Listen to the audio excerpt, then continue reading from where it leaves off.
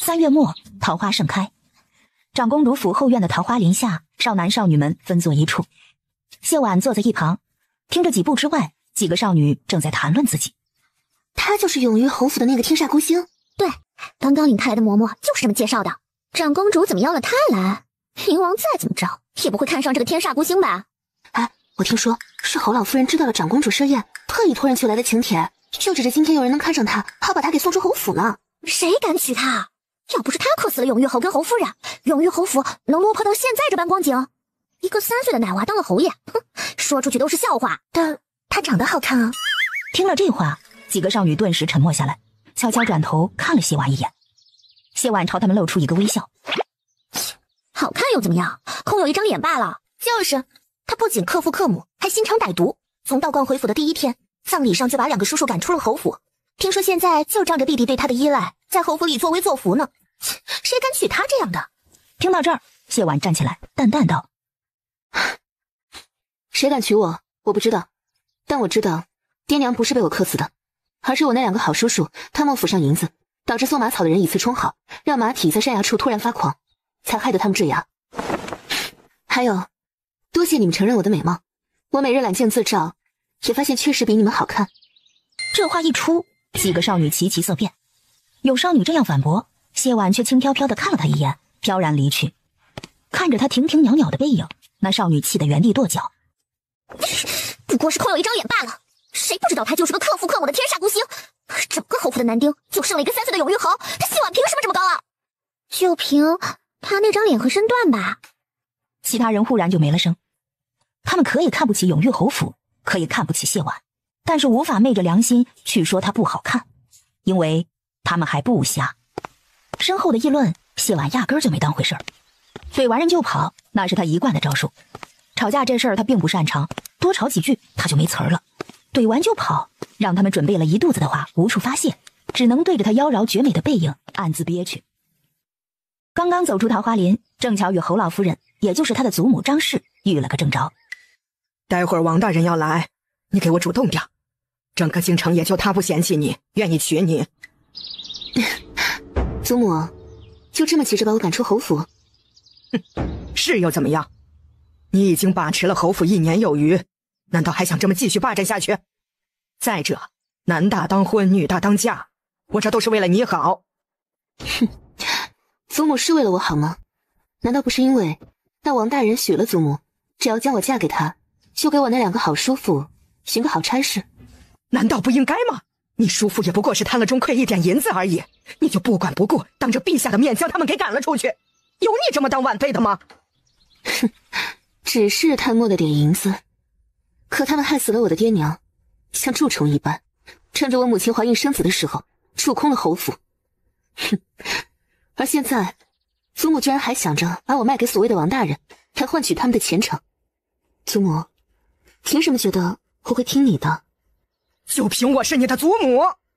自古婚姻大事乃是父母之命，媒妁之言，你爹娘不在了，自然得听我的。我让你嫁给谁，你就得嫁给谁。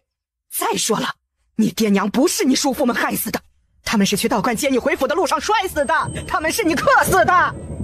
话说到这儿，已无争论的必要。谢婉冷笑一声，没有再开口。张老夫人看着他的模样，冷声道：“哼，你给我好好在这儿等着，王大人马上就过来。你若是不听话，我就告到宫里去，说你不忠不孝，拿捏着灵儿霸占侯府，苛待祖母。我倒要看看有谁能护着你。”说完这话，他拂袖转身就走。看着他的背影，谢婉冷笑，非但没有往外走，反而直接转身朝院内走去，想卖他给那2个叔父铺路。哼，不如做梦来得更实际。拐过一个拐角，砰的一声撞上了一个硬实的胸膛，淡淡的龙涎香瞬间入了鼻，抬眸迎上了男子的目光，仅仅是站在那里便贵气逼人。俊美的样貌因着他强大的气势和略显冷冽的双眸不怒自威，垂眸看着谢婉，没有开口。宁王李煜，踏破铁鞋无觅处，得来全不费功夫啊。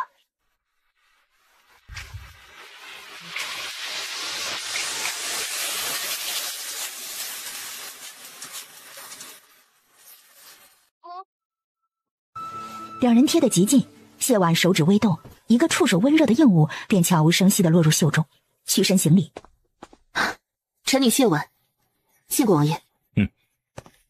李煜嗯了一声，抬脚越过他朝外走去。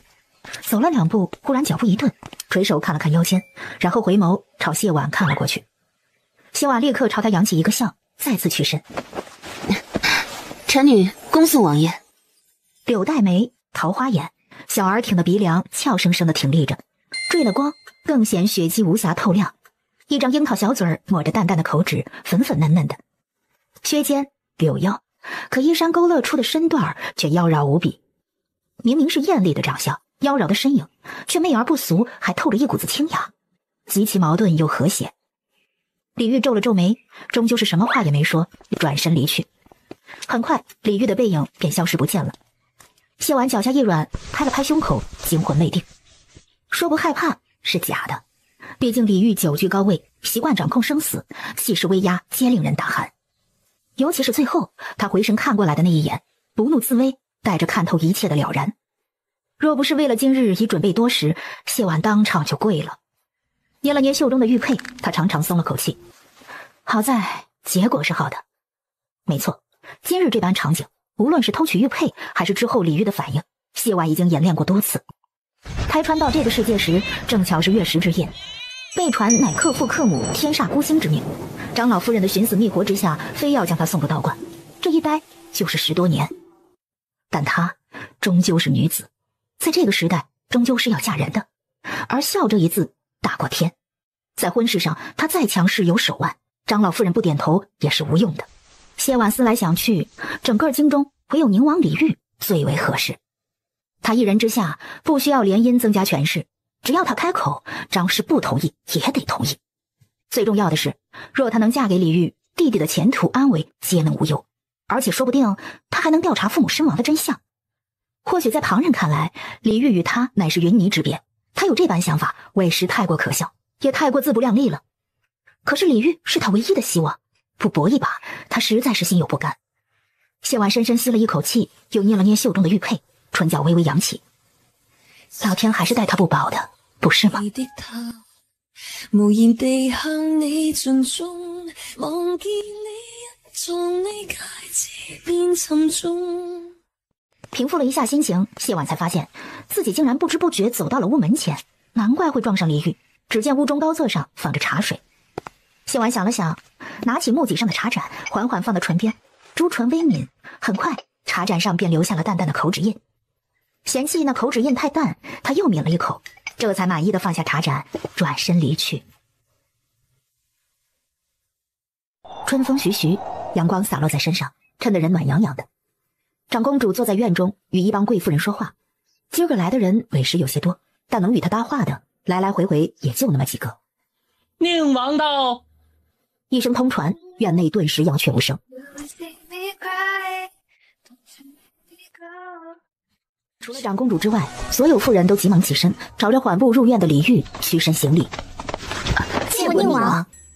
李煜淡淡嗯了一声，道了一声免礼，目不斜视来到长公主面前，抱拳行了一礼。皇姐。长公主看看他，轻哼了一声。坐吧。李煜在一旁坐下，理了理衣摆，沉默不语。因着他的到来，原本欢声笑语的院子，此刻却安静得如同深夜。长公主也习惯了他给旁人带来的威压，只是轻咳一声，略有些责怪地看着他。不是早就来了吗？怎的现在才过来？脑中闪过一张明艳的脸，李煜淡淡道：寻了个清静之地，待了片刻。长公主闻言，顿时就无奈了，轻哼了一声，道：你从小就是个闷葫芦，偏偏还喜欢清静，也不怕给闷出病来。你可是答应过母后，今儿个要同那些少男少女们在一处，待足了1个时辰才行。听得这话，李煜眸中明显闪过一丝不耐，淡淡道：知道了。见他应下，长公主顿时便露了笑，扫了一眼明显拘谨了的贵妇们一眼，轻咳一声道：行了行了，也别在这儿杵着了，我们这些妇人可不用你陪，你且去你该去的地方。李煜应了一声，站起身来。刚刚坐下的贵妇们又急忙起身行礼。恭送宁王。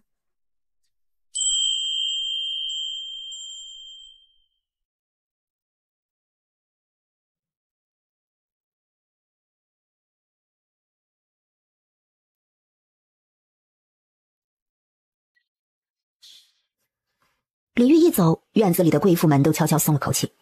马国公夫人笑着道：宁王一来，吓得臣妇连大气都不敢出。长公主闻言叹了口气：莫说是你们，就连本宫都觉得他一来，这院子里的气温都低了些。也不知道哪家的姑娘有这个胆量与他在一处。马国公夫人连忙笑着道：上公主多虑了，宁王气宇轩昂，能同他在一处是多少人求也求不来的福分。再者说了，男子对待心仪的女子总是不同的。听了这话，长公主不由想到了自己的夫君，笑了笑：也是，且看有没有人能有这个福分入得了他的眼吧。谢婉从院子里出来之后，便又回到了桃花林。礼部尚书的嫡女孔月如主动招呼他：啊，这不是永乐侯府的谢妹妹吗？快来快来，他们正仗着人多欺负我们女子呢。这话一出，那些贵公子顿时就不干了，笑着道：哼，分明是你们比不过，难道还要怪我们手下没有留情不成？贵女们闻言也不干了：分明就是你们仗着人多，他们以桃花为题，我们作诗比试，分明我们也做了好些佳作，可最后他们偏偏说他们的佳作比咱们女子的多，硬是判了他们男子赢。这不是仗着人多欺负咱们吗？你快坐上一手，如此一来，两边佳作就一般多了，看他们还有什么话说。谢婉看着桌上的诗词，余光却一直停留在外间。待到终于瞧见那一抹暗色的衣角，他缓缓扬起一个笑来。一阵春风拂过，几瓣桃花缓缓飘落下来，粉红的花瓣好似也能辨别美丑一般，竟围着艳丽又娇媚妖娆的美人打起了旋儿。谢婉抬眸看向众人，很是坦然地开口道：我不会。众人闻言顿时回了神，美人空有皮相，未时有些可惜了。孔月如笑着道：怎么可能不会呢？谢妹妹就不要前言了。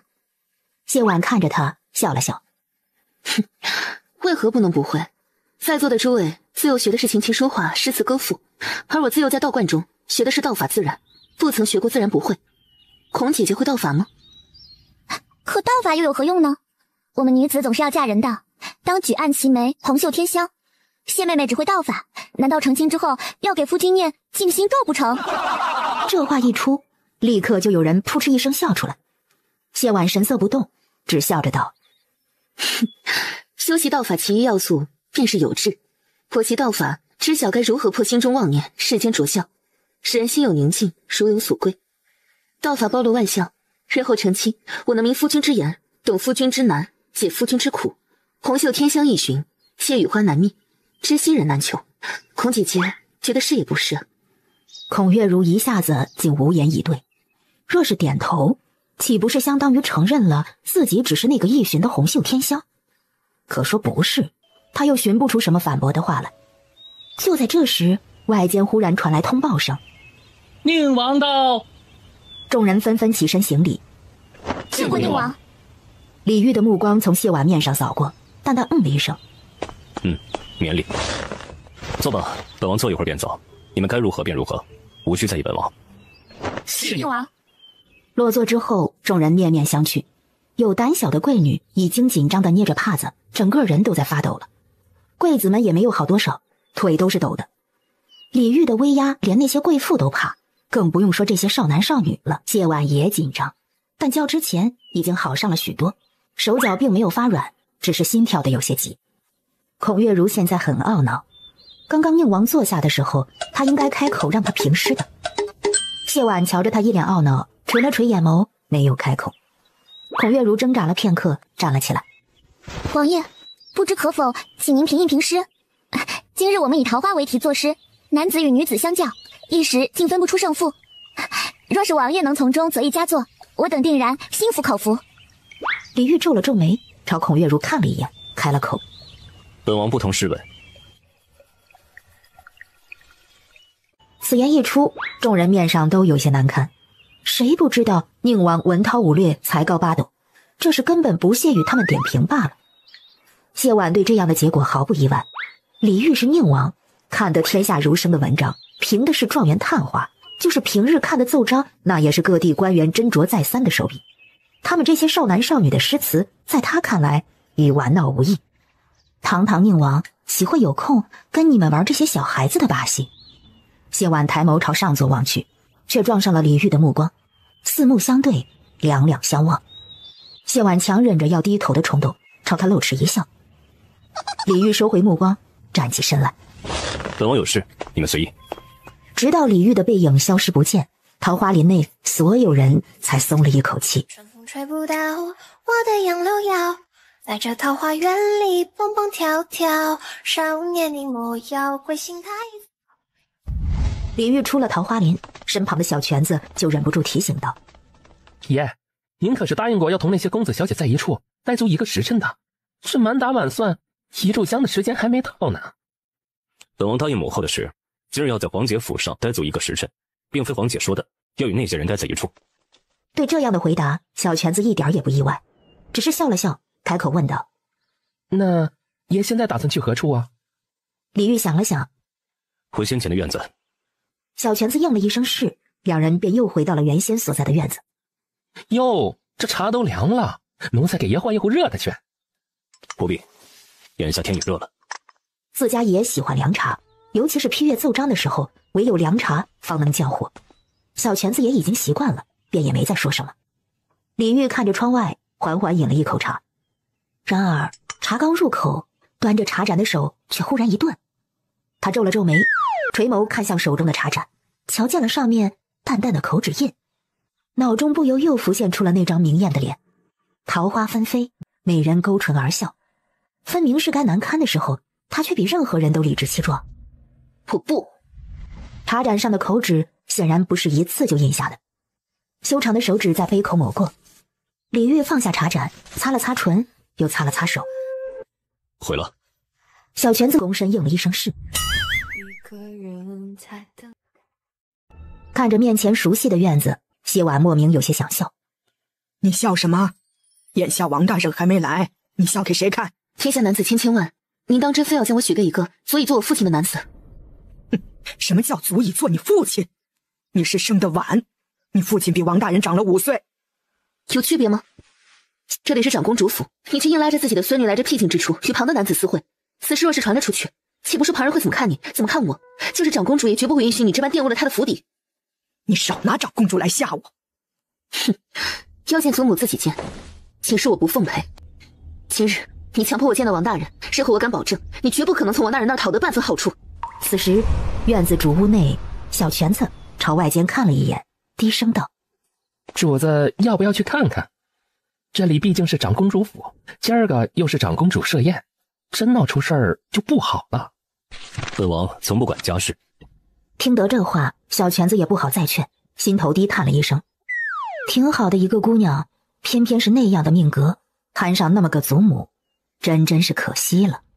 王大人终于是来了。谢姑娘，我们又见面了。我知晓谢姑娘心有不甘，毕竟王某已不是少年，可王某对谢姑娘当真是一见倾心，念念不忘。如果逾矩之处，也是情难自禁，还望谢姑娘海涵。黄大人乃是两榜进士，年纪轻轻便已身处要职，将来前途不可限量，又何必因为小女子淌了永裕侯府这浑水呢？谢姑娘当真执意如此？黄大人，还请自重。自重？哼，此处乃是长公主府，王某冒险前来，不是来听谢姑娘跟王某划清界限的。谢姑娘不妨猜猜，若是此刻王某毁了你的清白，再说上一句是受了你的勾引，你觉得结果会如何呀？此事不劳王大人操心。敬酒不吃吃罚酒。屋内的小泉子急得都冒汗了，外间正在发生强抢民女的事情，可是自家爷却稳坐如山。然而他不敢劝，自家爷的性子他很清楚，除非爷自己改了主意，否则任何人劝说都没有用。小泉子急得在心里喊：谢姑娘啊，您倒是喊救命啊！你喊一声，就算爷他不救你，说不定旁边的人还来救你呢。1个时辰到了吗？尚未。那也差不多了，走吧。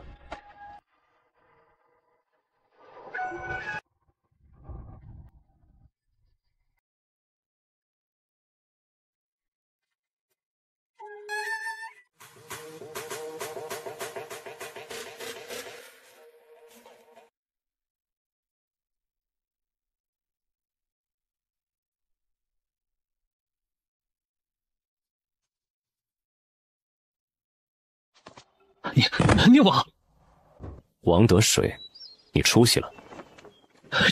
臣只是一时糊涂。啊，不对，都是这个贱人勾引臣的。臣只是一时情难自禁。王得水，你身为朝廷命官，在长公主府内私会女眷，强行不轨，本王会如实禀奏陛下。明日早朝，你且等候惩处。宁王与当今圣上乃是一母同胞，加上某些缘故，当今圣上对宁王多有亏欠，凡是宁王启奏，几乎无一不允。宁王如今这般发话，便代表着他的惩处绝不会是罚俸这般轻了。王得水顿时就慌了。王爷，臣冤枉了，王爷！小泉子冷哼一声：“哼，王爷冤枉你？王爷一直都在这院子中，发生的所有事情，王爷都心知肚明。朝廷有你这种官员，简直就是玷污了朝堂。”小泉子不仅是李煜的内侍，还是宁王府内院总管。虽是个太监，看似低贱，可实际上就连朝中大员见着了也得客客气气地唤一声全公公。因为他的话代表的不仅仅是他自己，很多时候还代表了李煜的态度。求你王开恩，还不快滚！难道还有王爷派人请你走不成？臣这就走，臣这就走。路过谢婉时，他狠狠地瞪了他一眼，全是这个祸水，都是这个贱人，他给他等着。瞧见他的眼神，小泉子皱眉道：“慢着，王爷还有何吩咐？”小泉子看了李煜一眼，这才冷声开口道：“今日之事，王爷不想在外间听见半句风言风语。”是，臣绝不外传。听得这话，小泉子这才满意的道：“滚！”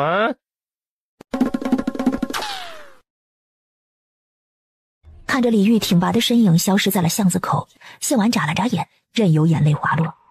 谢婉没有骗他，他确实是舍不得用这个玉佩，玉佩用一次便会被收走，他必须要将这玉佩用在刀刃上才行。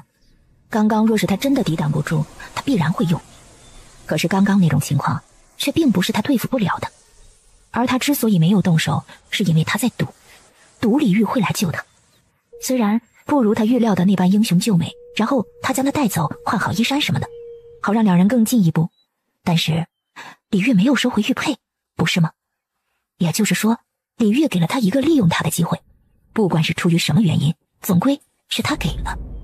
如果说之前他还想用玉佩做些什么，那他现在却什么都不想做了。他要一直留着这个玉佩，让李煜每每看到自己身上少了个挂饰，都会想起他来，念念不忘，才会有回响。为人那么冷，拒绝起来也毫不客气，看上去真是个冷漠无情的男人。那就让他再赌一赌好了，看看李煜的心到底是不是真的那般坚若磐石，冷若冰霜。又过了一会儿，两个宫女匆匆而来。谢姑娘别怕，长公主已经知道了，奴婢们带谢姑娘去换件衣衫，今日之事绝不会传出去的。他好像又赌赢了。多谢长公主殿下。待到收拾好了，对谢婉道：“谢姑娘，请随奴婢们来，长公主在等你。”公主息怒，事已至此，您生气也只会伤了自己的身子。为了张氏和王得水那种小人，气坏了身子，委实不值的。本宫越想越气，尤其是那张氏，本就是乡下的村妇，若不是故去的永玉侯给他正了个诰命，他有什么资格出现在本宫的宴席之上？一身土气拎不清也就算了，竟然还敢在本宫的公主府做下这等龌龊之事，本宫绝不能轻饶了他。李嬷嬷点了点头。那谢姑娘，那丫头的性子，本宫很是喜欢。当初永玉侯去世，她做的那事儿就深得本宫的心，让本宫想起了当初护着陛下和玉儿时的情景。是啊，当初先皇去世，公主殿下也是凭着一己之力挡住了朝堂上那些虎视眈眈的人，才有了后来陛下顺利亲政。当初永玉侯去世，谢婉那丫头分明已经陷入绝境，却能够抓住机会赶走府上那两只蛀虫，护住了幼弟还有侯府家产。你再看她今日遇到那样的事儿也不哭不闹，若是寻常女子早就哭哭啼啼到处找人求助了。而且她长得极美，本宫还从未见过那般媚而不俗的女子，只可惜她那命格。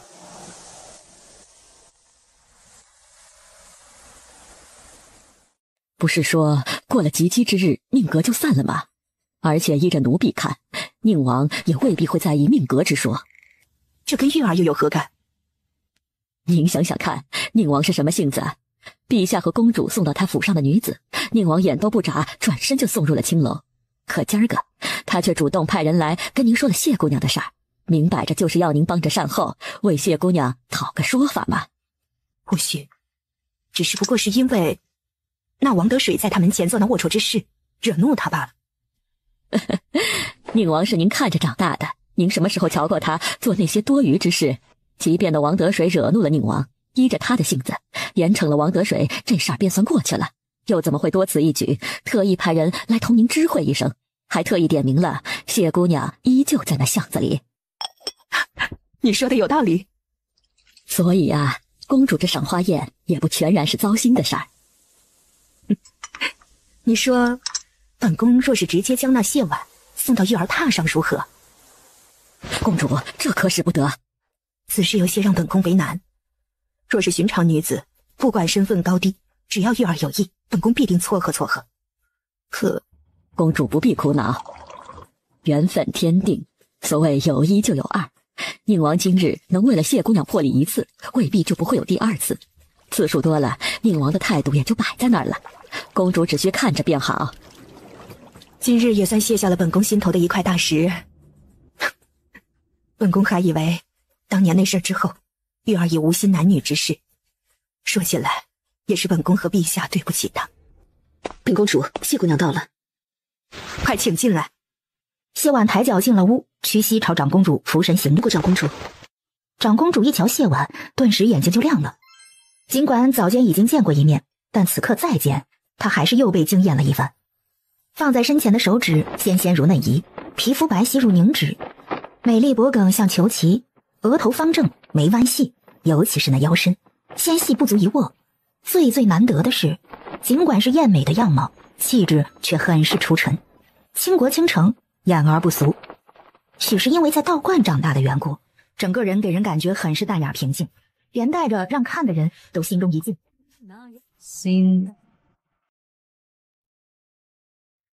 好孩子，你受委屈了。他连忙低下头，哑声道：“臣女谢过长公主相助。”这有什么好值得谢的？你是在本宫府上出的事儿，就是本宫的责任。你且放心，那王德水此生的仕途，便算是到头了。今儿个这事儿，外间绝不会听得半点风声去。长公主大恩，臣女没齿难忘。别哭，装哭花了，让旁人瞧出来就不好。你且坐着同本宫说说话，平复下心情。宴席快开始的时候，本宫带你出去啊。本宫觉得与你甚是有缘，往后你若是遇到了难处，也可尽管来寻本宫。谢公主殿下。公主殿下是臣女回京之后第一个对臣女表达善意之人。这话有些不对，第一个对你表达善意的，应该是宁王才是。你记着本宫这话便是。有一个人在等待，像错像饭后，长公主带着她又回到了屋中，寻着她说了些话，然后才派人将她送了出去。真是个好姑娘，可惜偏偏是那样的命格，又有张氏那样的祖母。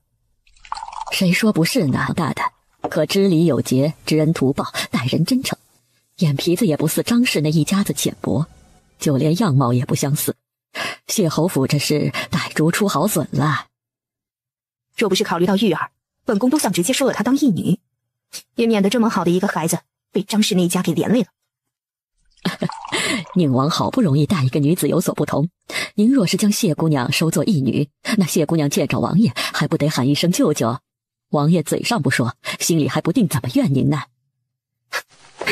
他要是会为了这事怨我，那倒好了。你说，为何他没有提起玉儿？他的事儿被玉儿撞了个正着，玉儿走后，本宫的人就到了，谁都看得出来是玉儿找的本宫吧？他为何只字不提？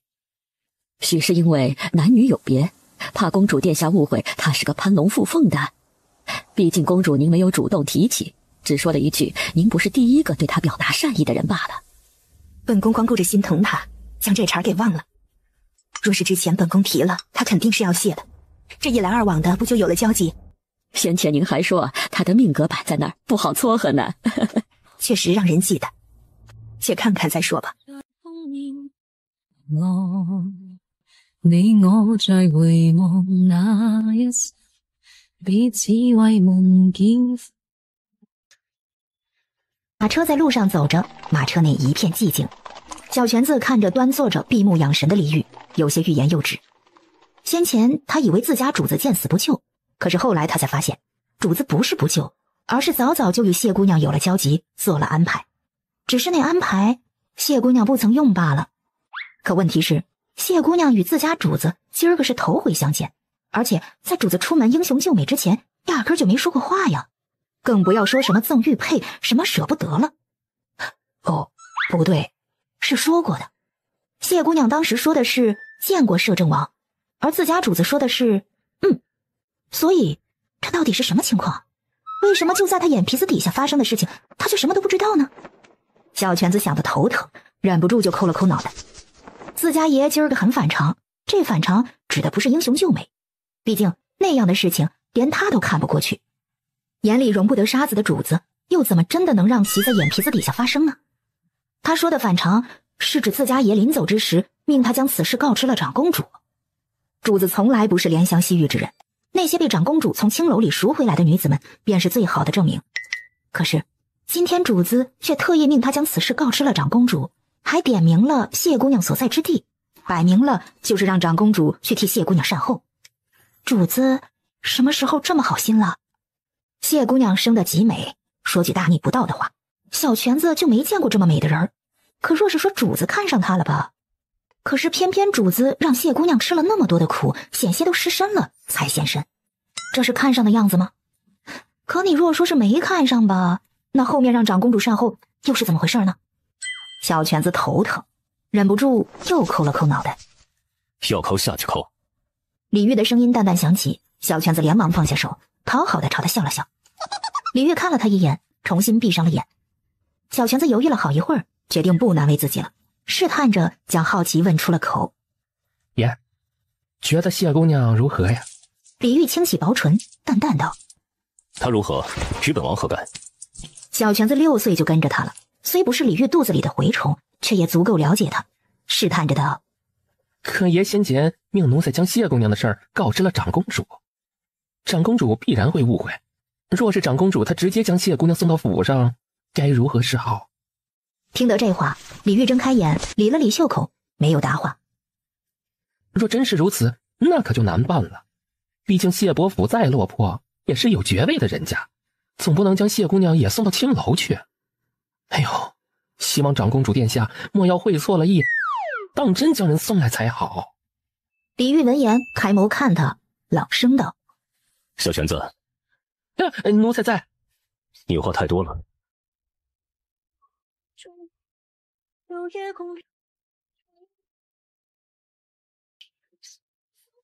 回到了自己的天蓝院，谢婉慵懒地躺在小榻上，这才将在长公主府发生的事情给说了一遍。他说的是轻描淡写，可是如诗和如画却听得火冒三丈。他们2人都是从小被送到道观，与谢婉一道长大的，情谊非比寻常。如诗气得破口大骂：不要脸的老东西，行骗了没边了！这么喜欢那个王大人，他怎么不自己去？听得这话，如画和谢婉顿时都笑了。如画笑着道：他没那个本钱呢，要是有，难保不会为了那2个儿子亲自上。说的也是。如诗点了点头，转而道：也就是小姐今日没带咱们去，要是带了咱俩，一人一拳，也将那个什么王大人给揍废了。都是道观长大的，自然都是会些拳脚功夫。说完这话，如诗反应了过来，看向谢婉道：小姐怎的没揍他？您猜？联想到他之前所说的，如诗和如画顿时恍然大悟。小姐在等宁王，还不笨吗？那也应该揍一顿出出气。如画对如诗道：明儿个一早，咱们去路上埋伏，将他揍一顿去。套上麻袋。我给你们起名如诗如画，本是盼着一个能出口成章，一个能静雅如画，结果你们2人倒好，一个吵架没输过，一个打架永远冲在第一个。如诗轻咳了一声：小姐不是说过吗？理想很丰满，现实很骨感。我说过那么多，对你有利的就记着。谢婉笑着换了话题：灵儿今日可好？如画回答道：同往日一样，上午跟这练了会儿舞，中午睡了会儿午觉，这会儿正在跟夫子上课，来找顾小姐一回。听闻小姐不在，也没闹腾。不高兴是有的。谢婉了一声。谢林现在3岁了，已经不如之前那么粘人，乖巧可爱的紧。如诗和如画瞧见玉佩，注意力顿时就被吸引了过去。两人互看了一眼，如诗试探着开口问道：“小姐，这玉佩是？”谢婉朝着两人挑了挑眉：“你们未来姑爷的？”听了这话，如诗和如画顿时瞪大了双眼，一脸惊诧。完了完了，自家小姐出去了一趟，被不知道哪儿冒出来的野男人给骗了。瞧着两人一副痛心疾首，想说点什么又不敢说的样子，谢婉笑着道：“想到哪儿去了？这是宁王李煜的贴身玉佩，我偷来的。准确的说，虽然是我偷的，但他默许了。”想起李煜，谢婉的面上带了笑：“我看上他了。”听得这话，如诗和如画的下巴惊掉在了地上，好半天才捡起来。如诗斟酌了一下用词：“小姐看上宁王什么了？”谢婉想了想：“看上他长得好看，看上他性情不错。”性情不错？如诗有些傻眼。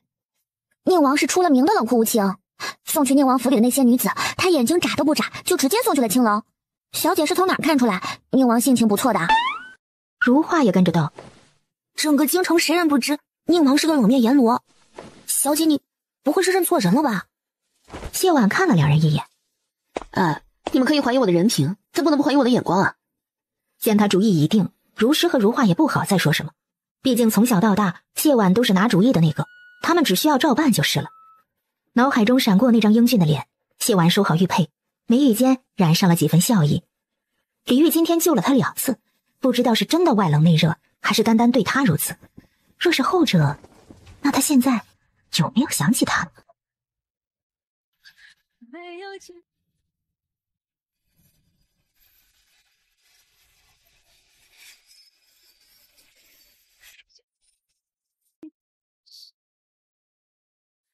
今儿个是休沐，但折子却没有断。当今陛下不大爱处理朝政，所有的奏折都是先送到宁王府，由李煜筛选过才呈上去的。因着在长公主府耽误了半日，李煜回来之后用完饭便一头扎进了书房。可小泉子却发现，本该是最忙碌的时候，自家王爷却有些心不在焉。比如每每批阅奏章的间隙，自家王爷都会看着茶盏微微出神，过了一会儿继续忙碌。小泉子细细打量着茶盏，就是平日里用的那一套呀，也没什么特别呀。小泉子想不通，等到李煜又看着茶盏微微愣神的时候，他忍不住问了：“爷，这茶盏是不是有什么问题？”李煜闻言顿时回过神来：“没有。”小泉子就更不明白了：“那爷为何总盯着茶盏出神？奴才刚才数了数，已经是……”李煜淡淡打断了他的话：“小泉子，奴才在。”你的话太多了。他明明才说了2句好吗？傍晚的时候，谢林一下学就屁颠屁颠过来了，一瞧见谢婉，他立刻朝他跑了过来，然后一头扎进了他的怀里。阿姐，灵儿都好久没看到你了。阿姐这不是回来了吗？谢林却半点也没有被安抚到，紧紧地抱着他不撒手。阿姐身上好香，他要多抱抱。灵儿今天跟夫子学了些什么？教教阿姐好不好？阿姐没上过学，只能靠你这个小夫子了。他已经不是2岁的小孩子了，阿姐还天天拿这些话来哄骗他。那床头还放着画本子呢，骗他之前先收好好吗？谢林在心里叹了口气，自己的阿姐除了宠着还能怎么办呢？谁让他是这家里唯一懂事的那个呢？来，跟我念：学而时习之，不亦乐乎？有朋自远方来，不亦乐乎？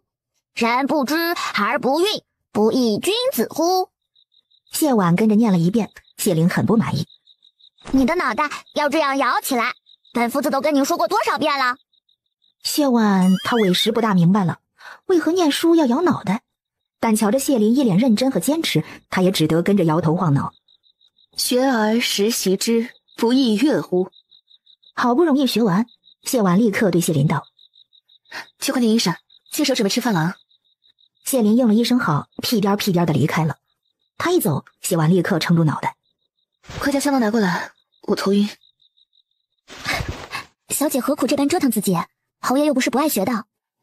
你们不懂，哎，我这是增加他学习的积极性，只是有点儿太费解了，还是物理意义上的费。用完饭休息了一会儿，谢林便跟着如画去练功了。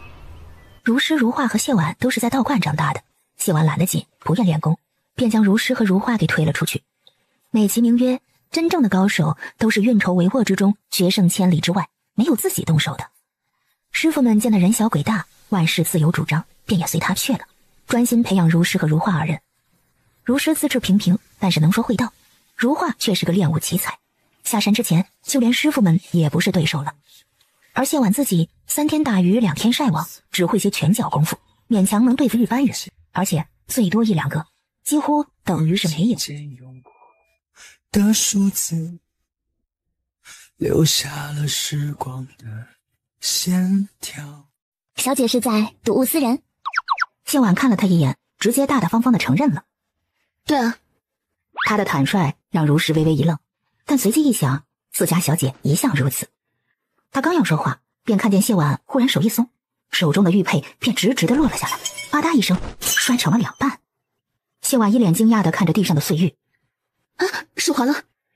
如诗震惊了，若他不是亲眼看见小姐故意松的手，他差点就要信了。如诗看着地上的碎玉，怎么也想不通。小姐不是极喜爱这枚玉佩吗？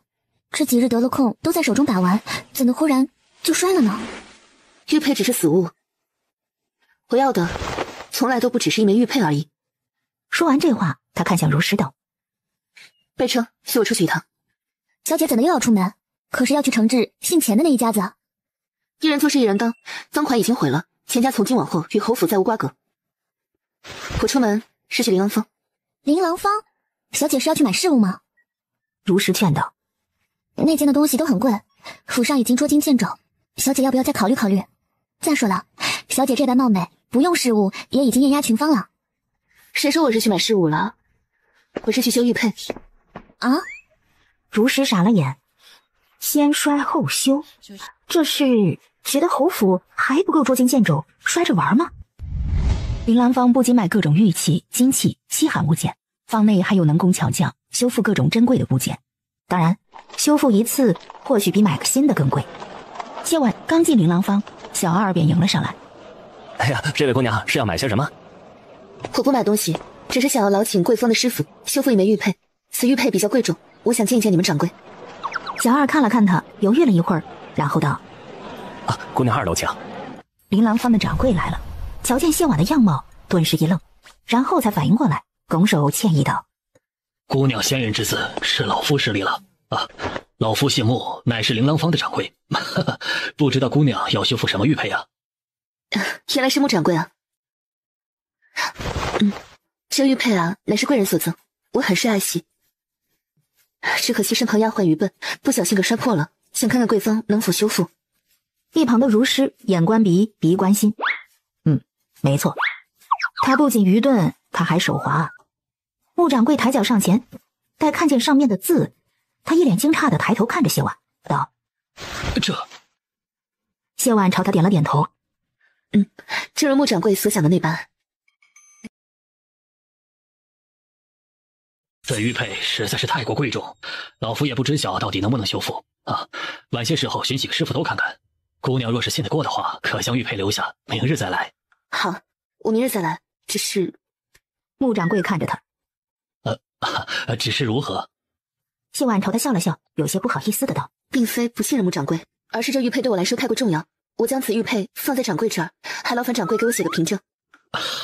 应该的，应该的，是老夫考虑不周。谢婉心情极好，扬起的唇角就没落下来过。如诗猜不透他这般摔玉又修玉到底是为何，但是见他高兴，便也跟着高兴起来。小姐还是笑着的样子好看。谢婉看着他道：今日之事远比我想象的要好，我自然高兴。一如往常，李煜在书房办公，小泉子留在房内伺候着。忽然外间有小太监匆匆进来禀告：启禀主子，琳琅坊穆掌柜求见，说是有要事相告。传。穆掌柜匆匆而来，进了书房，朝着李煜行礼：奴才见过主子。李煜了一声：免礼。你来所为何事？穆掌柜看了他一眼，躬身道：先前有位样貌美艳的姑娘去了琳琅坊，想请奴才修复这枚玉佩。小泉子顺着看了一眼，惊呼道：“爷，这不是爷的贴身玉佩吗？”说完这话，他猛地捂住了嘴。坏了，先前在长公主府的时候，还听闻爷和谢姑娘说什么玉佩的话。穆掌柜说的美艳的姑娘，应当就是谢姑娘。除了谢姑娘之外，爷的玉佩也没落到旁人手上过。这好好的玉佩，怎么就突然碎了呢？李煜看着面前的丝帕里的玉佩，俊脸顿时就冷了下来。犹记得那日，他被王德水纠缠，他问他为何不用玉佩时，他的回答是：“舍不得。”李煜冷笑了一声：“好一个舍不得。”小泉子和穆掌柜闻言，顿时心头一凛，因为他们知道主子已经是很不悦了。李煜拿起玉佩，出手温热的上等羊脂白玉，在修长的手指中更显得贵重。毁了。小泉子和穆掌柜闻言皆是一愣，小泉子有些迟疑道：“这真要毁了吗？”李煜冷冷地看了他一眼：“奴才这就去，现在就去。”说完这话，他便噔噔噔地小跑着出了书房。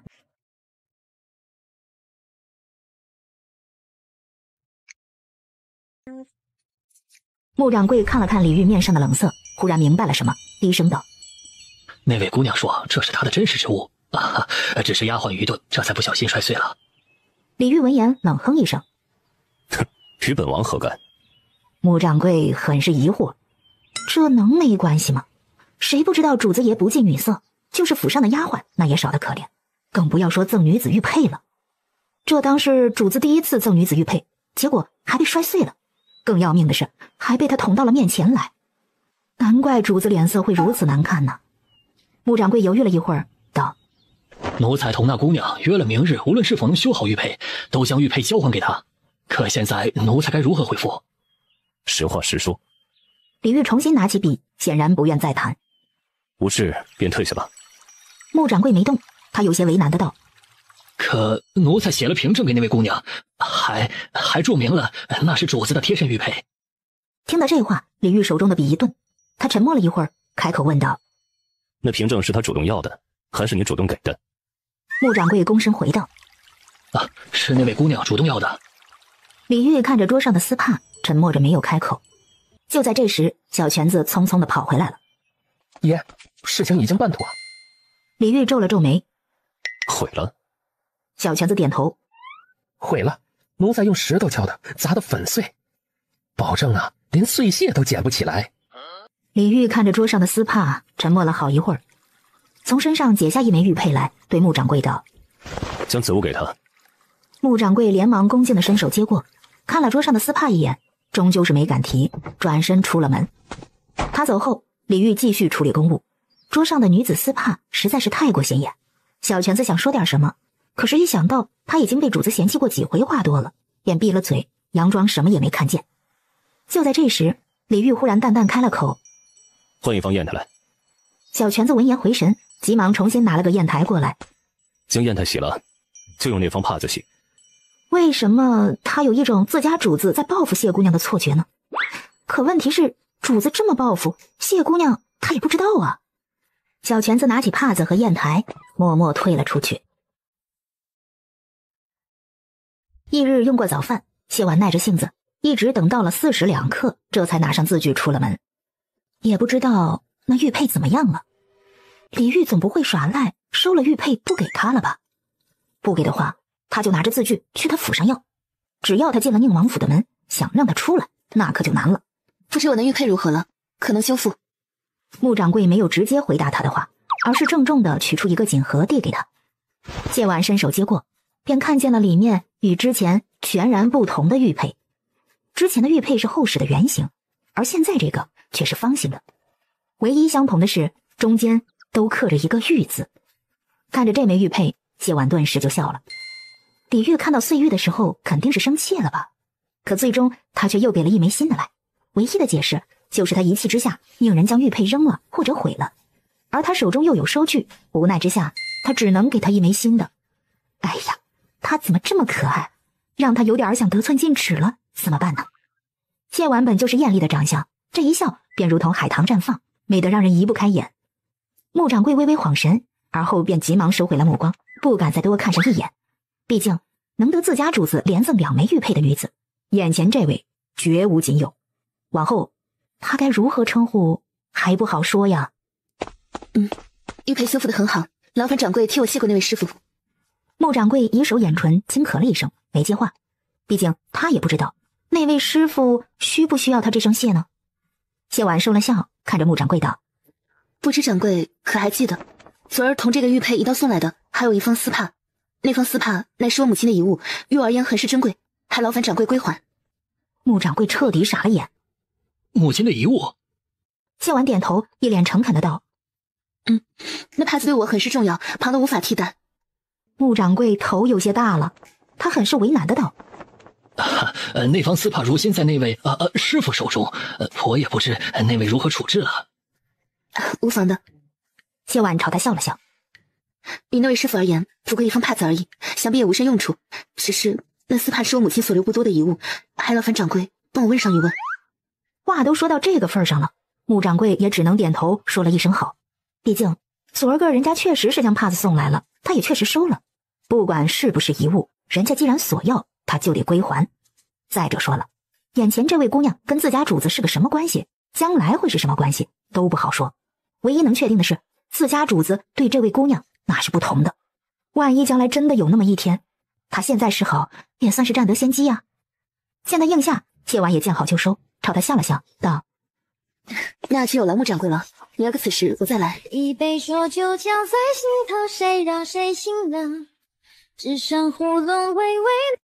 送走了谢婉，穆掌柜马不停蹄地去了宁王府。李煜依旧在书房看着奏章，屋内依旧只有一个小犬子伺候着。外间内侍通报穆掌柜求见的时候，小犬子惊讶了一下：“穆掌柜这2天跑得还挺勤。”李煜手中的笔微顿：“他昨日也是这个时候来的。”“哟，可不是嘛，不早不晚，掐着时辰过来似的。”李煜闻言皱了皱眉，沉默了一会儿，才对通报的内侍道：“传。”穆掌柜进了书房，行了一礼之后，硬着头皮说出了自己的来意。那位姑娘说，之前包着碎玉的丝帕，乃是她母亲为数不多的遗物，所以……在李煜越来越冷的目光下，他还是艰难地把话说完了。那位姑娘想要将丝帕要回去。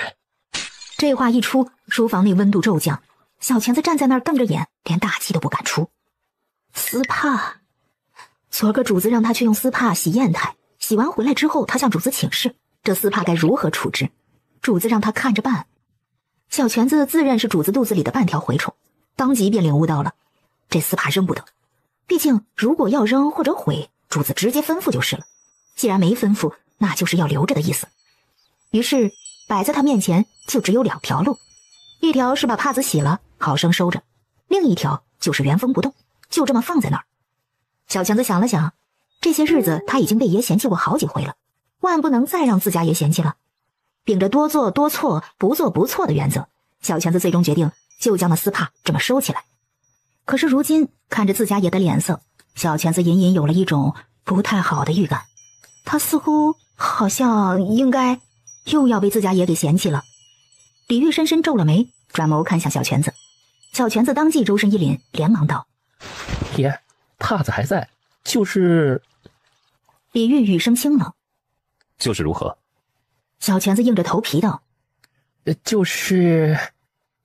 昨儿个洗完砚台什么样，现在就还是什么样，而且那似乎应该也不是什么遗物。”李煜闻言看了他一眼，那眼神太过复杂凌厉。小犬子表示没看懂。李煜收回目光，冷声开口道：“起来。”是。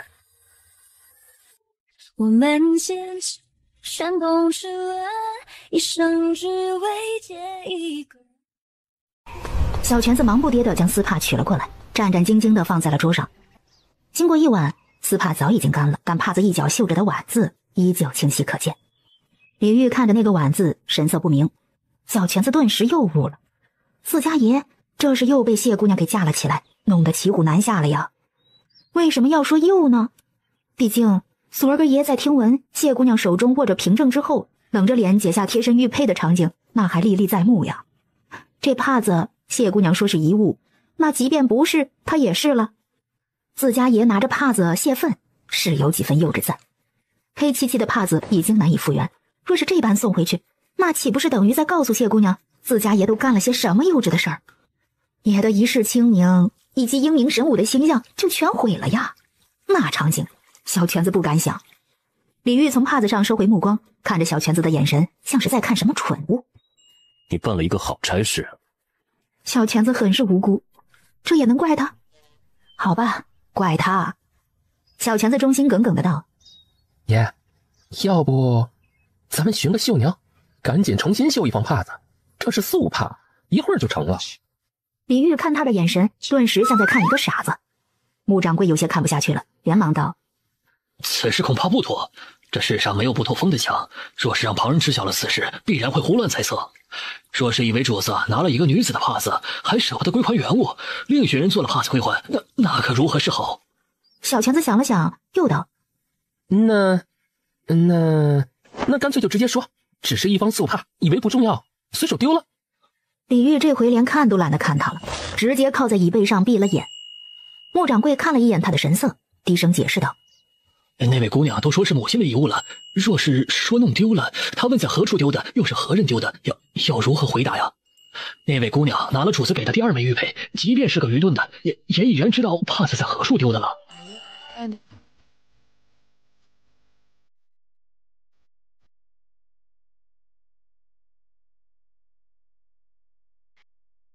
何况那位姑娘显然并不愚钝，非但不愚钝，反而看着有一颗七窍玲珑心。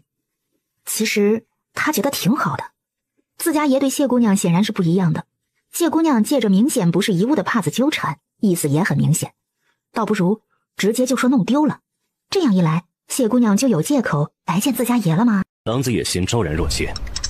李煜清冽的声音在书房内响起，小泉子朝他看了一眼，没说话。自家爷这个态度，弄得好像她是黄花大闺女似的。谢姑娘她容易吗？当然了，这话小泉子也只敢在心里想想。他很诚恳地问道：那一爷看此事该如何处置？屋内很是安静，小泉子和穆掌柜谁都没敢出声。过了半晌，李煜睁开眼看着穆掌柜道：你直接同他说，帕子已经被本王命人毁了，本王府上从不留无关之人的物件。这话一出，小泉子和穆掌柜的心瞬间就凉了一些。李煜又接着道：若是他再纠缠，你随意在琳琅坊取一物件，当做是给他的补偿，将他打发了便是。听到这话，小泉子和穆掌柜的心顿时又凉了一截。穆掌柜看了看桌上的黑漆漆的帕子一眼，垂眸躬身：是。穆掌柜揣着一颗凉了一半的心走了。小泉子看着桌上黑漆漆的丝帕，欲言又止。李煜冷声道：说。小泉子小心翼翼地看了他一眼，壮着胆子道：其实奴才觉得谢姑娘挺好的。李煜轻哼了一声：胆大妄为，得寸进尺，好在何处？小泉子想了想，很认真的道：谢姑娘长得好，身段也好。眼前忽然浮现出那张艳丽的脸，还有那婀娜却不让人觉得轻浮的身段。李煜垂了垂眼眸，重新拿起笔，语声不明：你懂得挺多呀。小泉子嘿嘿一笑：爱美之心人皆有之嘛。奴才虽然是个太监，但也是个人，爱美之心还是有的。将这帕子洗了。啊？李煜语声清冷：什么时候将这帕子洗干净，什么时候再来伺候。寻些事情做，省得你整日胡思乱想。小泉子很是无奈，身为内侍总管，他很忙的好吗？小泉子拿着帕子一直在思考一个问题：主子罚他，到底是因为他为谢姑娘说了话呢，还是因为那句身段好？或是因为后者？小泉子忍不住嘿嘿一笑，他就说嘛，谢姑娘那样有趣又聪慧的人，还是那样的一副好样貌，真是打着灯笼也难找的。自家爷不可能无动于衷，就是那命格有些让人忌惮。等再过些日子，循着护国寺的方丈重新算算好了。哎，他真是个为主子操碎心的贴心好奴才呀。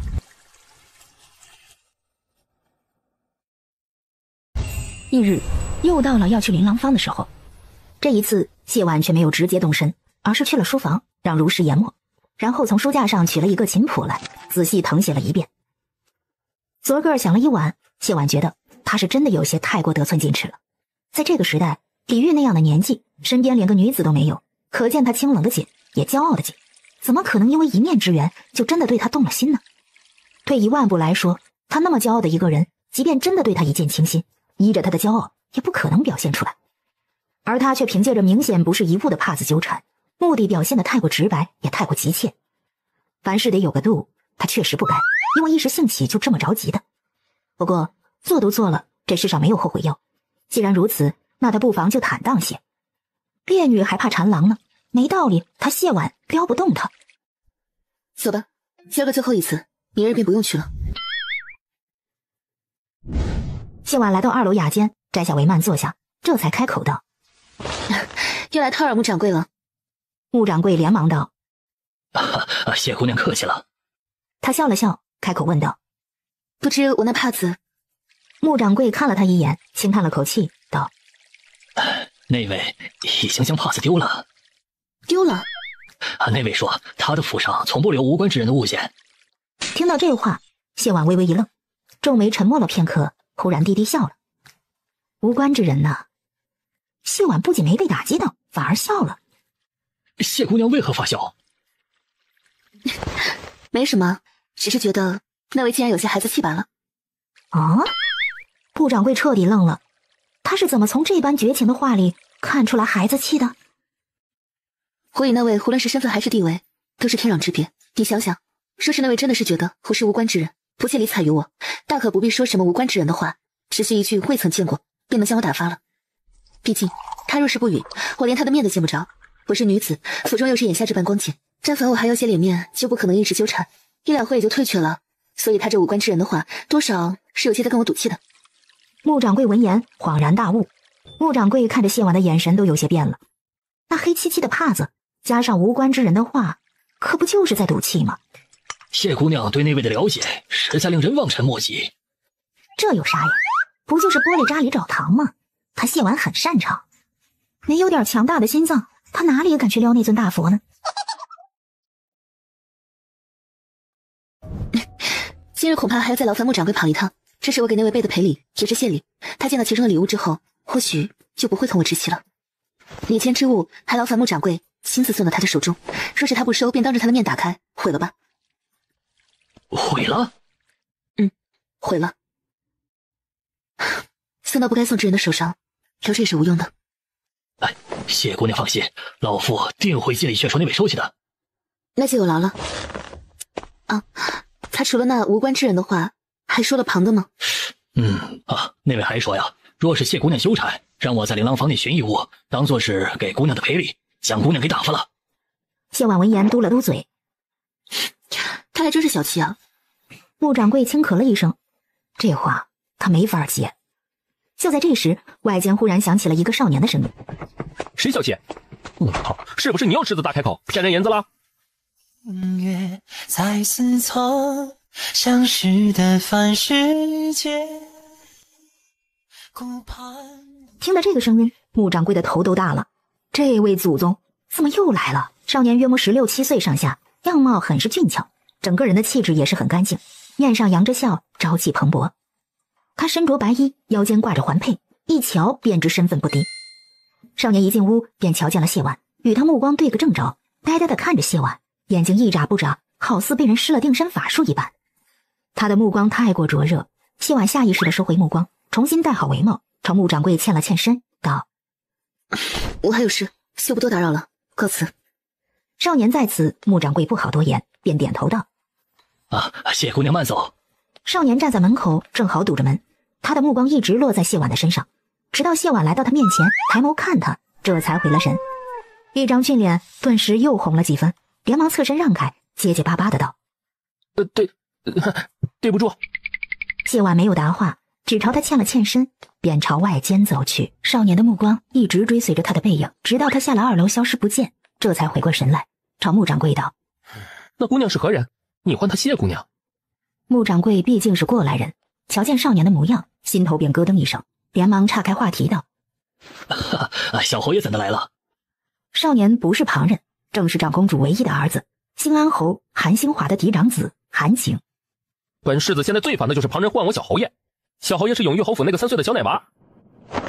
是。穆掌柜连忙顺着他又问了一遍：世子今日怎的来了？本世子今日来是……话说到一半，韩景忽然反应过来：本世子问你话呢，少问东问西的。他轻咳了一声，有些不好意思的道：“他是哪家的？本世子以前怎么没有见过？”穆掌柜在心里叹了口气，这位大爷怎么就听不懂言下之意，非要刨根究底呢？穆掌柜开始装傻：“世子指的是刚才那位姑娘，小的也不知道那位姑娘是哪家的，只是知道她姓谢，应该不是什么世家小姐，毕竟小的之前从未见过。”你当小爷是傻的？你将他单独请到雅间，不仅亲自招待，还说了好一会儿的话，怎么可能是第一次见？小爷再给你一次机会，你要是还想糊弄，小爷天天带人堵你的大门，让你一桩生意都做不成。不是小的不愿意告诉世子，实在是那位姑娘的身份有些特殊啊。她乃过去的永玉侯嫡女，被批克夫克母的那位。克夫克母跟我什么事？又不克夫，好像有道理。穆掌柜他竟然没办法反驳。看着韩景一副一见钟情、坠入爱河的模样，穆掌柜只能暗暗着急。毕竟自家主子跟谢姑娘的事儿还没有搬到明面上，主子不管心里怎么想，面上现在都是一副与我无关的模样。他再怎么着也不可能胡乱多嘴呀。世子，撇开命格之说不谈，您与谢姑娘这也不合适啊。您都嫌弃那位小侯爷，就更不要说旁人了。谁说小爷嫌弃了？只是那帮人喜欢故意将小爷比作一个奶娃，故意有些不喜欢这个称呼罢了。小爷还没有到无端端嫌弃一个奶娃娃的地步。是，小的意思是世子身份尊贵，再者婚姻大事乃父母之命媒妁之言，流言可畏啊。你慌什么？小爷只是见他面善，随意问问罢了。最好只是随意问问。不知世子今日来，所谓何事啊？没得到回应，穆掌柜不由就顺着他的目光看了过去，然后头就大了。他连忙提高声音大喊了一声：“世子！”韩景被他吓了一跳，一个机灵回过神来，呵斥道：“喊那么大声做什么？别仗着自己是小舅舅的人，就对本世子大呼小叫。”小的怎么敢对世子大呼小叫呢？只是换了世子几次，都未曾得到回应，就才迫不得已。行了，冠冕堂皇的话就别说了，寻个罕见的物件来，我好拿回去哄我娘开心。那日我娘办赏花宴，我躲了出去，这几天她一直都在生我的气。正在处理公务的李煜忽然打了一个喷嚏，小裙子闻言连忙问道：“爷可受凉了？要不要添件衣衫？”李煜淡淡道：“不必。”他朝外间看了一眼，暖阳当头，再过一会儿就该用午膳了。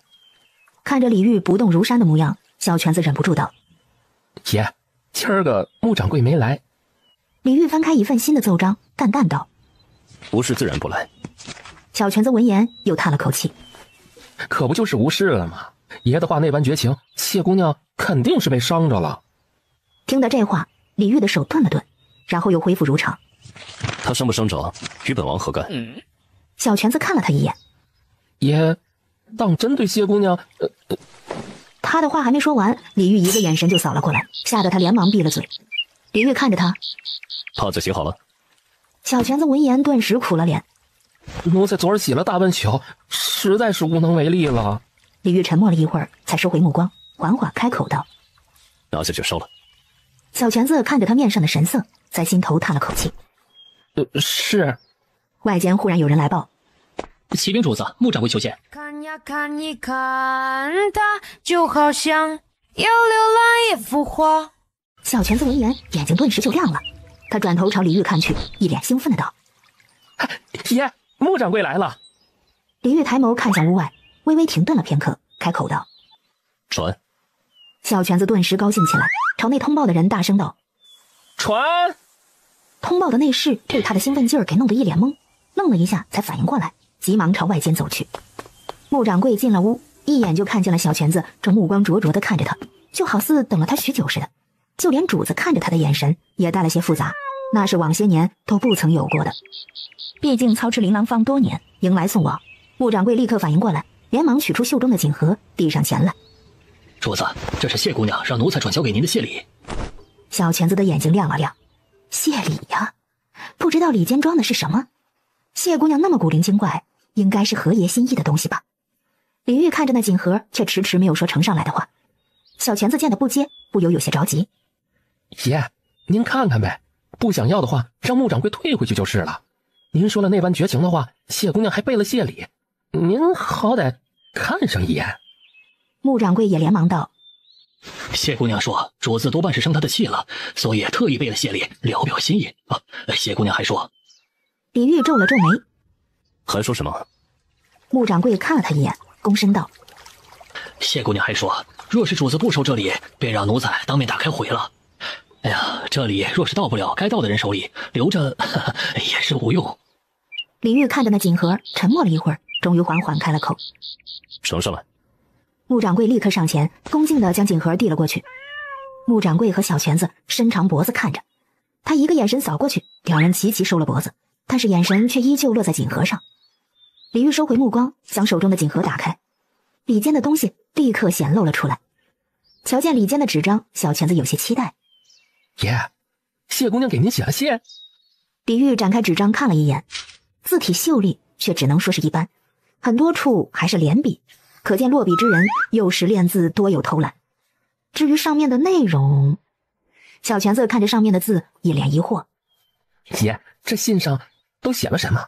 奴才怎么没看懂呢？”李煜蹙眉看着纸张上的内容，没有理会他。小拳子没看懂，穆掌柜却是看懂了。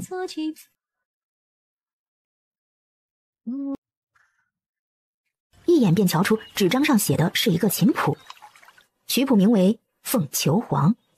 他有些讶异于谢婉的大胆，看了一眼李煜的神色，犹豫了一会儿，开口道：“主子，奴才有一事相询。”李煜从纸张上移开目光，看着他，淡淡开口：“说。”前几日有个女子前来收买一本祖传孤本，前朝大家所作。哎呀，奴才看得出来，她原本也是大户人家，只是现在家道中落，不得不售卖此物。小拳子眼睛一亮：“哟，这不说的是谢姑娘吗？”此物乃是孤本，世上仅此一件。奴才身为琳琅坊掌柜，自然是有意收的。只是她要价太高，奴才便犹豫了。那女子央求半天，奴才有些价，便没有应。哎呀，本以为她会降价而售，却没想到她央求了2次之后，便黯然离开了。奴才以为她还会回来，这2日都在等着。哎呀，可昨个才知道她卖给了玉书坊。奴才有些心有不甘，去打听了下，才发现玉书坊出的价呀，非但没有比他报的低，反而还多加了10两银子。奴才问那玉书坊的掌柜为何加价收购，那女子明显是急需银两，杀价也是可以的。玉书坊的掌柜却笑着道：“对琳琅坊来说，这孤本不过可有可无，可对玉书坊的东家来说，却是心头之好啊。”说完这话，穆掌柜看向李煜：“奴才想请教王爷，到底是奴才不识货，还是那玉书坊的东家高抬了那孤本呢？”李煜闻言，看着穆掌柜的眼神带了几分锐利。穆掌柜。穆掌柜连忙勾身：“奴才在。”李煜冷声道：“当琳琅坊的掌柜，对你而言是屈才了，你该去当兵人才是。”李煜从穆掌柜面上收回目光，随意取出一张纸来，提笔写了3个字，而后将手中的纸张与谢婉誊抄的琴谱一并折好，放回锦盒之中。退还给他。穆掌柜愣了愣：“是。”小拳子愣愣地看着穆掌柜拿着锦盒离开，整个人有点回不过神来。爷刚刚写的那3个字是想得美。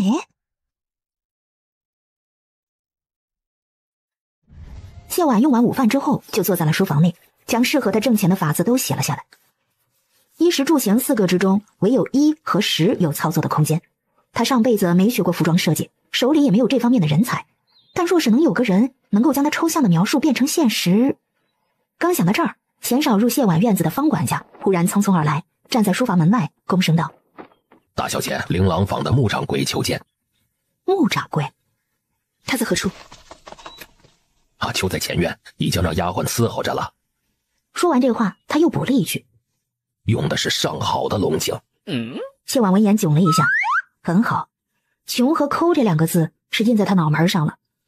姑娘交代的事，小老儿未能做到，实在是有愧姑娘。是我不自量力，又怎能怨得穆掌柜？穆掌柜为了我几次3番奔波，已让谢婉感激不尽。那位可看了礼间之物？看了，非但看了，还另写了3个字赠与姑娘。其实，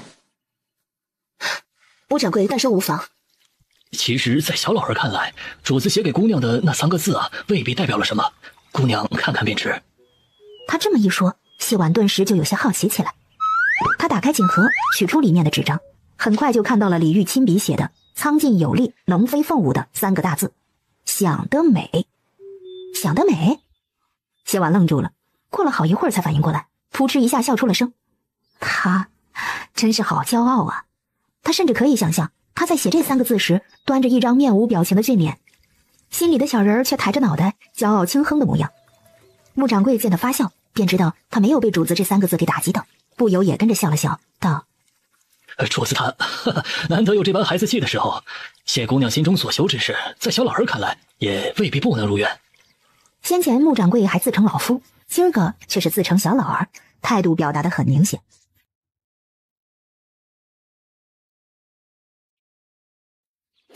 说真有那一日，谢婉定不会忘了穆掌柜今日相助之恩。谢姑娘言重，不过都是小老儿的分内之事罢了。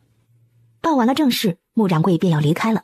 谢婉亲自将他送到门口，目送着他离开，这才转身朝里走。如师开口问道：小姐怎的不问问穆掌柜有没有什么可用的人？穆掌柜经营着琳琅坊，手底下肯定有小姐需要的人。我倒是想直接跟他要人，可你想想，我跟他有什么关系啊？他凭什么一而再再而三的帮我？他帮我去要帕子，勉强算是分内之事，但帮我递锦盒就已经超出了他职责范围。令王与当今陛下乃是一母同胞，一人之下万人之上。穆掌柜帮我递锦盒，其实是冒着风险的。他才帮了我一个忙，并没有得到任何好处。说句不好听的，没有被宁王斥责已经是万幸。他前脚才冒着风险帮了我的忙，后脚我又跟他要人，让他再帮我。换作是你会怎么想啊？是不是会觉得我是个厚颜无耻、得寸进尺、不知好歹的小人啊？奴婢还以为穆掌柜对小姐另眼相看，会将小姐当自己人一般相助呢。其实人与人相处，最重要的是分寸感。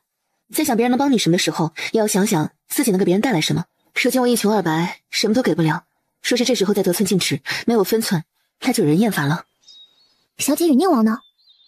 他呀，仿佛瞧见了李煜心里那个骄傲的小人，谢婉不由笑了。我与他之间，暂时还不好说啊。若他与李煜能够修成正果，那便是情趣；若是不能，那也无妨。能在李煜那样金贵优秀的男子心里留下浓墨重彩的一笔，能够借他的事完成他想完成的事情，那也是赚了的。帮管家匆匆而来。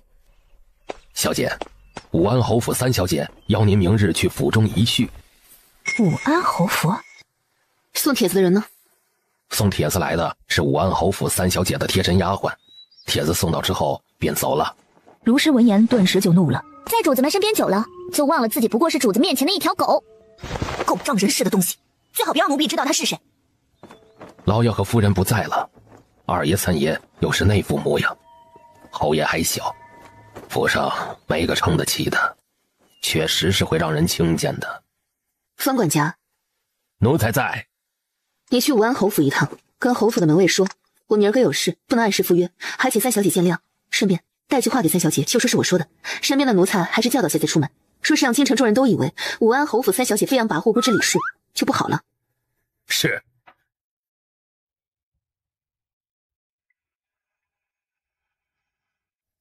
小姐不是想要结交权贵吗？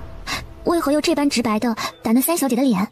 正如方管家所言，侯府没有根基，又没有能撑得起的人，再加上我那2叔3叔又是那副德行，权贵之家自然轻贱于我。我虽然有心结交权贵，但前提是有最起码的尊重，而不是如那孙依依一般轻贱于我，我还要上赶着去。一旦我低了这个头，那往后在那些权贵眼里，我就真的成了一条巴结他们的狗。如画冷哼一声，哼，有什么了不起？不过是个侯府3小姐吧。我们小姐还长着侯府呢，都是侯府，谁看不起谁？景哥哥放心吧，我有心同他交好，还亲自下了帖子，他肯定会来的。他的话让韩景有些不舒服，因为这话里话外都是一副瞧不起谢婉的样子。可韩景也不好发作，只当作没听到孙依依的话，朝外间张望着。毕竟他与孙轩交好，而孙依依是孙轩的亲妹妹，更何况今儿个这事儿是他央求的。他对谢婉一见钟情，可终究是男女有别，无法相见，更无法向他表达心意。无奈之下，只好来寻孙轩，让他想个法子。孙轩便出了个让他妹妹下帖子，请谢婉来武安侯府的主意，这才有了此刻这出。孙依依见他对自己视而不见，心头对谢婉的记恨顿时就更深了。直到一旁孙轩冷冷地看了他一眼，他这才连忙收回目光，低下头去。过了一会儿，送帖子去的丫鬟终于回来了，韩景立刻上前问道：如何？他可答应了？丫鬟不知始末，根本没料到他会这般在意，连忙道：回海世子的话，帖子是永玉侯府的下人接的，奴婢并未见着谢姑娘。听得这话，韩景顿时皱了眉。她不在府上。丫鬟闻言，面上闪过一丝心虚来，朝孙依依投去了求救的目光。韩景不是什么都不懂的，瞧见丫鬟的目光，顿时便明白了。他冷声道：“也就是说，你连她在不在府上都不知晓，直接就将请帖交给了下人，也不等回话，就回来了。”他的语声太过严厉，将那丫鬟吓得扑通一声跪在了地上。世子息怒，奴婢知错了。知错？韩景冷笑了一声，回头朝孙轩道：“这就是你们府上的礼数。”此言一出，孙轩和孙依依的脸色顿时就难看起来，因为他说的不是丫鬟，不是下人，而是你们府上，这就是直接在说武安侯府上下都不知礼数了。景哥哥何必动怒？如今谁不知道永玉侯府没落了？他那二爷三爷现在到处在说，只要价钱出得够，他们就能把谢婉嫁给谁。他那般想攀高枝，接到帖子肯定会来的。孙轩也在一旁道：“哎呀，景兄消消气儿，此事确实是下人做的不妥，但依依说的没错呀。如今整个京城都知道永玉侯府正待下而过，上次他在桃花苑上出尽了风头，对他有意的人不在少数，如今不过是在挑挑拣拣罢了。”韩景闻言更是气不打一处来。他虽然只见过谢婉一面，但他半点也不相信那样一个清雅如菊、恬静温婉的人会是个攀龙附凤、不知羞耻、一心只想攀高枝的。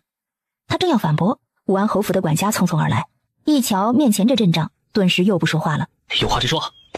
刚刚永玉侯府的管家带来了话，说是他们家大小姐明儿个有事儿不能来赴约了。他还说，这话宛如一个响亮的巴掌拍在了孙轩和孙依依的脸上，打得他们的脸生疼。孙轩没好气的道：“他还说了什么？”管家看了他一眼，这才硬着头皮将话说完。他还说他们小姐说了，身边的奴才还是教导下再出门，若是让京城众人都以为武安侯府三小姐飞扬跋扈不知礼数，就不好了。话音一落，院子里顿时安静下来。韩景看了看孙轩，又看了看孙依依，冷笑着道：“他说的半点也没错，今儿个就当我没来过。”你别生气啊，这事儿确实是我们的错，我立刻就派人去永玉侯府跟他道歉，保证将人给你约出来。不必了，你还是先将府上的下人管教了再说。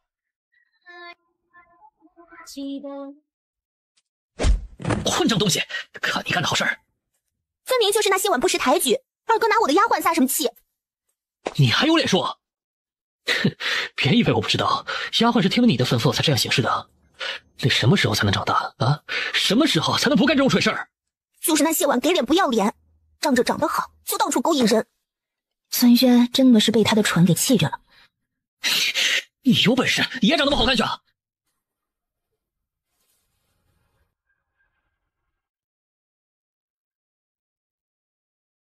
韩景憋了一肚子的气无处撒，他本指望着孙轩能够帮他想想办法，见一见家人，结果家人没见着就算了，还把人给得罪了。他不是个会迁怒的，自然不会拿下人撒气，只憋了一肚子的火跟委屈，去了宁王府。狐朋狗友是不能信了，还是去寻小舅舅拿个主意。天色已暗，李煜正在用饭，瞧见他黑着一张脸过来，什么也没问。小舅舅，你怎么不问问我，为何不回府，反而跑你这儿来了？李煜看了他一眼，淡淡道：“我不问你就不说。”韩景噎了一下，闷闷道：“还是要说的。”说吧。小舅舅，我喜欢上了一个女子。李煜闻言倒是没有什么意外。少年莫爱，你也确实到了年纪。见他如此淡然，韩景顿时觉得自己找对人了，当即便巴拉巴拉将他如何对谢婉一见钟情，又是如何去寻孙轩帮忙，最后被气着的事给说了一遍。他说的又气又委屈，完全没注意到李煜冷沉下来的脸色，还有一旁小泉子那一脸复杂的神情。说完之后，韩景求助的看着李煜：“小舅舅，你说我该怎么办？我分明是想讨他欢心的，结果却给他添了堵，平白的让他受了一顿气。他若是知道了，会不会觉得是我让人去羞辱他的？会不会讨厌我？”李煜黑着脸没说话，一旁的小泉子看不下去了，连忙道：“世子爷，您完全多虑了，谢姑娘她压根儿就不知道您这么个人儿啊。全公公，你能不像小舅舅那样说句话就让人胸口堵得慌吗？”小泉子也不想啊，可是小祖宗，你倒是看看主子爷的脸色呀。韩景是完全没有注意到李煜的神色，在他眼里，自家小舅舅虽然比他大不了几岁，但一直都是这副没什么表情的样子。小舅舅，你能帮我想想办法吗？韩景眼巴巴地看着李玉，期盼着他能帮自己出个能见一见家人的主意。不能。他答得这般斩钉截铁，又是这般毫不犹豫，韩景不由就愣了。为什么？不为什么。天色不早，你该走了。韩景不想走，他不高兴的道：难道小舅舅也信那个什么克父克母天煞孤星的命格？还是说因为永玉侯府没落了，所以你也看不起他？不是。那为什么？李玉没说话，一旁的小泉子无奈的道：世子，自古婚姻大事乃是父母之命媒妁之言，不是说您喜欢就成的，这个不用担心。母亲若是不同意，我就在地上撒泼打滚，绝食抗议。他就我这一个儿子，最后必然会同意的。小泉子很是无奈，长公主有您这样的儿子，那也是上辈子烧了高香了。我也就是说，母亲一向尊重我的意愿，婉儿又是那般好，她必定会同意的。什么？婉儿？小泉子闻言猛地瞪大了双眼。您这么唤谢姑娘，谢姑娘她知道吗？李玉闻言皱了皱眉，看着韩景道：所谓的一见钟情，不过是见色起意罢了。你连话都未曾同他说过，确定是看上他那个人，不是看上他那张脸？小泉子在一旁猛点头：就是，我们也好歹是跟谢姑娘说过话的，有区别吗？韩景不以为然：他的脸也是他这个人的一部分吗？我若是连脸都看不上，还怎么喜欢他这个人？总归是要娶妻的，我宁愿娶个我喜欢的，而且怎么也看不腻的。再者说了，莫说是整个京城，就是整个大晋也未必能找得出第二个比他更好看的人来。小泉子就纳闷了，为什么他觉得这个小祖宗说的也很有道理呢？李玉伸手揉了揉眉间：你凭什么认为只要你喜欢便成？他甚至连你是谁都不知晓。听得这话，韩景瞬间就有些蔫了，他垂头丧气的道：我不知道怎么才能见到他，公主府才办完桃花宴，再央求我娘设宴邀请他来，显然不合适。我总不能……话说到一半，他忽然停下来，猛地抬头朝李玉看了过去。我知道该怎么办了，多谢小舅舅指点迷津，我就不多打扰了，回见。说完这话，他欢欢喜喜地站起身来，转身就走了。小泉子看着他离开的背影，一脸的懵。爷，您给世子指点了什么迷津？李玉没说话，只皱着眉看着韩景消失的方向，沉默不语。小泉子暗暗有些着急，嘟囔着道：这都叫个什么事儿啊？瞧世子那热切的劲儿，保不准会做出什么事儿来。媳妇儿变外甥媳妇儿，哎呦，这以后见了得多个呀！话音刚落，一道冰冷的目光就落了下来。小泉子立刻站直了身子，小心去了李玉一眼，然后不轻不重的打了自个儿一巴掌。李玉皱眉看着他，冷声开口道：帕子呢？知道他说的帕子是什么，毕竟也只有谢姑娘的帕子能被自家爷惦记着了。小泉子立刻道：还在书房，早见爷看过之后就一直没收，还在那放着呢。李玉冷哼了一声：拿去将砚台洗了。啊！小泉子傻了眼。可是砚台已经洗过了呀。那就再洗一遍。这砚台招谁惹谁了？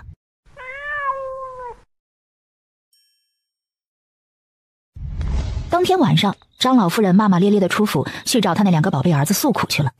彼时，谢婉同谢林正在用晚饭。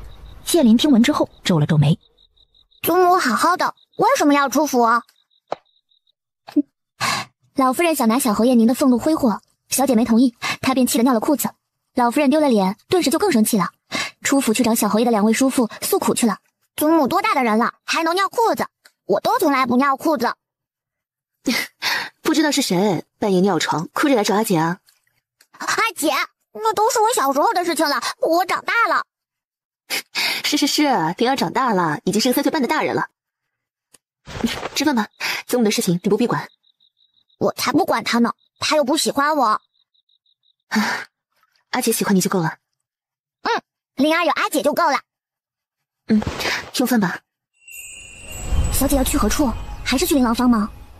不，今儿个我们去外间转转，看看有没有什么商机。商机？就是好的行商机遇，能够发家致富的那种。谁知他刚刚出门，一旁墙头突然窜下一个人来。谢婉被吓了一跳，不由得往后退了几步。韩景见状，下意识地伸手去扶。嘿，哪来的当徒子？韩景闻言脸上一红，我不是邓徒子，我是萧安侯世子，姓韩名景，我们在琳琅坊见过他。他这么一说，如诗也想起来了，这不是在琳琅坊看自家小姐看傻了的那个二傻贵公子吗？韩景涨红着脸，又期待又忐忑地看着谢婉。你还记得我吗？谢婉当然记得，只是他没想到他竟然是长公主之子。不过也不算太过意外，毕竟他管穆掌柜叫穆老头，显然是跟李煜有关系了。谢婉欠了欠身，朝他行了一礼。原来是韩世子，谢婉失礼了。面对着心心念念的人，他有些紧张，说话都结巴了起来。不失礼，是我冒昧了。一旁如诗瞧着他手足无措的模样，不禁暗暗觉得有些好笑。世子是路过此处？不是路过，我一早就在这等你了。我是来跟你道歉的。道歉？谢婉一脸疑惑，世子为何要同我道歉？谢婉有个小习惯，当他疑惑的时候就会微微偏头。韩景看着他偏头疑惑的模样，一颗心顿时就狂跳起来，比第一次瞧见他时跳得还快。他怎么能这么好看，还这么可爱呢？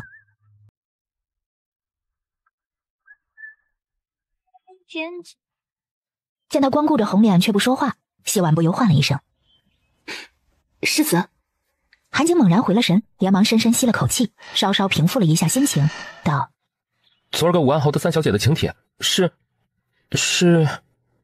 我拜托他送来的，但我没有想到他居然会那么做，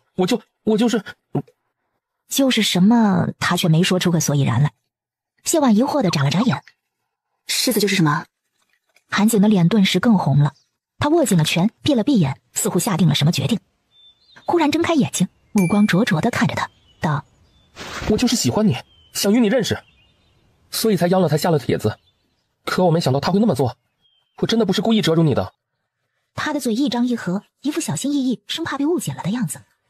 他的眼睛很干净，整个人给人的感觉也很干净，样貌俊秀，面红耳赤的模样很是鲜活。谢婉不由笑了笑，他一笑，韩景好不容易才说流畅的话，顿时就又磕磕绊绊起来。谢姑娘，是我太懵了，所以不是，世子不必自责，荣越侯府现在是这般光景，昨日之事迟早都会发生的，与世子并无关系。听他这么说，韩景心里的歉疚散去了一些，剩下的就是对他的心疼。韩景看着他，认真的道：“以后会好的，倘若有人再这样对你，你告诉我，我肯定打得他满地找牙。”孩子气的话带着罕见的真挚，不由让谢婉心头一暖。他笑着道：“说是女子呢？”韩景闻言顿时尴尬了。我不能揍女子，我只能悄悄帮你揍。听了这话，谢婉顿时笑了。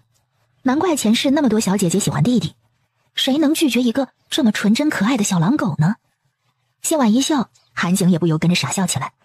谢婉有些乐不可支，但也是到此为止。世子你很好，能被世子喜欢是谢婉的福分。然而我与世子之间，最多只能为友，再进一步便无可能。为什么？世子知道我现在缺的是什么吗？不知。我缺的是一个能帮我撑起侯府的人。世子身份够高，却并无官职，靠的是长公主与仙恩侯的庇护。而我不仅无人庇护，还有幼弟需要抚养。我的祖母与两位叔父，世子稍稍打听便能知道他们的为人。实不相瞒，侯府已经捉襟见肘，我现在出门是为了寻求生财之道。世子想必从未为黄白之物忧愁过吧？韩景呆呆地摇了摇头。看，这便是我与世子之间的差距。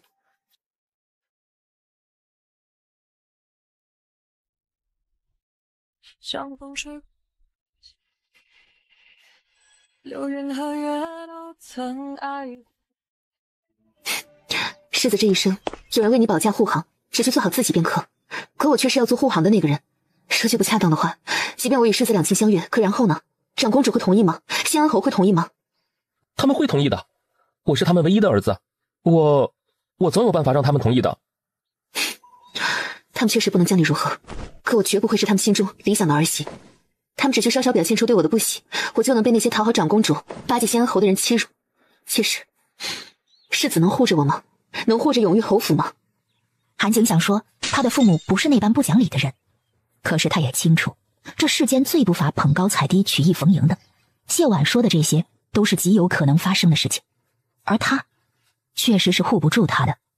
韩景头一次觉得自己是那般的无用，也是头一次觉得自己是那般的天真。世子是骑马来的？韩景点了点头。那世子的马术定然极好，在道观之时我也骑过马，入了京城之后便再也没骑过了。韩景闻言眼睛一亮。城北有个马场，我常与3、5好友一道去骑马，你想不想去？怕他拒绝，韩景又连忙道：你放心，我知道你的意思了。在我没有能力之前，我不会再说那些话。你不是说我们可以当朋友吗？而且那天会有很多人去的。谢婉叹了口气，转头对如诗道：你与车夫且先去前面等我。如诗闻言看了韩景一眼，虚心应是。我与世子今日算是初次相识，谢婉又是女子，许多话本不该说，但世子一片赤诚，我实在不愿欺瞒世子。你直说便是。先前我说侯府如今缺的是一个能帮我撑起侯府之人。韩景闻言点了点头，想说他可以，只需要再等一等他，只需要再给他一点时间。然而他还没来得及开口，就见谢婉抬眸看他，轻启红唇，低低道：世子觉得宁王如何？听得这话，韩景顿时觉得宛如一道雷劈到了他的身上，打得他一个措手不及，全然不知该如何应对。谢婉看着他一副被雷劈了的表情，顿时觉得有些可怜，又有些好笑。若是此刻韩景心中有弹幕，约莫就该是：我想娶你当媳妇儿，你却想当我小舅妈。谢婉轻咳了一声。那日长公主设宴，我遇着了一些不大好的事情，当时是宁王替我解的围。那日我不该逃出去的，若是我不出去，或许替你解围的就是我了。你若是看上别人，或许还有可能，但如果这个人是我的小舅舅，那就绝对没可能了，比我还没可能。为何？此事我只与你说，你万不可向旁人透露半分。迟疑了一会儿，才低低开口道：寻常人家男子16、17定亲，年到18，最多不过20便要成婚，可我小舅舅如今20有2，却连婚事都未曾定下。然而包括皇祖母与我娘在内，无一人敢太过催促，你可知道为何？愿闻其详。因为如今的新贵妃本该是我小舅舅的王妃啊。你应该也知道，新贵妃乃是新丞相之女，她与我小舅舅乃是青梅竹马，两人感情甚笃。我皇祖父驾崩的很是突然，皇舅虽然是太子，但却并非长子，而且他其实不善朝政，故而当时虎视眈眈的人很多。为了朝堂稳固，皇祖母与皇姐便让皇舅娶了新贵妃。而我小舅舅得知此事之后，虽然没有反对，但也为情所伤，必走边关，直到得到新贵妃小产的消息，这才回京。我虽然不谙世事，但也并非是蠢的。你说你想要寻一个能一刀撑起侯府的人，我能够理解。而且我知道，若是换做旁人，我今日的举动实乃是个笑话，甚至是个把柄。可你非但没有觉得不妥，反而很郑重的对待。你拿真心待我，我必然真心待你。我喜欢你，希望你好。你可以不选我，但选我小舅舅实在不是明智之举。过了片刻，他抬眸朝韩景一笑：世子打算何时去骑马？明日如何？明日晌午我们去骑马，午间就在马场用饭，下午还可以打马球。你若觉得太闹，可以去垂钓，也可以去放纸鸢。谢婉笑着点了点头。好。那我现在就去邀其他人。谢婉朝他笑了笑，微微屈膝行礼。世子慢走。韩景一脸激动地走了。谢婉看着他的背影消失在巷子口，脸上的笑容渐渐淡了下去。新贵妃，之前如画问他有没有可能是他会错了意，他还信誓旦旦地说什么相信自己的判断，可事实证明他当真是自信过了头，自作多情了。小姐心情不好，你们的姑爷得另寻旁人了。为何？之前不都好好的吗？是我会错了意，他心中也有深爱之人，今生即便娶妻，恐怕也无人能越得过去。许是我贪心吧。我可以退而求其次，但欲和熊掌必须兼得。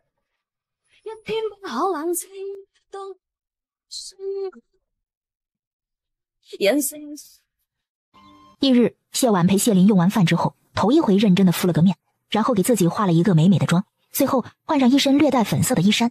一旁伺候的如诗和如画虽然已经看惯了他那张脸，可还是被惊艳到了。小姐今日的装扮，奴婢一个女子都心动了。就是，小姐定能寻到个好姑爷的。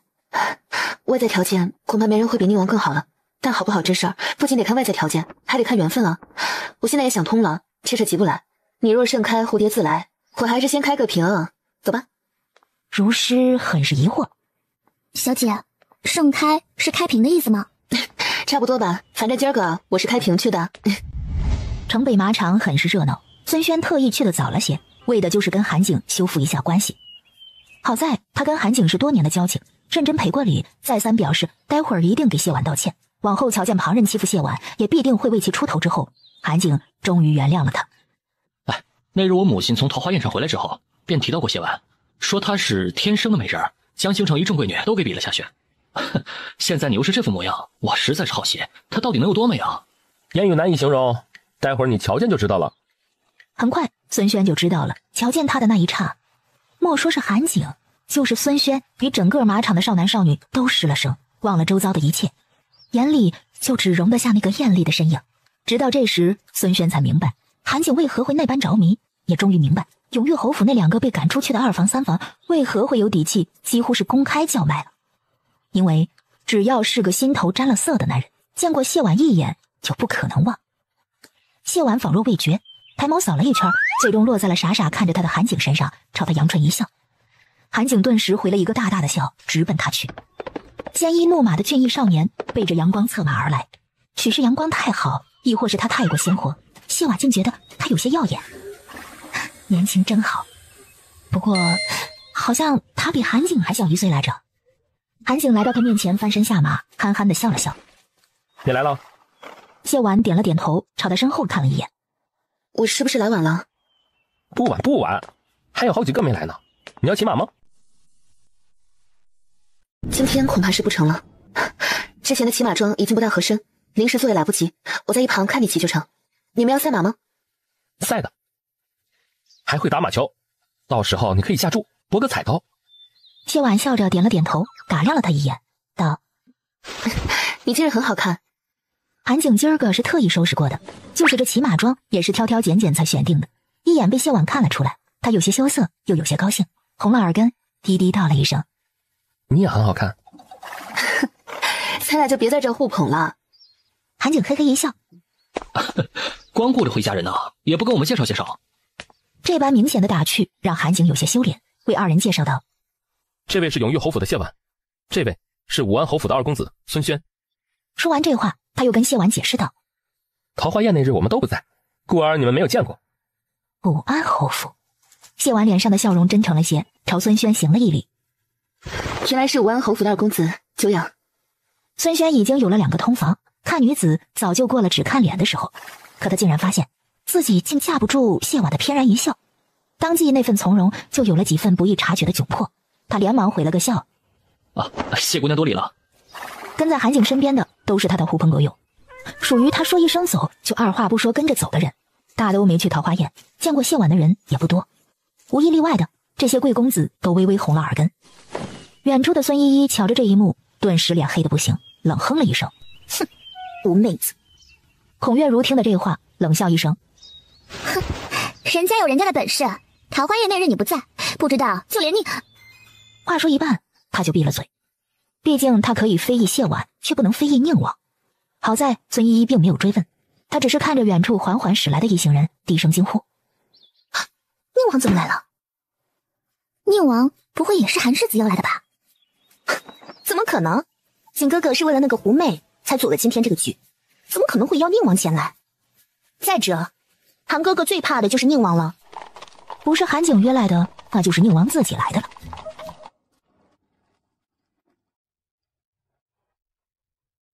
孔月如和孙依依能看到宁王府的侍卫和马车，韩景和谢婉他们自然也看见了。瞧见马车的那一瞬，韩景下意识地朝谢婉看了一眼，毕竟只是见过一面，小舅舅正好有他想要的，所以他才会意属小舅舅。昨个说开之后，他应该也就放下了。只要他韩景努力一点点，有了能力，一切都还来得及的。谢婉不知韩景心中所想，只觉得自己有点背。之前他绞尽脑汁想办法见李煜，却始终不得门路。如今倒好，他恨不得绕着李煜走，他却冷不丁的出现了。想起他写的想得美，分明是在嘲笑他痴心妄想，他还美滋滋的觉得是他的亲昵，还把那3个字装裱挂在墙上。谢婉就恨不得找个地缝躲起来。小泉子率先下了马车，一眼就瞧见了被少男们围在中央的谢婉。他正准备朝他笑笑，算是打个招呼，猛不丁的意识到这情景似乎有些不太妙。小泉子转头朝自家爷看去，果不其然，瞧见了一张黑脸。李煜淡淡的收回目光，朝那群人走了过去。见他过来，众人纷纷行礼。谢婉将头低得更低了一些，也跟着人群唤了一声：“见过宁王。”李煜没有说话，只是冷着脸站在那处。李煜从他身上收回目光，看向韩景，冷声吐出4个字来：“孔雀开屏。”谢婉震惊了，被他看着的韩景瞬间就红了脸，又羞又急的道：“小舅舅！”李煜从他面上收回目光，抬眸看向远处。本王说你了吗？谢婉默默把头又低了一些。都看不到我，看不到我，看不到我。韩景很是委屈，小舅舅是对着他说的，他今天也确实特意收拾过，更何况谁不知道孔雀只有公的才会开屏呢？这话不是说的他，又是说的谁？众目睽睽之下，他不要脸面的吗？韩景飞快地看了谢婉一眼，见他低着头，看不见什么表情，羞臊这才稍稍好了些，岔开话题道：“小舅舅今儿个怎么到马场来了？”公事。李煜看着远处，他目光所过之处，众人纷纷低头。他收回目光，看向韩景：“今儿这局是你组的？”韩景点了点头，被他当众点出心思，急忙解释道：“初春了，本就是踏春的好时候，独乐乐不如众乐乐，所以我将大家邀来了。”这么多人，可曾带侍卫？不曾，也用不着的，毕竟大家都有仆从，更何况可曾带大夫？不曾。那你可曾想过，聚众来此，既无侍卫又无大夫，若是发生意外，该如何是好？此间皆是贵子贵女，你邀人前来，就无半点防护。若有人意外坠马，又或者马匹失控，你要如何同旁人交代？接连几问，问得韩景是哑口无言。韩景，你不小了。韩景闻言低头，是韩景思虑不周。过说出于时候太过惊艳，足够铭记好几百年，流转的时间刚好用来了解。李煜从身上取出一枚令牌来，递给韩景道：“本王侍卫可借你一用，你拿此令牌去太医院，请2位太医过来，自己做的事就该自己担着，速去速回。”看着韩景纵马离开的背影，谢婉的心情略微有些复杂。若是昨日之前，他肯定会误会以为李煜这番举动是微微有些吃醋的嫌疑，故意将韩景支开的。可经过昨个之后，他已经不敢自作多情的这么想了。他现在就觉得李煜将来教育孩子肯定是个好手，只是依着李煜对宫中那位痴情的程度，也不知道此生还有没有自己的孩子。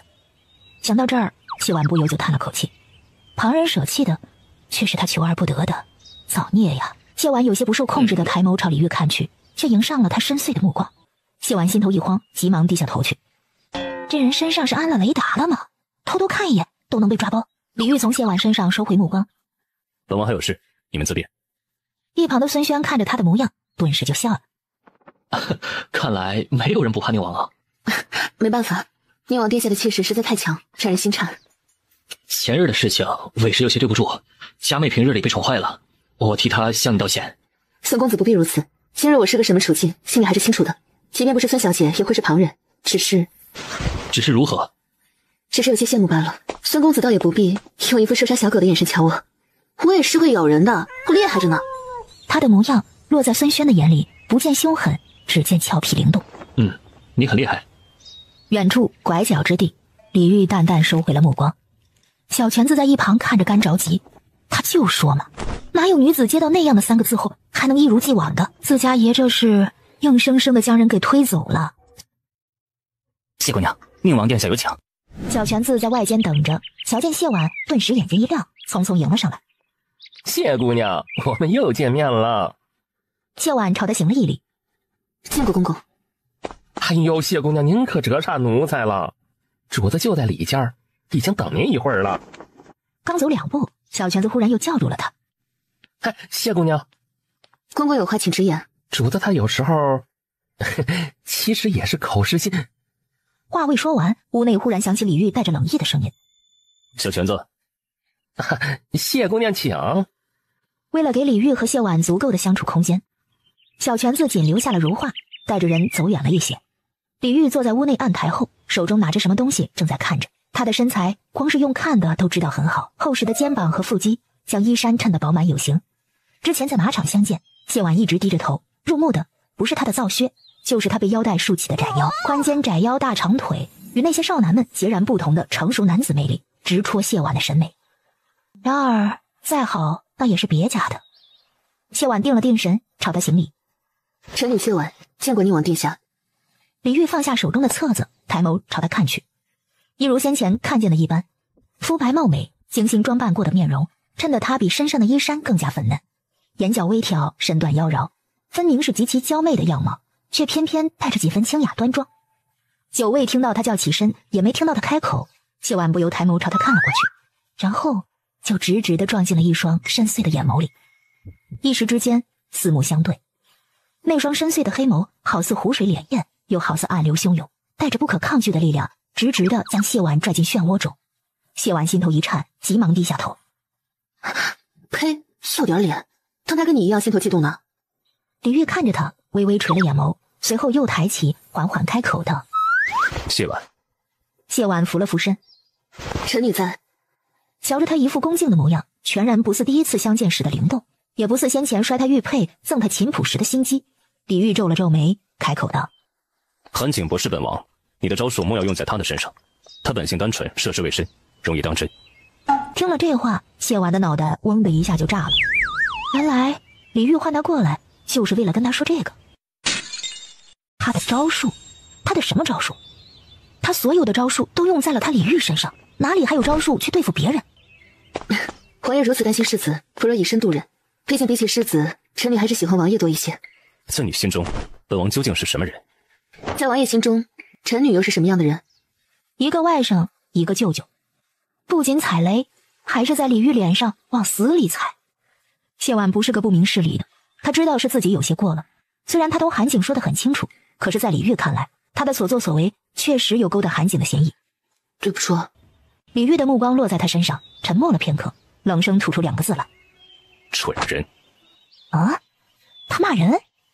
谢婉有些不可思议地抬起头来，就见李煜有些嫌弃地看着他，冷声道：“在本王眼里你是个蠢人，手段不足却野心勃勃，脑子明明是团浆糊，却觉得自己万事看得通透，既无破釜沉舟的决心，亦无卧薪尝胆持之以恒的毅力，又笨又蠢。”说完这话，他从他身上收回目光，拿起一旁的册子，冷声道：“出去。”谢婉没动，他呆呆地看着李煜，努力地消化着他的话。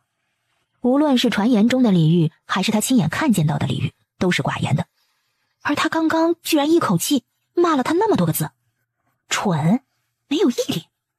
看着他拧着眉，浑身散发着寒气，一副生人勿近的模样，谢婉眨了眨眼，犹豫了一会儿，试探着开口道：“臣女并没有勾引韩世子。”李煜握着册子的手微微一顿，冷声开口道：“与本王无关。”“无关？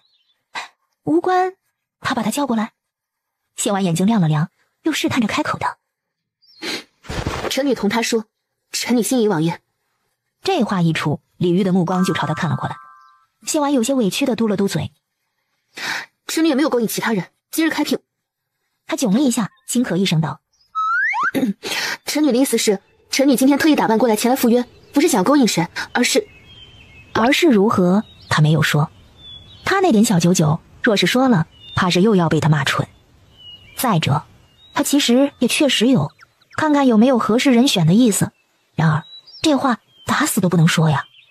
谢婉抬眸看着他：“总之并不是王爷想的那般。”李煜看着他没有说话，过了一会儿，他收回目光，重新看向手中的册子：“与本王无关。”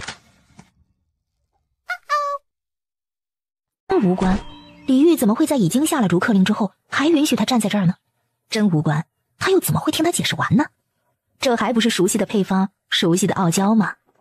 谢婉不想再会错意了，不想要自作多情，也不想白白错过。他深深吸了一口气，鼓起勇气开口道：“王爷。”李煜淡淡了一声。谢婉看着他，认真开口，低声问道：“在王爷心中，可有让王爷刻骨铭心，却求而不得，放不下又无法割舍的女子？”李煜闻言皱眉，朝他看了过来，一双深邃的眼眸带着审视，似乎在思量他为何会说出这样的话。李煜没有回答，谢婉心头却已经有了答案。所以想得美，是如他所想的亲昵，只走韩景使他吃醋，将他换来骂他蠢又没毅力，当真是恼他气他，却又想要他给他一个解释。谢婉忽然就笑了，李煜的俊脸上头一回闪过一丝尴尬，他移开目光看向手中的册子，淡淡开口道：你笑什么？在回答这个问题之前，臣女想先听到王爷的答案。是又如何？没有又如何？谢婉用眼神描绘着他的眉眼，认真开口道：若是王爷心中已经有了那样的一个女子，那锦盒之中的曲子，臣女便当不曾送过，王爷也未曾看过。看着他微微蹙眉，谢婉笑了笑：若是没有，臣女从今日起便开始学琴，学好了将那曲子弹给王爷听。所以在王爷心里，到底有没有那样一个人？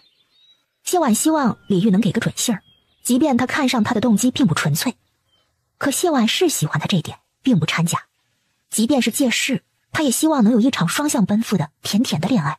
至于结果如何，并不在他的考虑之列。这个答案很重要。谢婉认真点了点头。很重要。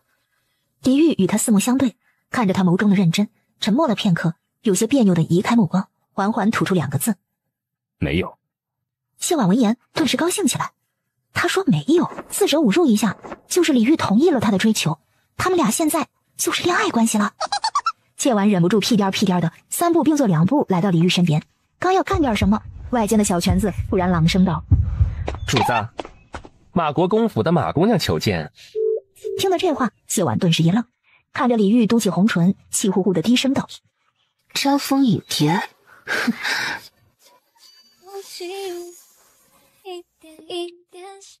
李煜磨了磨牙，冷声开口：是。谢婉一把捂住了他的嘴，看着他惊诧的眼神，凑到他面前低声道：嘘，平时我在这儿，马雨山我现在还得罪不起。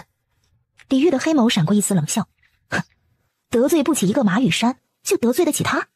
他竟然还比不得一个马雨山让他忌惮。看着李煜的眼神，就知道他在想什么。谢婉忽然俯身，在捂着他薄唇的手背上亲了一口，然后两眼亮晶晶地看着他：你不一样了吗？亲昵的语气，近在咫尺的容颜，两人几乎气息纠缠。唇上是他柔软的掌心，掌心背后是他落下的一吻，分明隔着一只手掌。李煜却觉得唇烫得很。他凝视着谢婉含笑的双眸，喉结滚动了一下。没有得到回应的小泉子没敢往里面看，毕竟那里面只有谢姑娘和自家主子，孤男寡女的。虽然知道依着自家爷那不开窍的性子，必然什么事情都不会发生，可他还是抱着一丝希望。万一呢？对吧？然而他等的外间的马雨山却等不得。他皱了皱眉，朝里间看了一眼，小泉子当即一个侧身堵住了他的视线，硬着头皮又喊了一声：主子，马姑娘求见。谢婉闻言松开了手，一个猫腰直接挤开李煜的大长腿，钻到了桌肚下。书案的前面和两边都有挡板，完全的掩住了他。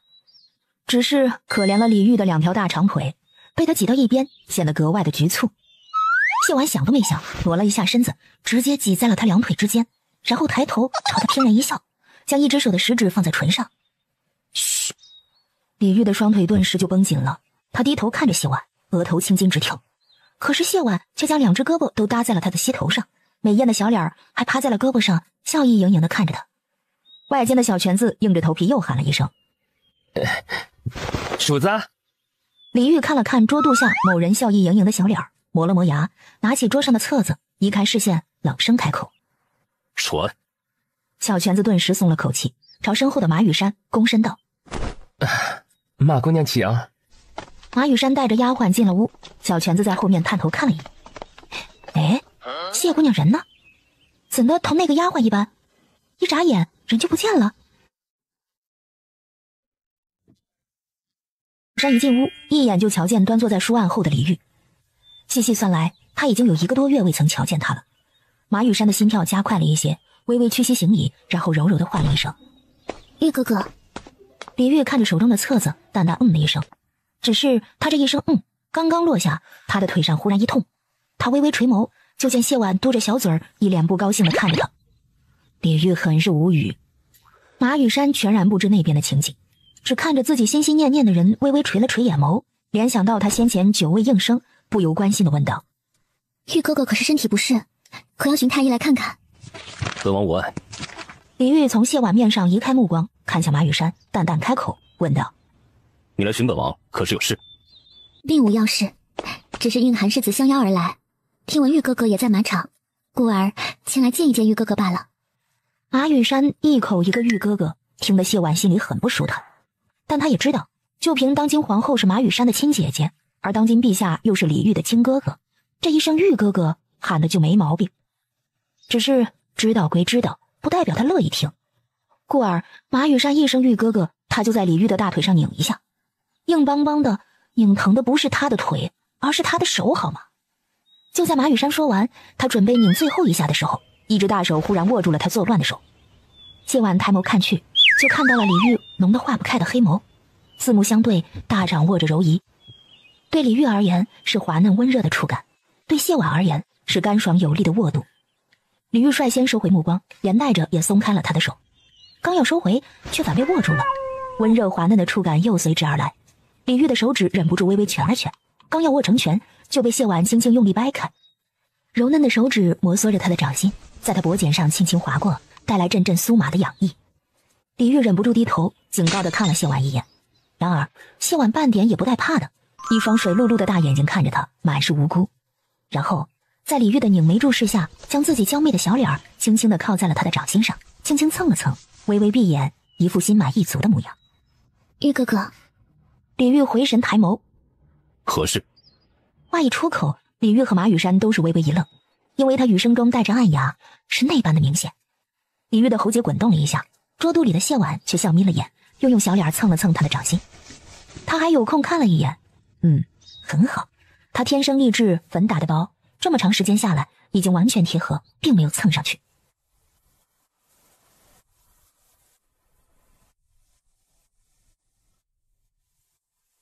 玉哥哥，你真的没事吗？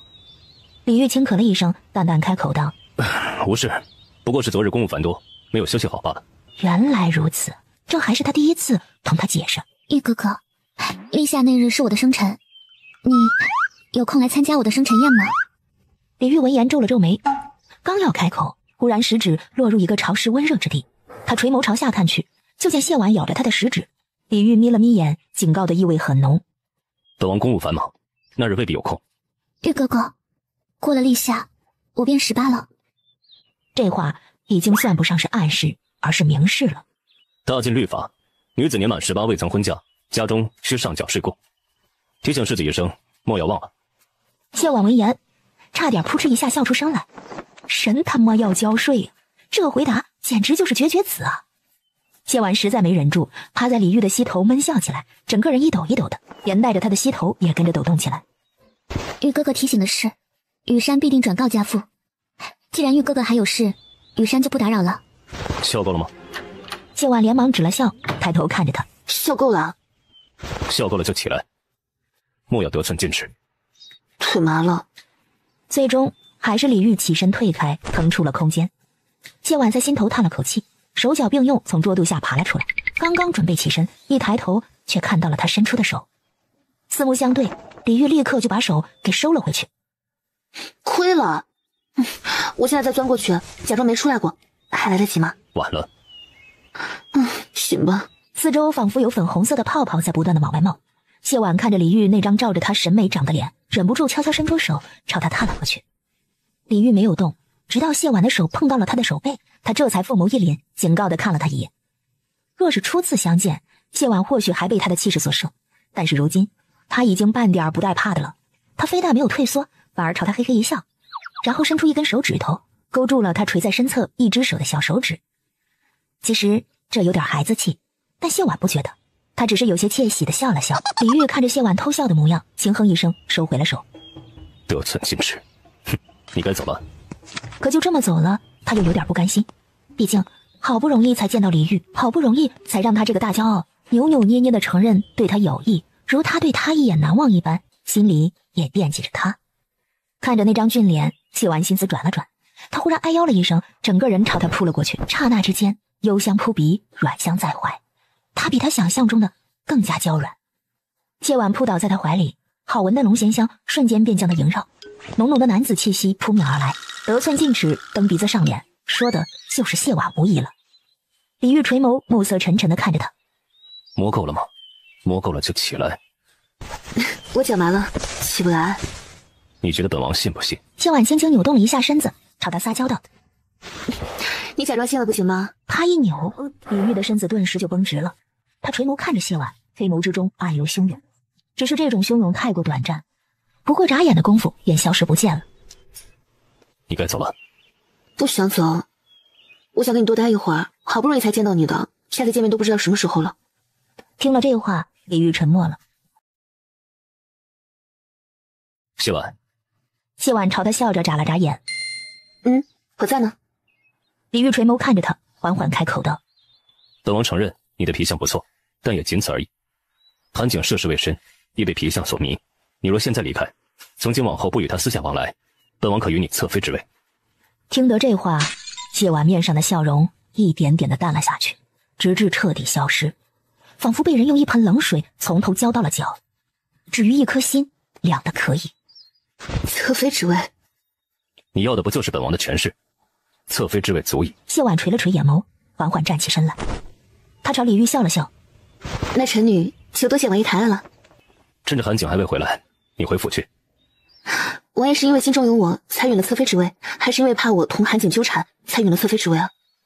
本王说过，你皮相不错。谢婉点了点头，他明白了。正如李煜所说，对他而言，他皮相不错，但也仅此而已。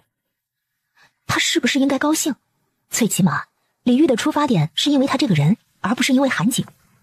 先前他还在嘲笑马羽山一腔情义，却踢到了铁板，现在就轮到了他自己。多谢王爷抬爱，只是臣女无福消受。多谢王爷上次在长公主府替臣女解围，此玉佩还给王爷。你确定？臣女很确定。其实，在我以为王爷心中有割舍不下的女子之后，我便一直随身携带这枚玉佩，想的便是，说是偶遇王爷，好将玉佩归还。现如今不过是多留些时间罢了。王爷放心吧，臣女对韩世子并无非分之想，亦不会让韩世子有所误会。以往种种皆是臣女不懂事，还望王爷莫要怪罪。此玉归还王爷，从今往后，臣女与王爷便是从未相识，再无瓜葛。臣女告退。谢婉朝他行了一礼，转身退出了屋子。等候在外间的小泉子瞧着他脸色不大好，连忙上前关切地问道：“谢姑娘，您和主子……”多谢全公公关心，我与王爷并无事，不过是大梦一场，如今梦醒了而已。听得这话，小泉子心头就是咯噔一声，他还想再说什么，谢婉却已经带着不知又从何冒出来的婢女翩然离去。小泉子只能叹了口气，转身回屋，准备劝劝自家爷。然而进了屋子之后，却发现自家爷靠在椅背上闭着眼，脸色很是不好。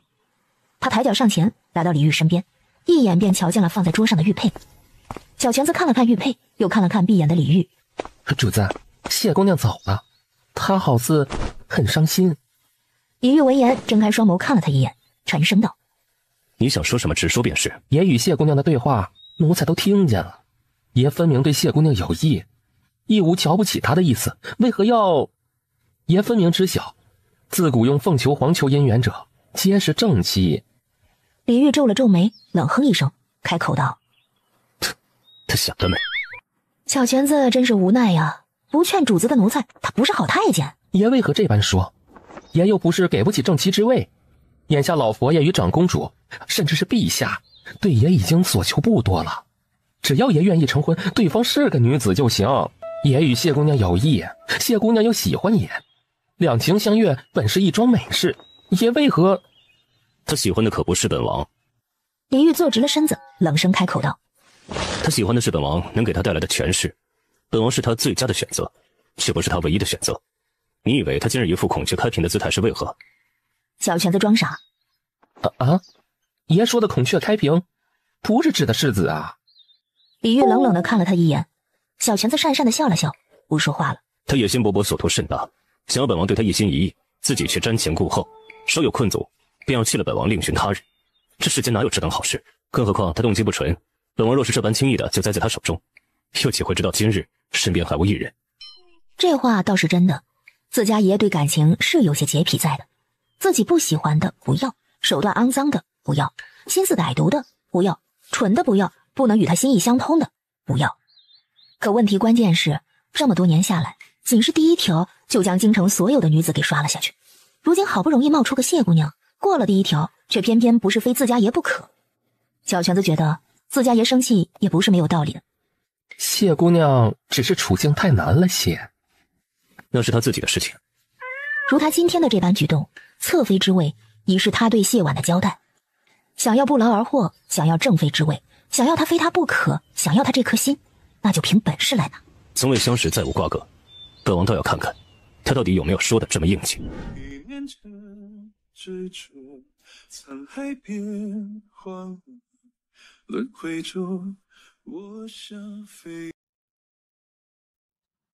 谢婉出了院子，心依旧有些郁闷，便干脆沿着湖边散起了步，看着波光粼粼的湖面，调整心情。小姐心情不佳，可是李间发生了什么事？我将玉佩还给他了。小姐之前不就做好决定，将玉佩还给王爷了吗？这不一样。之前想要还给他，是因为以为他心中有人，他们二人相知相爱，却为了国之大义而分开，这样的感情根本容不下旁人。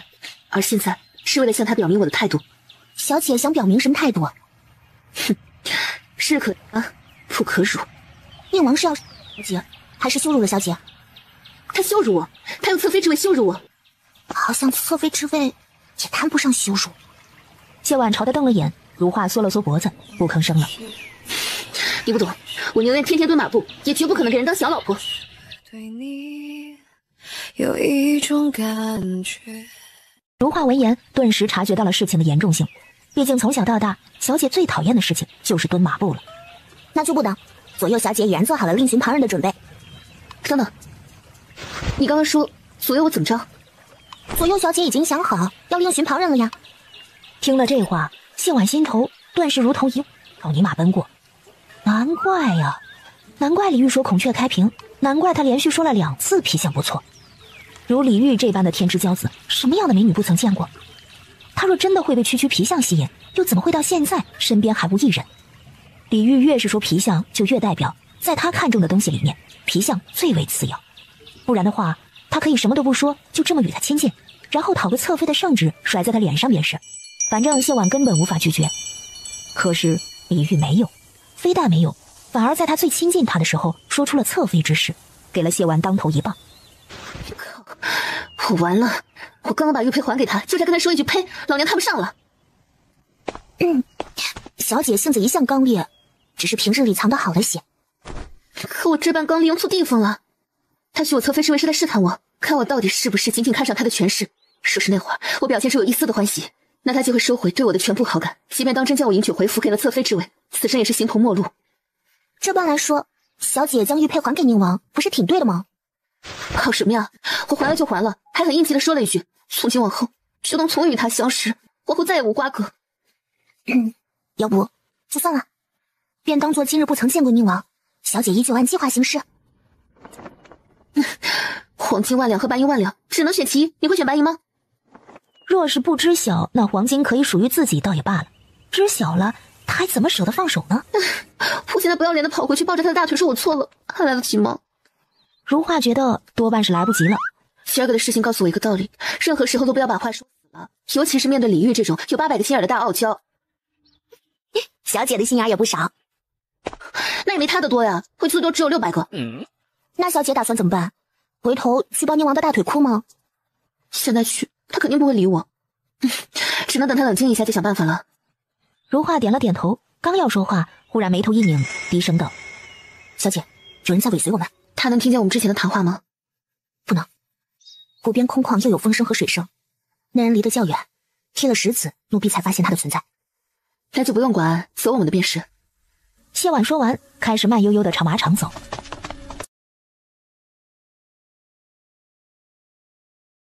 哟，这是哪家的姑娘长得这么好看呀？阁下眼神真好，在背后都能瞧见小女子的相貌。美人在骨不在皮，小爷我阅女无数，自然一眼就能瞧出。更何况，能被宁王金屋藏娇的女子，又岂会不美？怎么，我说错了吗？虽然我没有看见你是什么时候进去的，但是却亲眼看见你从宁王的屋子里出来的。你在屋子里的事儿，连马雨生都不知晓，不是藏娇又是什么？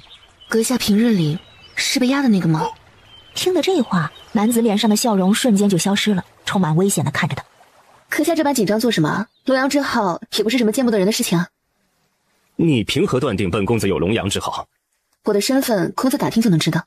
我自幼在道观长大，对道家而言，相面便如同习武之人的马步一般，都是基本功。面有中线，中线之上百会、神庭，与素辽对端，成四星守望之势。而阁下四星不正，可见阴阳偏颇。此言当真？谢婉点了点头。自然当真。阁下若是不信，大可寻一有真才实学的道士，一看便知。男子显然是信了，他的脸色很是不好看，无声说了几个字。谢婉佯装没看出来他骂人，抬头望天。你可知道我是谁？谢婉眨了眨眼。不知道啊，岂不是很想知道？小爷我乃是马羽山的亲哥哥，马国公世子嫡长子马羽恒。哦对，可能用不了多久就会成为国公世子。原来是马公子。能够让宁王心动的女子可不是什么蠢货，你若是装傻充愣，反倒让小爷看低了你。公子此言差矣。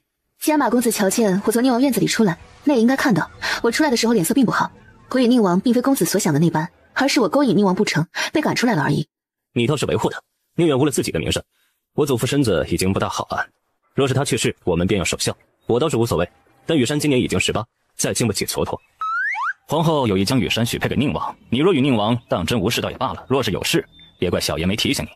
你不仅是在与整个马国公府为敌，还在与皇后娘娘为敌。马公子多虑了。多不多虑，你心中有数。你知晓了小爷的秘密，小爷也帮你一次。今日之事，小爷不会外传，你好自为之。说完这话，他朝他笑了笑，然后越过他，大步离去。走了2步，他又回过身来，朝着他笑着道：“谢婉，你有一事说错了，小爷是男女通吃。”谢婉闻言一愣，他却朗声一笑，风流倜傥的走了。小姐，要不要奴婢将他套个麻袋，附上一顿？你能不能想个别的招啊？可奴婢是小姐的打手啊，小姐不是从小就这么说吗？竹师是小姐的嘴替，奴婢是小姐的打手。那是在山里，现在还不至于到用上打手的地步。奴婢已经许久没开工了。不愧是同他一块长大的，说话已经颇具现代风格了。放心吧，总有你发挥的机会。我们也该回去了。一眼便瞧见一众贵女将马羽山围在中央，正在谈笑风生。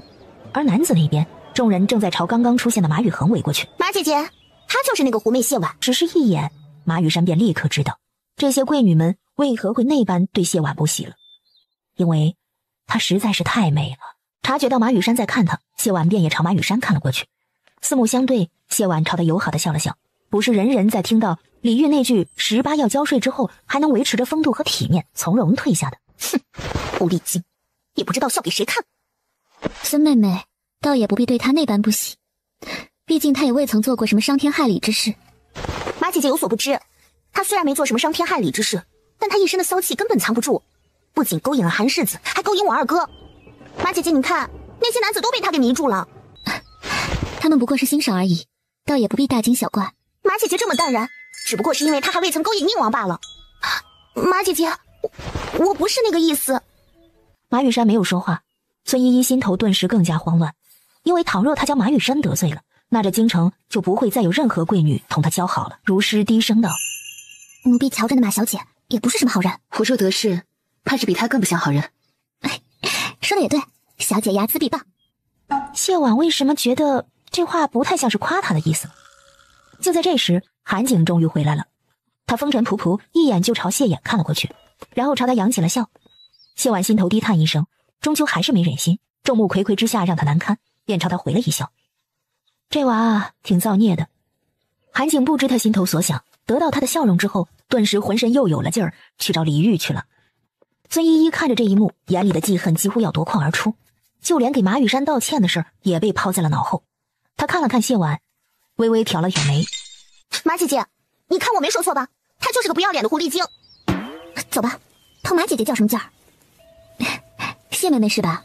怎的一人坐在此处，不同我们一道玩耍？这位姐姐是？我乃马国公世子之女，名羽山。谢妹妹不会怪我不请自来吧？当然不会。马姐姐平日里最难亲近，也不知道你是伤了什么高兴。孙妹妹是在说我冷漠吗？马姐姐，我不是那个意思。马姐姐何必同她一般见识？你又不是不知道，她惯是个说话不过脑的。马羽山看了孙依依一眼，转眸又同谢婉说话。谢婉应付了几句之后，渐渐发现不对劲起来，因为他后面聊的都是与韩景有关。他不会是觉着将来自己得喊她一声小舅妈吧？谢妹妹是如何与韩世子相识的？据我所知，长公主那日设桃花宴，他还特意躲了出去。谢婉自然不会说韩景堵他的事情，只是说是在琳琅坊偶遇的。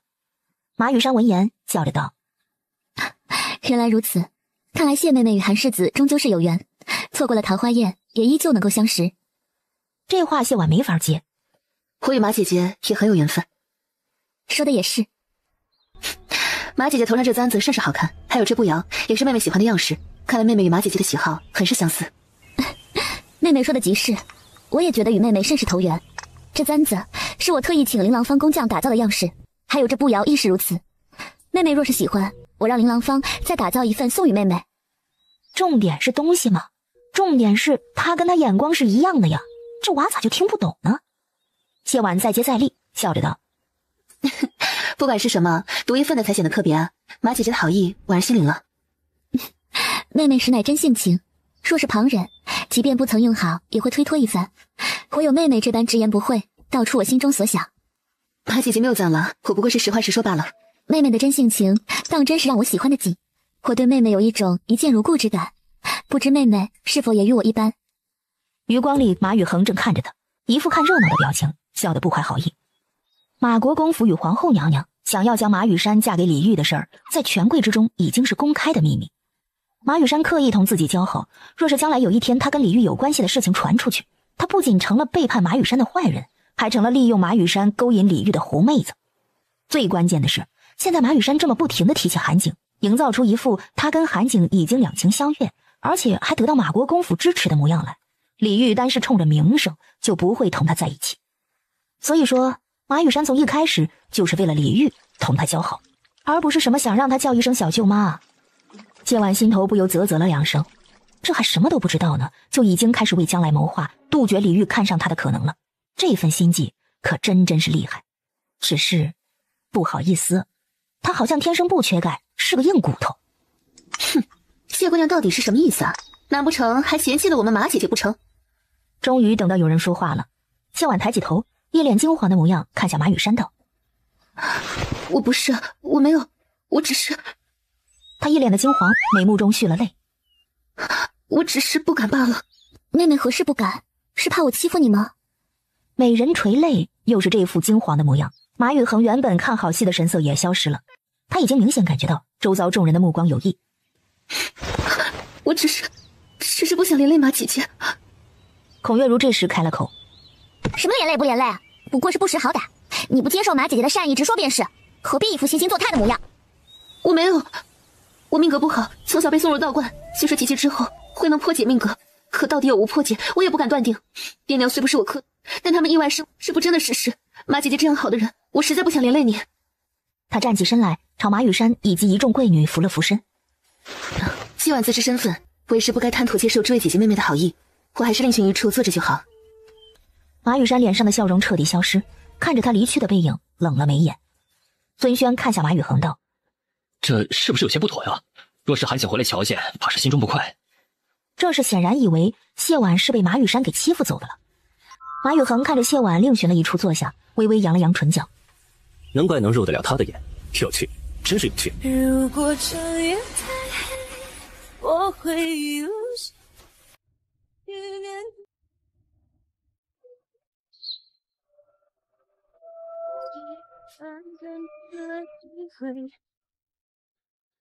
这个他，你指的是韩景？不，我说的是我自己。马宇恒回头看了他一眼，笑着道：孙轩，做人有时候别太聪明。孙轩挑眉笑了笑，没再说话。如实低声问道：小姐怎么不接受马小姐的善意？难道是有所不妥？谢婉了一声：回去再说。都是千年的狐狸，玩了一出聊斋之后，也就知道了对方。他不上当，马羽山怕是要有后招。只是他有些好奇，在不知晓他跟李煜有过交集的前提下，马羽山会如何看待他刚才拒绝示好的行为呢？作为本次聚会的组织者，韩景在东奔西跑了1个时辰之后，终于又回来了。宁王府的侍卫跟在他身后，虽然数量不多，但训练有素。如画看着那些侍卫，不由低声叹道：他们身着盔甲，但脚步轻盈，武功应该都很高。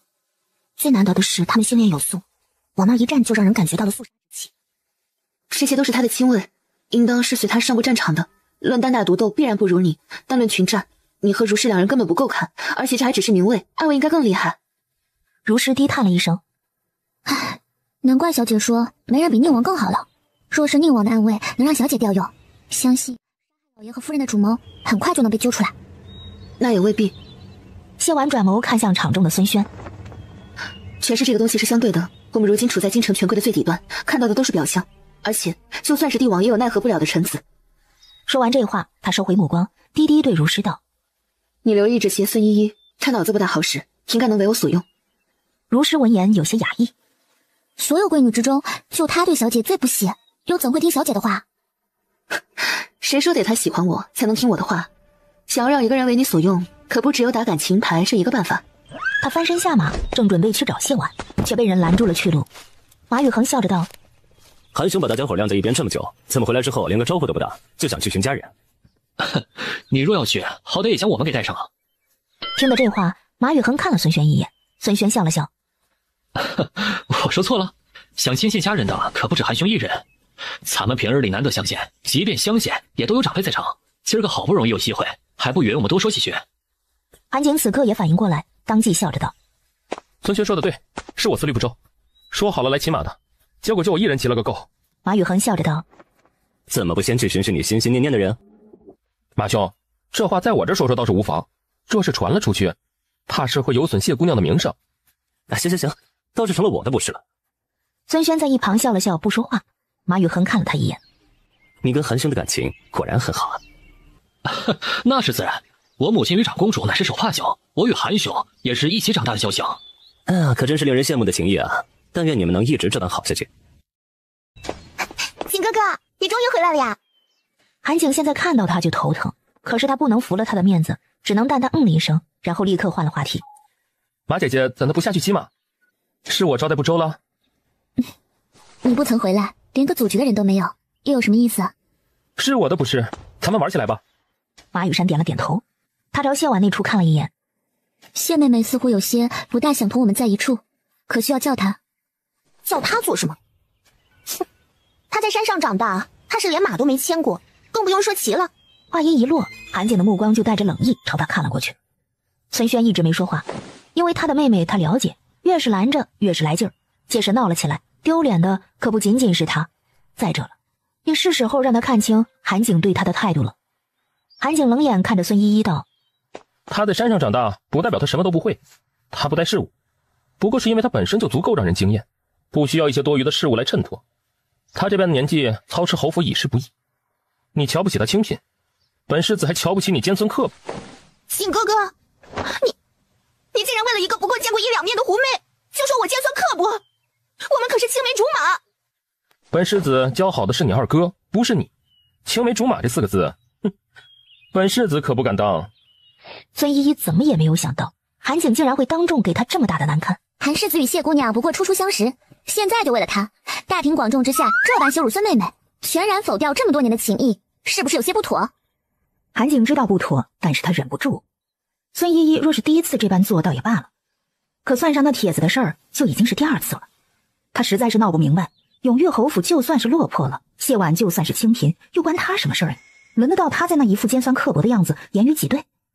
故而听了孔月如的话，他也没觉得自己有半点做错，只是冷哼了一声，没有开口。孔妹妹此言差矣，感情这事儿又怎能用时间长短来衡量？在韩世子心中，自然是心仪之人更为重要些。身为男子，若是心仪之人被旁人奚落，却连出头都不能，那实在是枉为男儿了。韩景觉得他说的对，当即便重重点了头。马宇恒顿时就笑了，看向孙轩道：“怎么，你不赞同？”孙轩闭了闭眼，不想说话。心累。马雨山笑着道：“韩世子说的不错，谢妹妹虽然在山上长大，却也未必什么都不会，咱们还是问问的好。”孔月如闻言冷声道：“咱们来寻她，是她躲去了别处，哪有咱们要去上赶着的道理？寻个丫鬟将她叫来便是。她若不愿意来，那便是咱们没那个能耐，入了她的眼。”马雨山看着韩景道：“韩世子以为如何？”韩景可以服了孙依依一个人的面子，却不能服了这么多闺女的面子，当即便点了头。去将谢姑娘请来，就说是韩世子相邀。孙轩闻言张了张嘴，想要说点什么，可瞧着韩景一副没事人的模样，也只能在心里叹了口气，闭了嘴。马宇恒朝着孙轩的模样，朝他笑着挑了挑眉。哎呀，孙轩很是心累。丫鬟将马雨山的话一字不落地转达给了谢婉。谢婉抬眸朝韩景看了过去，瞧着他一副期待的样子，心里就叹了口气。这娃实在是过得太舒坦，没经历过社会的毒打。然而，这不是韩景一个人的面子，而是众贵女与贵公子的面子，他不能不去。谢婉叹了口气，站起身来，抬脚朝他们走了过去。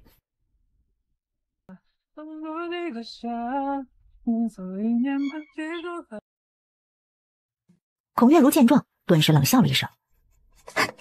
先前马姐姐有心同他交好，他却说什么命格不好躲了过去。如今韩世子一出现，他就过来了，也不怕命格不好连累我们了。他这命格还真是因人而异。马雨山闻言笑了笑，孔妹妹不必这般说，韩世子与我们终究是不同的。韩景是涉世未深，但不代表他傻。听了这话，他也觉察不对劲起来，转眸看向孙轩。孙轩却只能看着他苦笑。事已至此，他回天乏术呀。谢婉走了过来，我只是害怕你们生气罢了。若是孔姐姐觉得我来的不妥，那我还是回去吧。他就是说说而已，你别放在心上。孔姐姐真的只是说说，而非不喜欢我吗？我随便说说而已。那就好，我还以为你厌恶我呢。虽然我因着命格不能与这位姐姐妹妹多有亲近，但也是不想遭你们嫌弃的。谢妹妹，你可会骑马？韩世子说的没错，我确实会骑马。那太好了，原先我们这边不少都是凑数的，有了谢妹妹这员猛将在，这次我们必定能赢。我也想能为这位姐姐妹妹做点什么，但我已经有1年多不曾出过府，原先的骑马装已经小了。哼，不会骑就不会骑，装什么装？此次实属有心无力，还望姐姐莫怪。韩景皱了眉，有心要为谢婉说话，一旁的孙轩却拉住他，朝他摇了摇头。这时马雨恒笑着开了口：依我说也没什么难的，你们借谢姑娘一套骑马装，不就知晓她有没有说谎了吗？就在僵持不下之际，人群边缘处有道弱弱的声音响起：我的骑马装做的大了些，我又不大会骑马，可以借给谢姐姐。谢婉记得他先前孝孙依依的那位顺天府府尹嫡女楚云。楚云看着谢婉，有些羞涩的笑了笑。如果谢姐姐不嫌弃的话。韩景听了这话很不舒服，想要为谢婉出头，一旁的孙轩却又扯了扯他的袖子。小祖宗哎，你没看出来吗？这马家兄妹一个劲儿的要给你和谢婉扣上有私情的帽子吗？韩景见孙轩跟他摇头，当即便皱了眉，低声对孙轩道：你待会儿最好给我一个解释。孙轩闭了闭眼，深深吸了口气，心累啊。外间的热闹穿过院子传进了屋内，正在听马场主汇报军马饲养和培育情况的李煜顿时皱了皱眉。小泉子见状立刻出了屋，询问了一番之后，低声同李煜道：是世子他们要赛马，男女各出5人，正结伴去换衣裳。这消息是暗卫汇报来的，暗卫知晓李煜对谢婉有特别，汇报的时候还特意说了谢婉的事。小泉子也想说，但马场主在这儿，他也不好开口，只是一副欲言又止的模样。李煜当即便看懂了，好似不经意的随口问了一句：他也要赛？小泉子闻言连忙点头：可不是嘛，要是摔着了，可如何是好啊？李煜闻言看了他一眼：你这么关心，要不要本王帮你派去给他当奴才？小泉子很是委屈，造孽呀，他这到底是在替谁担心啊？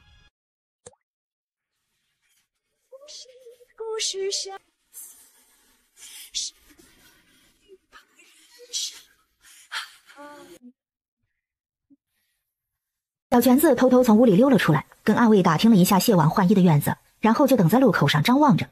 瞧见谢婉穿着一身红色骑马装出来的时候，小泉子当即心头就是咯噔一声，这装束，这身段，让那些贵公子们到底是骑马还是看人呢？谢婉自然也瞧见了他，两人离得还远，加上楚云也在一旁，故而他只是微微点头，算是打了招呼，然后便离开了。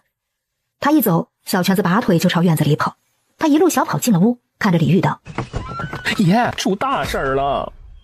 李煜闻言皱了眉：发生何事？小泉子看了马场主一眼，那马场主很是自觉的道：午膳差不多该备好了，属下去看看。李煜挥了挥手，待到马场主走后，皱眉问道：出了何事能让你这般惊慌？若真有事，侍卫和暗卫怎么没来报？小泉子很是严肃的道：这事儿恐怕也只有奴才来报了。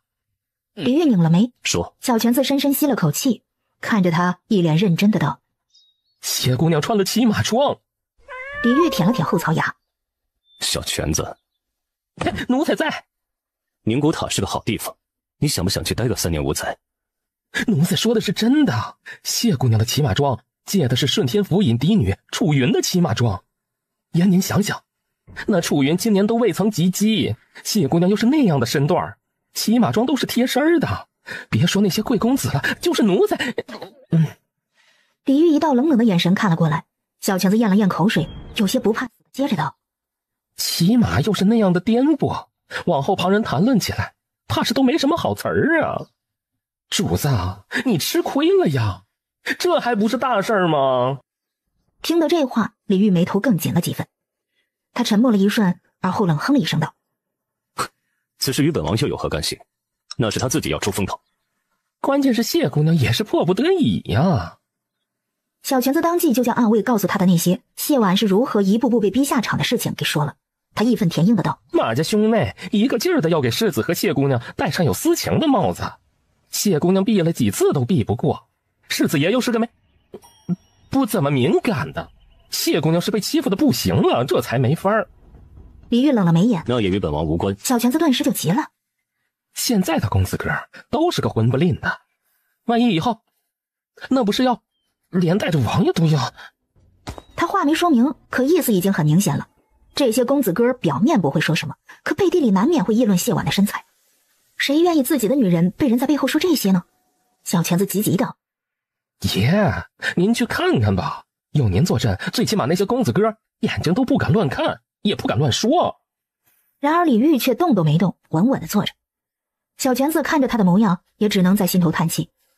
罢了罢了，身为一个奴才，身为一个为主子操碎心的太监，他尽力了。过了一会儿，外间突然隐隐约约传来一阵骚乱，小裙子轻哼了一声：一帮毛头小子，没见过世面的样子。就在这时，一直不动如山的李煜大步朝外走去。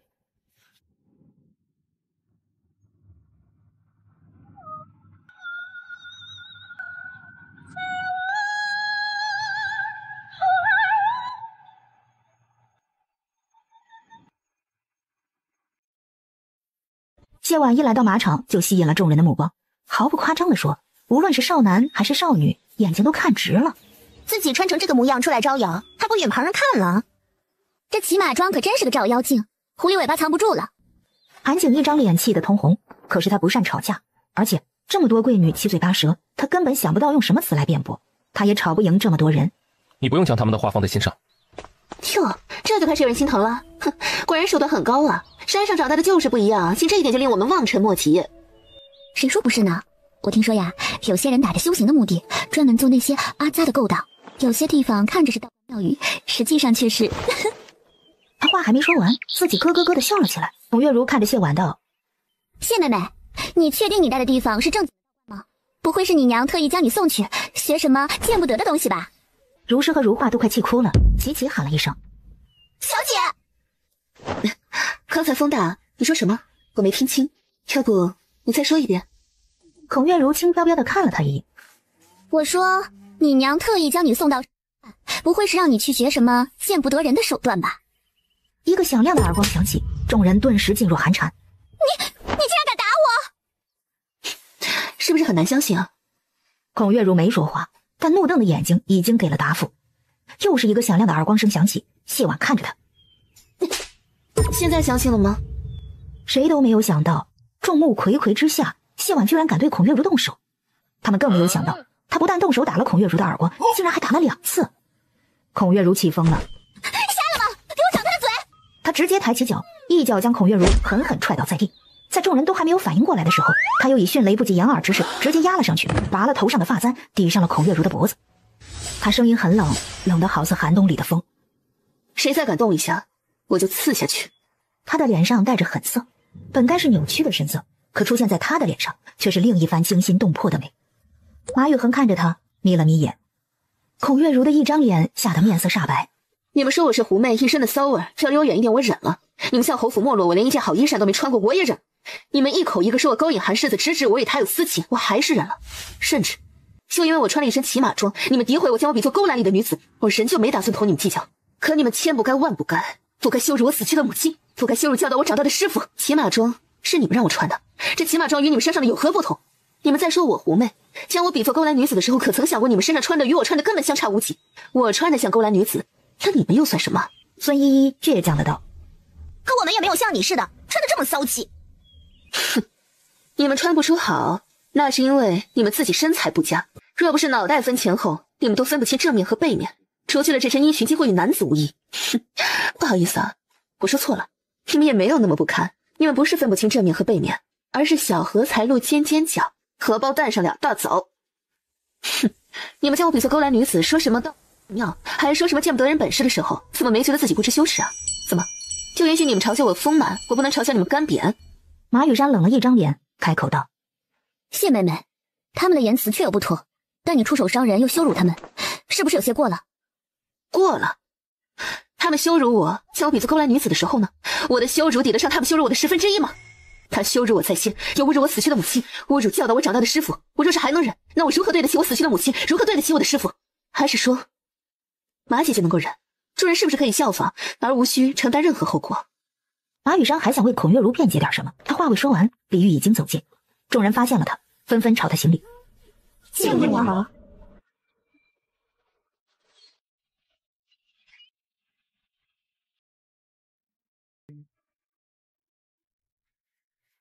此时无声胜有声。他墨发披散肩头，手中发簪抵着别人的脖子，可是那双眼却满是委屈，弄得好似被人拿簪子抵着喉头的人是他似的。李玉从谢婉身上收回目光，冷声开口道：“发生了何事？远处便能听见你们喧哗。”马雨恒看了看他，又看了看地上低着头的谢婉，微微勾了唇角。韩景上前一步，气呼呼的正要开口，一旁的马雨山却叹了口气，先开口道：“其实这原本只是一件小事，口舌之争罢了。”他囫囵吞枣的将事情给说了一遍。韩景这是头一次见到马雨山竟然能这般避重就轻，说的好似是一件事情，可事实上根本就不是一件事情。他忍无可忍的道：“小舅舅，事情根本不是这样的。”李玉一个冷眼朝他看了过去。身为组局者，在你组的局上发生了这样的事情，你还有什么话说？韩景急了：“小舅舅，我知道我有错，可是李玉又是一个冷眼看他。一旁的孙轩拉了拉他的袖子，低声道：“听王爷的。”韩景憋了一口气，一甩袖子，心闷的站在一旁。马雨山见状，心里顿时一阵欢喜。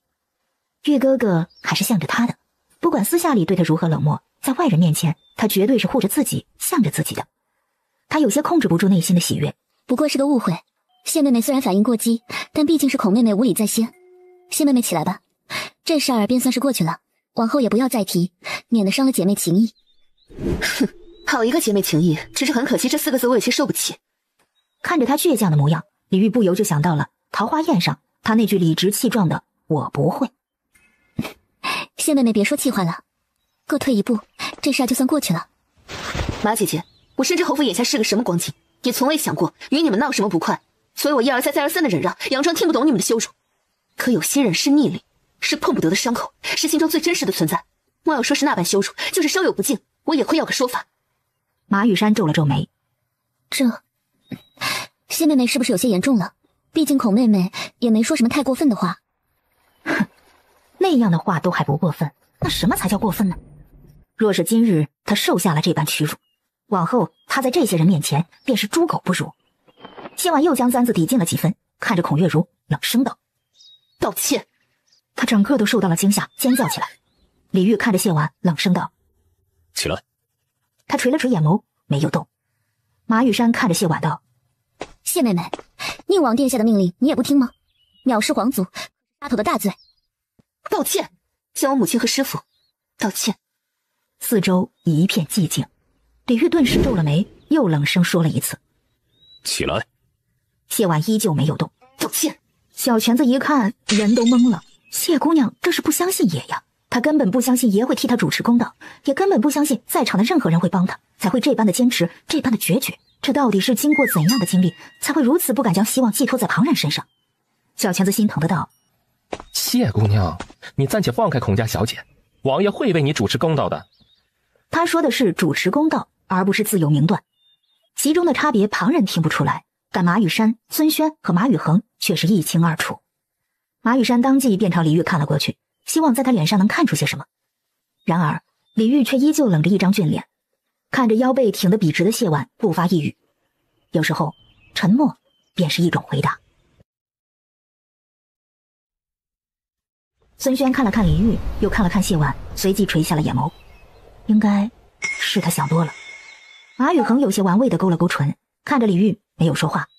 然而谢婉似乎没有听到小泉子说的话一般，依旧倔强地跪压着孔月如，厉声道：道歉。小泉子见状，只能在心里叹了口气，退到了一旁，没有再开口让谢婉退下，而是就这么静静地看着他。他不说话，当即也没有人再敢开口。孔月如知道这下彻底是没有人来救自己了，他哇的一下哭出声来。我错了还不行吗？当然不成，你要同我母亲还有师傅道歉。我向你母亲还有师傅道歉，对不起，我错了。听到这话，谢婉这才拿开簪子起身，放开了他。孔月如得救了，可她的脸面也都丢尽了。她连忙爬了起来，砰的一下跪在李煜面前，哭着道：求宁王殿下为臣女做主，正如马姐姐所言，臣女虽有过失，但不过是些无心之言。可谢婉，她居然不顾王爷令祖，这般逼迫臣女，简直藐视王法，没有将王爷放在眼里。谢婉垂着眼眸站在一旁，没有说话，甚至连看都没有看上李煜一眼。李煜看了谢婉一眼，随后垂眸看向孔月如。无心之言。孔月如立刻道：臣女确实是无心之言，此事孔姐姐和在场的姐妹都可以为臣女作证。李煜看了看马雨山，又看了看一众贵女。你们都能作证？马雨山开口道：孔妹妹确实是无心之言。对，是无心之言，无心之言。是吗？他们说的都是真的？唯有孙轩说了一句：与事实可有些出入。韩景想要说话，却被李煜一个冷眼给看了回去。李煜没有问孙轩这些许出入是出入在哪儿，而是看了一眼谢婉咬出白痕的红唇，冷声开口道：17。话音一落，忽然不知从何处纵身而来一个黑衣劲装男子，落在李煜身侧，俯首抱拳道：属下在。将事情的经过复述一遍，从头开始。是。王爷从马场离开之后，谢姑娘便与众公子分开，去了诸位小姐聚集之地。他不是简单的复述，而是将每个人说了什么，做了什么，甚至连他们的语气和声音都模仿得惟妙惟肖。谢婉有些讶异的抬眸朝石青看了过去，这不就是人形录音机吗？大佬666啊！一道冰冷的目光朝他看了过来，谢婉立刻低了头。石青越说，众人的脸色越是难看，而孙轩和韩景脸色难看，是因为谢婉。他在他们看不到的地方受到的竟然是这样的对待，尤其是韩景，他今天组了这个局，分明是想让他开心的，是想能够帮他多结识一些朋友，让他能够在京城有所注意。可是他得到了什么呢？是满满的屈辱，是逼得他不得不用这样极端的方式来捍卫自己的尊严。韩景没有比任何一刻能够理解他的那句要一个能护得住侯府的人。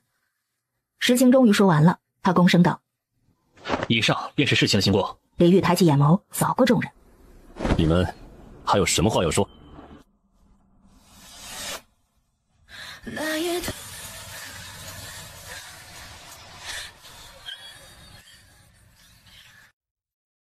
孔月如。孔月如身子一凛：臣女在。李煜冷眼看着他：身为2品大员的嫡女，你恶意侮辱他人，对死者不敬，辱骂其生母和师父，毫无世家之女该有的风范，实乃无礼无仪无德。你父亲乃是礼部尚书，能教导出你这样的女儿，可见也是德不配位。你的所作所为，本王会如实告知你父亲，明日早朝，本王也会如实告知陛下。至于孔太妃那儿，本王亦会派人如实告知。听得这话，孔月如顿时就慌了，她急急的道：王爷，一切都是臣女一人之过，恳请王爷。晚了，你的一言一行皆代表孔府，在你做出欺辱他人、辱没1等侯夫人的时候，就该想到会有如此后果。王爷，臣女真的知道错了。孔月如砰砰的磕头：一切都是臣女之过，恳请王爷饶过臣女的父亲。砰砰的磕头声，谢婉看着都疼。李煜没有理会他，转而看向孙依依道：孙依依。孙依依本就已经吓得抖若筛糠，李煜一点他的名，他当即扑通一声跪了下来。李煜冷声开口道：你身为1等侯之女，极度诚信，口出恶言，本王会如实告知武安侯，让他对你严加管教。孙依依不敢多言，只恭敬地磕了一个头：臣女认罚。李煜又看向了孙轩：孙轩。孙轩躬身道：孙轩在。你身为兄长，不曾阻止令妹口出恶言，纵容她欺辱他人，有违兄长职责。本王念你并无恶念，罚你1年之内不得入室。孙轩闻言一惊，想要辩解什么，话到了唇边，最终还是什么都没说，只躬声道：“孙轩认法。”韩景，韩景在。你身为组局长，却无妥善处置事务之能，任凭这等恶事发生，罚你禁足3月，闭门思过。韩景低了头。是。李煜转眸看向马宇恒。马宇恒在。李煜看着他，连缘由都不讲，直接说了处置结果。罚你禁足3月。马宇恒很是坦荡的受了。是。李煜的目光落在了马雨山的身上。马雨山没有低头，他抬着头，有些眷恋的看着他。臣女在。李煜的目光一如先前那般冷。你身为国公世子嫡女，在场的贵女之首，有恶事发生，非但没有劝阻，反而维护恶者，颠倒黑白，助纣为虐。皇后乃天下女子表率，你的行径实在令皇后蒙羞，令国公府蒙羞。此事本王会如实告知国公世子，亦会如实告知皇后。本王罚你禁足3月，剩余处罚交由皇后与国公世子。马雨山闻言垂了眼眸。臣女遵令。这一连串的处罚下来，着实让谢婉出了一口恶气，尤其是对孔月如的惩处，他怕是做梦都没有想到，因着他的缘故，家中父亲居然会被李煜批了个德不配位。这样的批断一出，最少都要官降1等，这代价可大了。谢婉。谢婉下意识的一缩脖子，低声道：“臣女在。”李煜看着他，冷声道：“你虽是受害者，虽是事出有因，迫不得已，但你伤人是真，众目睽睽之下行凶，不听劝阻亦是真。本王罚你抄清净经100遍，未抄完不得出府。”100遍，不抄完不能出门。他是不是得感谢他？还记得他是学道的，让他抄的是道家清净经，而不是佛家的清心咒。见他不曾应试，众人的目光都朝他看了过来。李煜皱了眉：“你有异议？”谢婉抬眸看了他一眼，刚刚对上他深邃的黑眸，就立刻低下了头。“臣女并无异议。”李煜的目光在他面上停留了几瞬，转而看向韩景道：“该罚一罚，该惩一惩，你们要做什么，继续吧。”听到这话，众人心头都是一震。哪个人在经历过这样的事情之后，还会有心思玩乐？这时李煜又开口了：“不是换了骑马装要赛马，正好本王现在有空，为你们做个见证。”说完这话，他便走到最近的一处高座前，一撩衣摆，端坐了下来。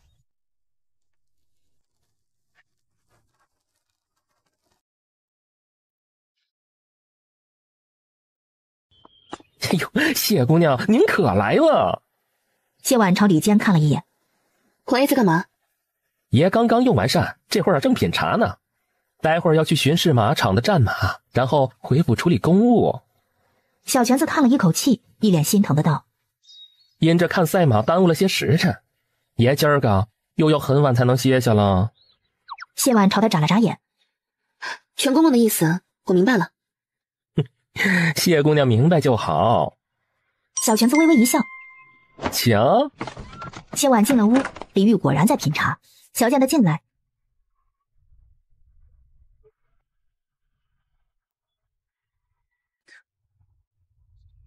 你来做什么？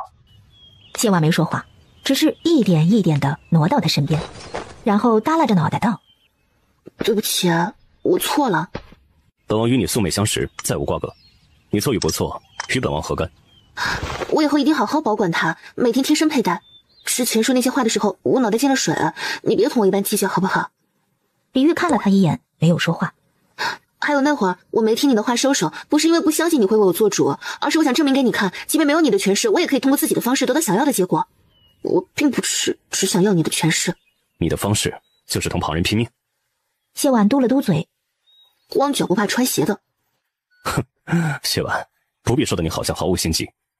依着你的聪慧，有诸多办法让孔月如向你道歉，然而你却选了那样极端的方式，是因为你知道本王就在马场，即便本王没去，事情闹大了，自然会有人来请本王做主。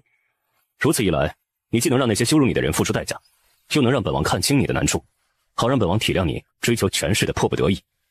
原来他什么都知道，可即便知道，他还是成全了他的利用，为他主持公道，甚至还特意留下看完了马赛。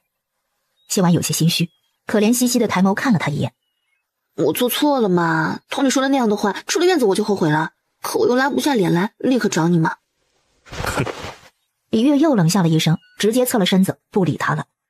谢婉垂眸看着他的手，一点一点伸出手去，小心翼翼地碰了碰。见李煜没有反应，便伸手勾住了他的小拇指。李玉回眸冷眼看他，谢婉立刻朝他露出一个讨好的笑来，娇滴滴的道：“我错了。”李玉静静的看着他，过了片刻，才沉声开口道：“谢婉，本王不喜欢被算计，更不喜欢别有用心接近本王的女子。而你不仅别有用心，甚至从你接近本王的那一刻，步步皆是算计。所以，到此为止了，谢婉。”到此为止。李玉的眼眸带着冷和疏离，全然不似以前许他当侧妃时的样子。谢婉张了张口想要解释，可还未出声，他却已经直接下了逐客令：“本王还有事，你退下吧。”谢婉不想走，然而李玉的下一句话却直接断了他所有的念想：“谢婉，给自己留些脸面。”听得这话，沉默片刻，还是后退半步，朝他行了一礼：“臣女告退。”余光里那抹亮丽的背影消失不见。李玉伸手端起面前的茶盏，将早已凉透的茶一饮而尽。谢婉走出屋子，小裙子立刻迎了上来。他朝里间看了一眼：“主子的话，谢姑娘不必放在心上，主子不过是矫情了些。”矫情？小裙子点了点头。目标，矜持的跟个花花大闺女似的。谢婉闻言有些想笑，却根本笑不出来。他低声道：“这次他是认真的，但也怨不得他，是我自己做的有些过了。”他敢对孔月如动手，确实是因为知道李玉在马场，但他这么做的倚仗，并不是因为李玉待他特别，而是因为相信李玉是个大公无私、会秉公处理的人。即便今日在马场的人不是他，而是换成另一个如他一般有威望又人品有保障的人，谢婉也依旧会毫不犹豫地将孔月如压在身下，用簪子对准孔月如的脖子。只不过不可否认的是，因为那个人是李玉，所以他有些有恃无恐，也有些想让他看到自己的迫不得已和追求权势的苦衷。小裙子看着他，有些担忧的低声问道：“谢姑娘，不会真的信了爷那句到此为止吧？”谢婉垂了垂眼眸，没有说话。小裙子见状，顿时有些急了，低声道：“谢姑娘，何必在意爷说了什么？爷忙着呢。若是当真不在意姑娘，哪会管那么多事儿啊？所谓烈女怕缠郎，爷现在呀就是个矫情的黄花大闺女。谢姑娘，你只要……”小裙子。一道声音从身后传来，小裙子当即汗毛根根竖起，她没敢回头，只低声对谢婉道：“谢姑娘，奴才好像有些幻听了，居然听到了爷的声音。”谢婉朝身后看去，就见李玉正黑着脸站在门口看着小裙子，好似完全没有看见他一样。谢婉收回目光，有些歉意地对小裙子道：“我先走了，全公公还请自求多福。”小裙子真是有点无奈呀，这便是传说中的大难临头各自飞。小裙子硬着头皮转过身来，堆着一脸的笑：“爷，您喝完茶了呀？茶好不好喝？要不奴才再给您去泡一壶？”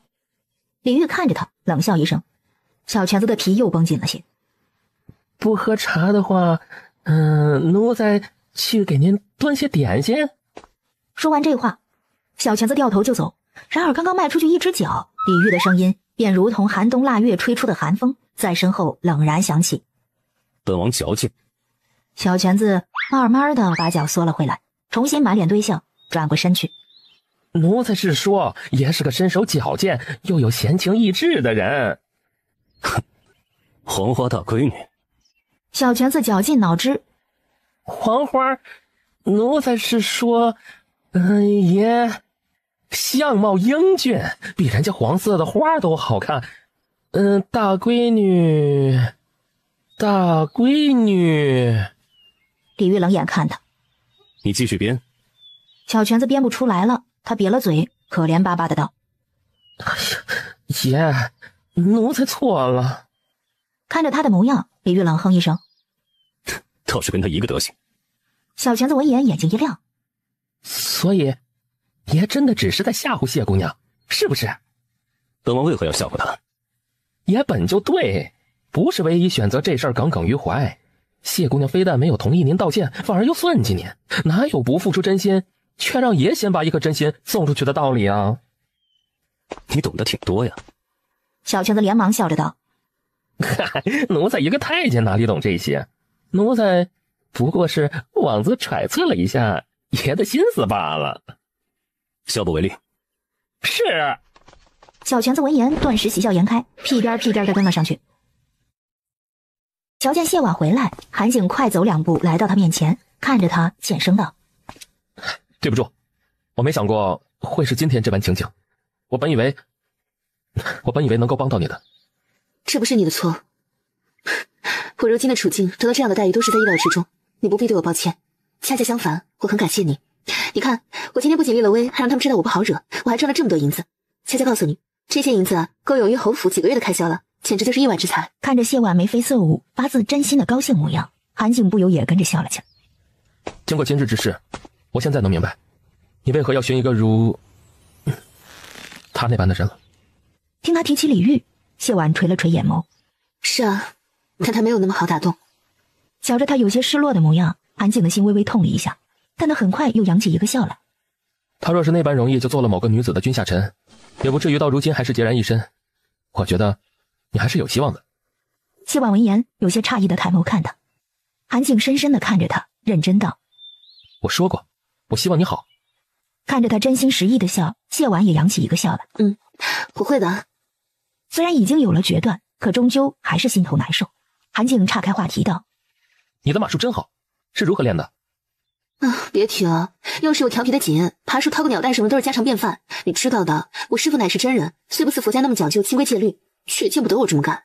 我跑不过他，每被捉到总是要挨一顿打。后来我就学聪明了，他一追我就骑马跑。一开始师父凭着轻功还能追上我，后来渐渐的就追不上了。你们练马术是代步或者玩乐，而我是逃命的，这能一样吗？就是跟我幼时练轻功，我爹会放狗追我是一个道理。是吉是吉耶。两个人一道笑了起来。笑过之后，韩景便先离开了。他骑在马背上，微笑着同谢婉道别，然后转过头去，将所有的情谊掩盖封存，再也不提。谢婉一直目送着他，直到韩景的背影渐渐消失不见，转身上了马车。马场主正在陪同李玉参观战马的饲养情况，下人们本来是不敢来打扰的，但楚云亲自来了，他们也只能如实禀告。马场主闻言，顿时心里有了数。他看了李玉一眼，见他没有什么反应，这才松了口气，对下人道：“不管怎么说，楚姑娘的马车是在咱们马场出的事，你立刻给楚姑娘换一辆马车，再备些赔礼，顺道跟楚姑娘说一声，往后这样的事情绝不会再发生。”下人闻言立刻应了一声是，匆匆忙忙去办了。从头听到尾的李玉没什么反应，一旁的小泉子却是冷哼了一声：“这些贵子贵女虽不是官场中人，却将官场上那一套欺压学了个10成10，也不怕给家中兄父操来祸事。”马场主闻言只能陪笑，他能怎么办呢？他谁也得罪不起呀。李玉巡视完马场，便启程回府。楚云这边刚刚将马车归置好，瞧见李玉的车驾，立刻让到了一旁。一众侍卫从他面前经过，他立刻屈膝俯身恭送。然而那挂着宁王府标识的马车行至他身边的时候，却忽然停了下来。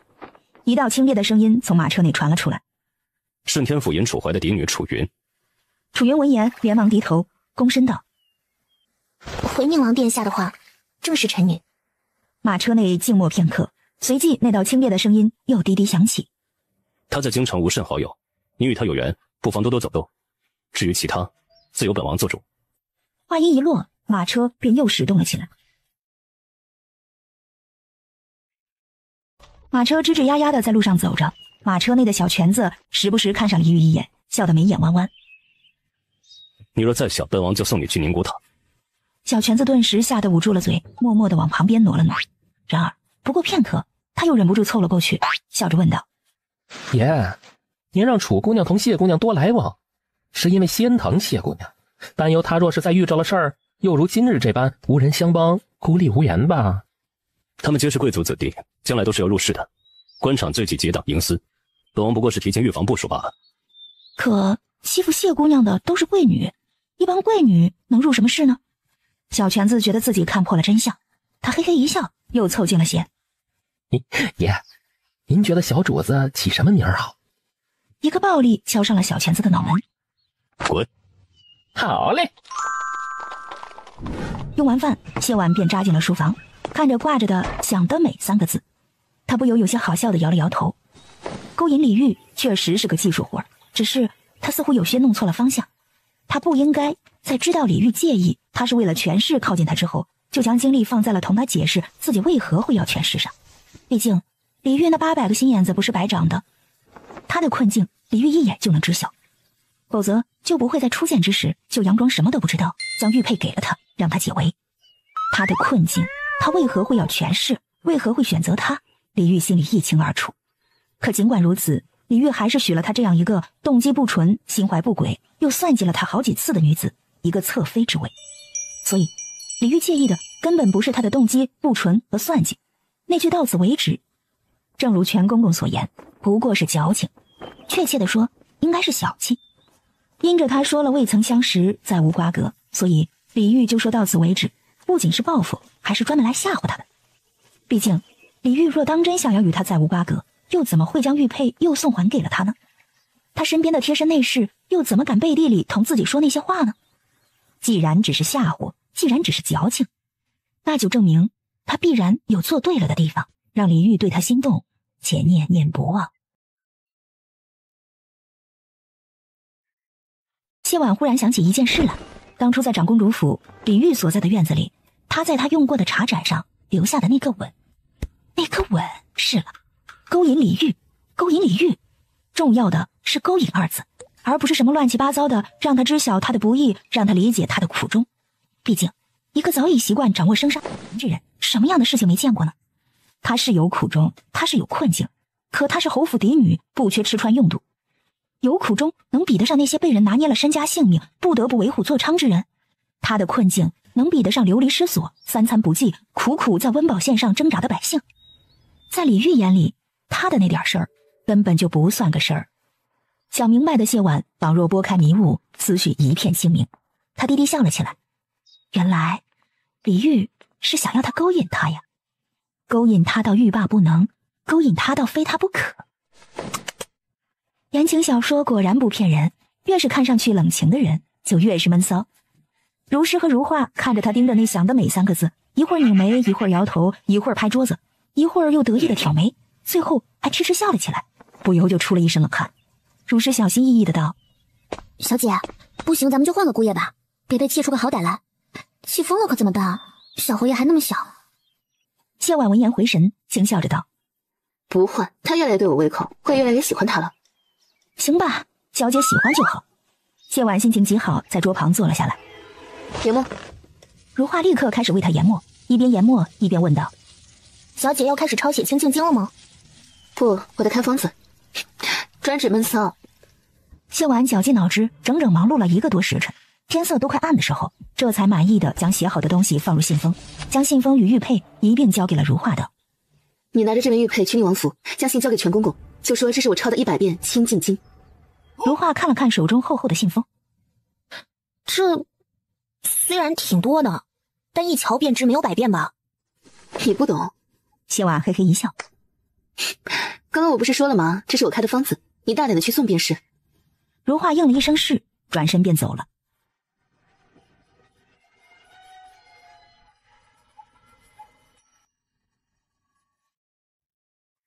你在外面顺便打听打听王二狗的消息，说是他没死，这会儿肯定现身了。遇到危险，躲是人的本能，他要是真的能发现危险躲了起来，就必定是个聪明人。小姐为何觉得他会现身？这时候不是应该躲起来才安全吗？聪明人就该知道，一直躲在暗处只会死得悄无声息。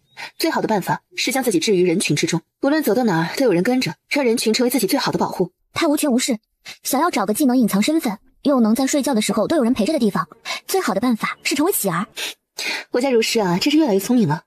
都是小姐教导有方，可若是扮成乞儿，死了不是更没人在意吗？他的目的是活着，死后如何根本不重要。扮成乞儿，第一可以掩藏身份，第二可以起到示警的作用。容易，杀可就不容易了。奴婢现在就去办。谢婉看着他的背影消失在外间，低低叹了口气。但愿那王二狗只是躲了起来，而不是已经成了乱葬岗的一具尸体。如诗没回来，谢婉的2个婶婶倒是过来了。你今天已经16有余了，女子最好的年华也就这么几年，总不能再耽搁下去。所以我跟你3婶还有2位叔父费了9牛2虎之力，帮你说了一个好人家。你们能帮我寻什么好人家？你这说的什么话呀？不管怎么说，你都是我们的侄女，你嫁得好了，我们脸上也有光，是不是？就是，我们之间就算有矛盾，但也是关上门一家子的事情，怎么可能在婚事上埋汰你？你嫁得好，我们也会跟着沾光。你放心，这桩婚事你保管满意。是吗？不知那位婶婶给我相看的是哪户人家？秦郡王世子李泽，怎么样？是不是个顶好的婚事？你嫁过去就是郡王世子夫人，将来就是郡王妃，真是个好婚事啊！谢婉顿时就笑了。秦郡王府身份确实够高，但问题是，秦郡王和郡王世子李泽都是好色之徒，父子俩不仅婚素不继，而且还是没什么礼义廉耻的，妾室共用那是全京城都知道的事儿。那郡王世子样貌也是不错的，你若是愿意，改天咱们去秦郡王府上坐坐。秦郡王府出的价钱最高，可不就是比别家高出5成呢？弟妹，你胡说八道些什么？我的意思是，他们家最有诚意。对，他们家最有诚意。虽说钱银不代表什么，可若是求娶你的人家连钱银都不舍得出，嫁过去也是不受重视的。恐怕要辜负两位婶婶的好意了。今儿个去赛马场，我得罪了宁王，被罚抄100遍清净经，不抄完不得出府。你居然得罪了宁王！宁王很生气，说不是看在我爹娘的份上，这会儿他都要治我个大不敬之罪了。你是如何得罪宁王的？也没什么，就是今儿个在马场的时候，有闺女羞辱我母亲，我一时气不过，用簪子刺伤了她。宁王当时也在场，他让我收手，我没听。宁王的话你也敢不听？你是老寿星，命长嘛。两位婶婶是知道我脾气的，我这个人真生气的时候，是什么也顾不上。这会想想也是后怕的紧，这门我是出不了了。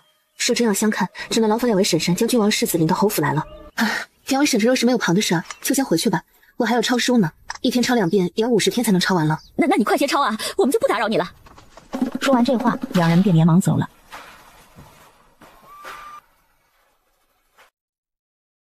他在京城大街小巷转了一圈，凡是乞丐他都留意看了，并没有瞧见王二狗。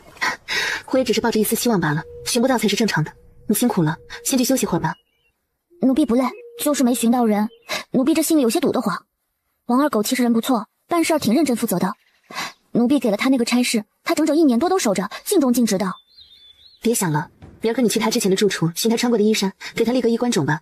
咱们能做到的也只有这样了。一些奴婢卖到了铺子里，铺子上不收的，奴婢就全部拿去死当了，一共是2124两。过了一会儿，如画也回来了。奴婢已经将东西亲手交到了全公公手上。谢婉了一声，将小张氏和谢氏来过一趟的事情说了。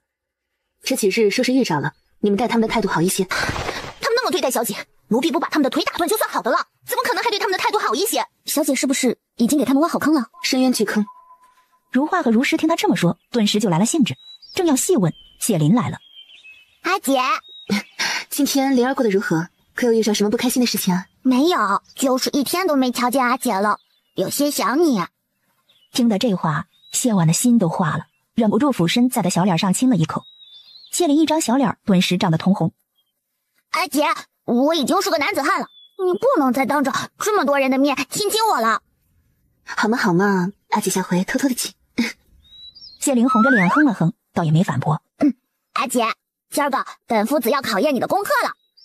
谢婉面上的笑容瞬间就消失了。阿姐今天头有些疼，改天吧。哼，这招上次阿姐已经用过了。阿姐记错了，阿姐是肚子疼。这招今天灵儿也跟夫子用了，夫子在宫房外守了灵儿整整1个时辰。很好，不愧是他亲弟弟。阿姐，夫子说要以身作则。一句话说的谢婉顿时没了脾气，他有些认命的道：行吧，你要考什么？也没什么。阿姐，你先将《三字经》和《百家姓》背一遍吧。谢婉还是选择肚子疼吧。最后的最后，谢婉背出了《三字经》，却怎么也背不出《百家姓》。谢林看着他绞尽脑汁的模样，轻叹了口气：唉，阿姐别为难自己了。你放心，虽然你很笨，但灵儿不会看不起你的。阿姐谢谢你啊。不客气。没事的，阿姐，咱们家有一个聪明人就行了。哼，算了，笨就笨吧，最起码下回不会再让他背书了。看着谢婉一脸释然认命的模样，谢林在心里叹了口气。阿姐这么笨，真的很担心，怕她被人骗啊。晚间哄睡了谢林之后，谢婉总算是可以休息一会儿了。守在屋内的如画却忽然整个人都戒备了起来。小姐，有人来了，是个顶尖高手。如画武功很高，一般高到他这个地步的都是自信的，能被他称为顶尖高手的人，武功最少也是与他差不多的。按兵不动，先看看来意。窗外忽然响起了一道低沉的男声：谢姑娘，属下白云奉王爷之命前来送还俗物。紧接着一个东西就从窗外飞了进来，精准地落在了桌上。王爷还有句话带给姑娘，请说。王爷说孺子可教。听得这话，谢婉顿时忍不住笑了。他就说嘛，那么多流芳百世的情诗，还能治不了一个骄傲闷骚男？但是李煜又还给他是什么意思？王爷还有句话带给姑娘，请讲。王爷还说3日之内若不能将罚钞送上，玉佩一并收回。谢婉的笑容瞬间就僵在了脸上。很好，给个甜枣再打1巴掌，这招李煜已经玩得很溜了。话已带到，白云却未离开，看着窗户上的倒影，来侍卫可还有事要嘱咐？白云犹豫了一会儿，开口道：姑娘可有话要带给王爷？谢婉想了半天，很不走心的道：请告诉王爷，我想他了。白云应了一声，属下告退。一阵风过，窗户上的倒影已经消失。谢婉看着桌上的信封，一阵无语。他转眸朝如画问道：我都对症下药，孺子可教了，他为什么还要我罚钞？如画眨了眨眼，也许是乐趣。谢婉他宁愿不要这个乐趣。白云悄然回了宁王府，李煜仍在书房内忙碌。白云上前躬声禀道：启禀王爷，信送还。他有何反应？谢姑娘很是高兴。轻笑出声了，应该就代表很高兴吧。李煜闻言微微挑眉，而后摆了摆手示意他退下。白云没有走，而是开口道：谢姑娘有句话带给王爷。李煜皱了皱眉，他自然还有心情给本王带话。白云点了点头。谢姑娘许是羞涩，犹豫了许久，才让属下给王爷带了句话。她很想王爷。李煜闻言先是一愣，而后便明白了。他罕见的勾唇露了笑。待会儿他就羞涩不起来了。别说羞涩了，谢婉这会儿跟李煜同归于尽的心都有了。他终于弄明白了，李煜说的孺子可教，不是说他对症下药给他写了情诗，而是李煜以为那些情诗都是他的原创，李煜在夸他诗写得好，而3天抄100遍是李煜对他的惩罚，惩罚他投机取巧，想要避开罚抄的行为。他会错了意不说，还让人给他带话，说他想他。李煜这会儿肯定笑坏了吧，笑他的自作多情，笑他的愚不可及。哎，真要一想到自己干了什么蠢事儿，谢婉就尴尬的恨不得原地刨个坑把自己给埋了。睡那是不可能睡着了，他现在的精神能用脚趾头抠出30亿听来，这一夜注定是个不眠之夜。谢婉只能老老实实的罚抄。如画去休息了，只有如诗陪着他。就在他和如诗都昏昏欲睡的时候，如诗猛然惊醒，扭头朝门外看了过去。门口站着一个穿着男装的女子。願等你一輩子真情留住你，夢裏歸家那一扇燈。你是何人？居然膽敢私闖永裕侯府！謝婉也清醒了，看着站在門口含笑看着他的男子，怎麼看怎麼覺得有些熟悉。尤其是他輕倚在門邊，拿着折扇輕搖地看着他，那副風流倜儻的模樣。再仔細看了看他的樣貌，謝婉驚呆了。馬公子。馬宇恒輕笑了一聲，抬腳走進屋內，朝一臉戒備的如詩看了一眼。哎呀，放心，本公子對你家小姐沒有惡意。聽他這麼說，如詩頓時更戒備了。不請自入，那就是歹人，而歹人入屋不是劫財就是劫色。自家小姐那麼美，無事，馬公子身份尊貴，若要對我不利，又何須親自動手？如詩急了，劫色這事兒不就得親自動手嗎？他擔憂地看向謝婉，小姐，放心吧，你們去門口看着。聽他這般說，如詩也只能出了門。謝婉打量着馬宇恒，滿心都是好奇。他只是聽說過易容術，這還是第一次瞧見真的，只是不知道到底現在這張臉是馬宇恒的真容，還是白天裡的那張臉才是。馬宇恒看着他那雙水汪汪的桃花眼，盛滿好奇的模樣，不由笑了笑。怎麼，被本公子的美貌給驚到了？謝婉老老實實的點頭。確實有點。馬宇恒現在這張臉很美，微挑的丹鳳眼，高挺的鼻梁，比尋常男子細一些的一字眉，唇紅齒白，單論美，甚至都快要跟他有的一比了。最重要的是，這張臉分明是女相，卻透着一股男子的英氣，確確實實是個男子才有的面相。馬宇恒見得有些憨憨的模樣，唇角露出了一絲笑，垂眸看了一眼桌上的東西，輕挑了眉。你倒是個老實，他讓你抄100遍，你便在這奮筆結書，依着你同他的關係，不是撒個嬌就能免了的嗎？撒嬌？他第一次跟他撒嬌，得到一個只能為側妃；第二次撒嬌，得到一句到此為止；第三次寫情詩撒嬌，得到的是3天7萬多字，這待遇一次不如一次。謝婉看了馬宇恒一眼，淡淡道：之前便同馬公子解釋過，我與寧王殿下並無任何關係。馬宇恒聞言輕嗤了一聲，这话骗骗你那3岁的弟弟就行了。马公子半夜来此，所为何事？马雨恒闻言，忽然凑近了他。谢婉有些不适的往后退了退。别动。谢婉一愣，干嘛？马雨恒又凑近了他。你看看本公子的这张脸，好好看看。顺美。马雨恒显然不满意这个答案，皱了眉道：你再看看，仔细看看。谢婉皱眉又看了一遍，忽然福临心智，明白了他为什么不顾李煜的禁令，不惜暴露自己的真面目，甚至不惜暴露会武的事实，大半夜的跑到他这儿来让他看他。马公子就那般在意？旁人在不在意本公子不知道，但在本公子这儿，兔爷儿是在辱骂本公子。我分明说的是龙阳之好。一个意思，本公子现在可还是个兔爷儿？不是，虽是有些女相，但确实是男子之貌，其面相英气，是大富大贵之相，四情皆正，并无阴阳偏颇。恭喜马公子，性别男，爱好女。本公子本就如此，何来恭喜之说？你怎的不问问本公子为何会以面具示人？不问。为何？因为无需问。真是个无情的女子。夜色已深，马公子该回去了。本公子确实该走了。今晚我抄了大半夜的经书，仅此而已。马雨恒闻言挑了挑眉，转身出门，眨眼就消失在夜色之中。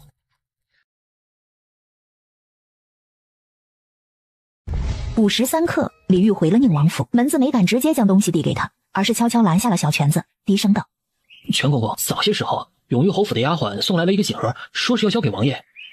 小泉子一听便知是谢婉派来的人，当即笑着道：给我吧。啊，那丫鬟还有句话带给王爷。小泉子笑弯了眼，带的什么话啊？那丫鬟说，他们家小姐已经明白了王爷的意思，嫁人那日还请王爷赏脸喝杯。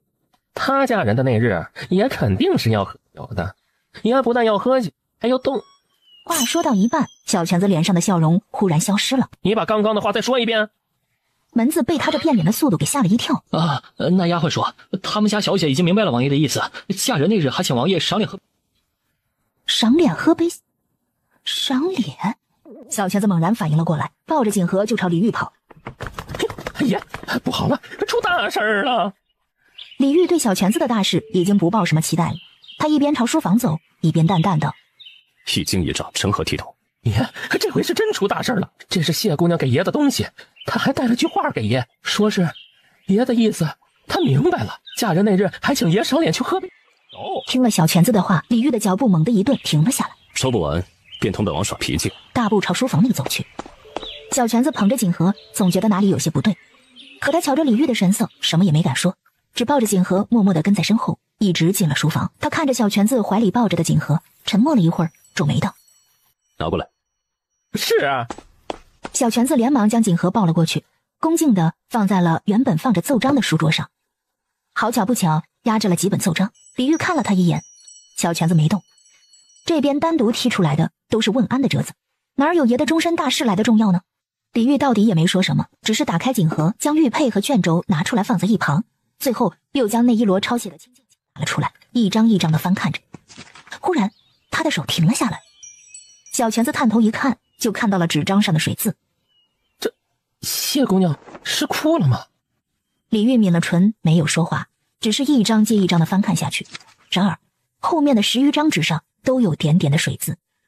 他拧了眉，放下手中的纸张，出声唤道：白云。白云立刻现身，躬身道：主子，去查一查永裕侯府的动静。是。白鹤跟着他，好奇地问道：主子让你打听永裕侯府做什么？白云瞥了他一眼：不该问的别问。怎么叫不该问的？咱得知道永裕侯府对主子爷重不重要，若是重要的话，以后就多留意着些，也免得主子爷问起来的时候跟今天似的，还得专门出去转一圈。留意着吧。我懂了。你懂什么懂？主子的事少打听，该你知道的时候你自然就知道了，主子没发话之前别瞎猜。知道了知道了。然而等白云一走，白鹤就立刻转头对白萧道：我觉得吧。白萧看了他一眼，一个纵身走了。内侍进来请示，是否要布饭？李煜看着手中的纸张，摆了摆手，示意那人退下。小泉子在一旁劝道：爷，还是用些吧，哪怕随意用些也是好的。不用。谢姑娘是不是误以为爷让她3日内抄完百遍经文是故意刁难她？不是误以为，本王就是刁难她。百遍经文，寻常人最少也需要5、6日才能抄完。爷好端端的刁难谢姑娘作甚？李煜看了他一眼，没说话。小泉子看了桌上的玉佩一眼，顿时恍然大悟。啊，爷是要谢姑娘来同您认错？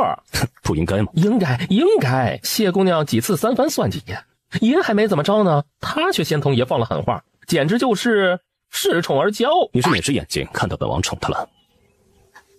他2只眼睛都看到了呀。寻常人别说算计了，就是稍有利用的苗头，兜草都会有一人搞，更不要说一而再再而三了。上一个朝自家爷放狠话的日都过了，可即便那样，一瞧见谢姑娘被欺负，自家爷还是为她主持公道，甚至推迟了公事，在那为谢姑娘壮胆，让她夺回颜面。这不叫宠，什么叫宠啊？然而这话小泉子是不敢说的。可谢姑娘误会了爷，已经心灰意冷，这可如何是好啊？没过多久，白云回来了。谢姑娘的2位叔父这几日联络了许多权贵，声称谁出的银子多，就将谢姑娘许配给谁。秦郡王和郡王世子以要迎娶郡王世子夫人为名，出价白银5万两，拔得头筹。今日申时去前往永裕侯府见谢姑娘。据秦郡王昨日在万春楼所言，若今日确认谢姑娘乃是京城第一美人无误，不日便会向谢姑娘迎娶回府。秦郡王和郡王世子是个什么德行？京城谁人不知啊？迎娶？呸！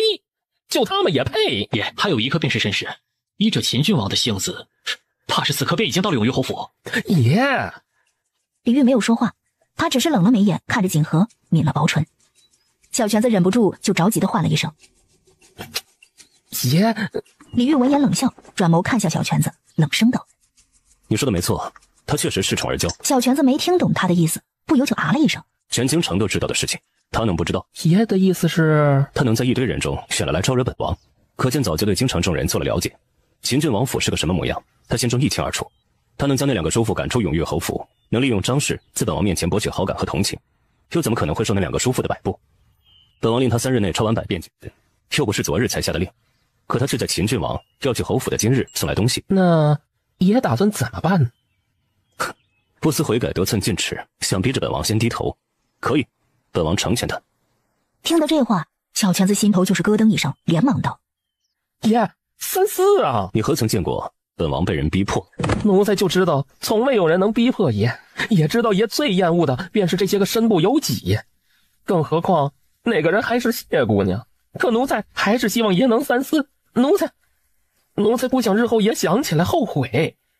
毕竟这世间，谢姑娘只有一个，即便将来还有旁人能入了爷的法眼，但那人也并非谢姑娘了。你倒是会为本王考虑，你觉得若是本王不出手，就依着他的性子，他当真能嫁入秦郡王府？显然不会。可小泉子知道，谢姑娘这次是破釜沉舟，逼着自家爷给个表态。若是自家爷不出手，那依着谢姑娘的性子，他与爷之间也就没有以后了。他有时候真的不大明白，爷对谢姑娘的特别是那般的明显，谢姑娘心头也有数，可是为何他要那般着急，甚至不惜逼迫爷呢？小泉子在心头叹了口气，他没有争辩，只叩首道：“请爷三思。”小泉子，奴才在。你去一趟长公主府。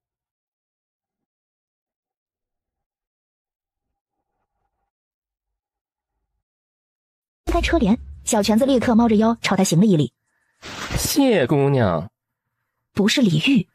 谢婉微微有些失望。全公公辛苦了。不辛苦不辛苦，倒是谢姑娘受委屈了。按理来说，奴才该在外面的，可人口杂，还望姑娘能够体谅。全公公不必多礼，坐着便是。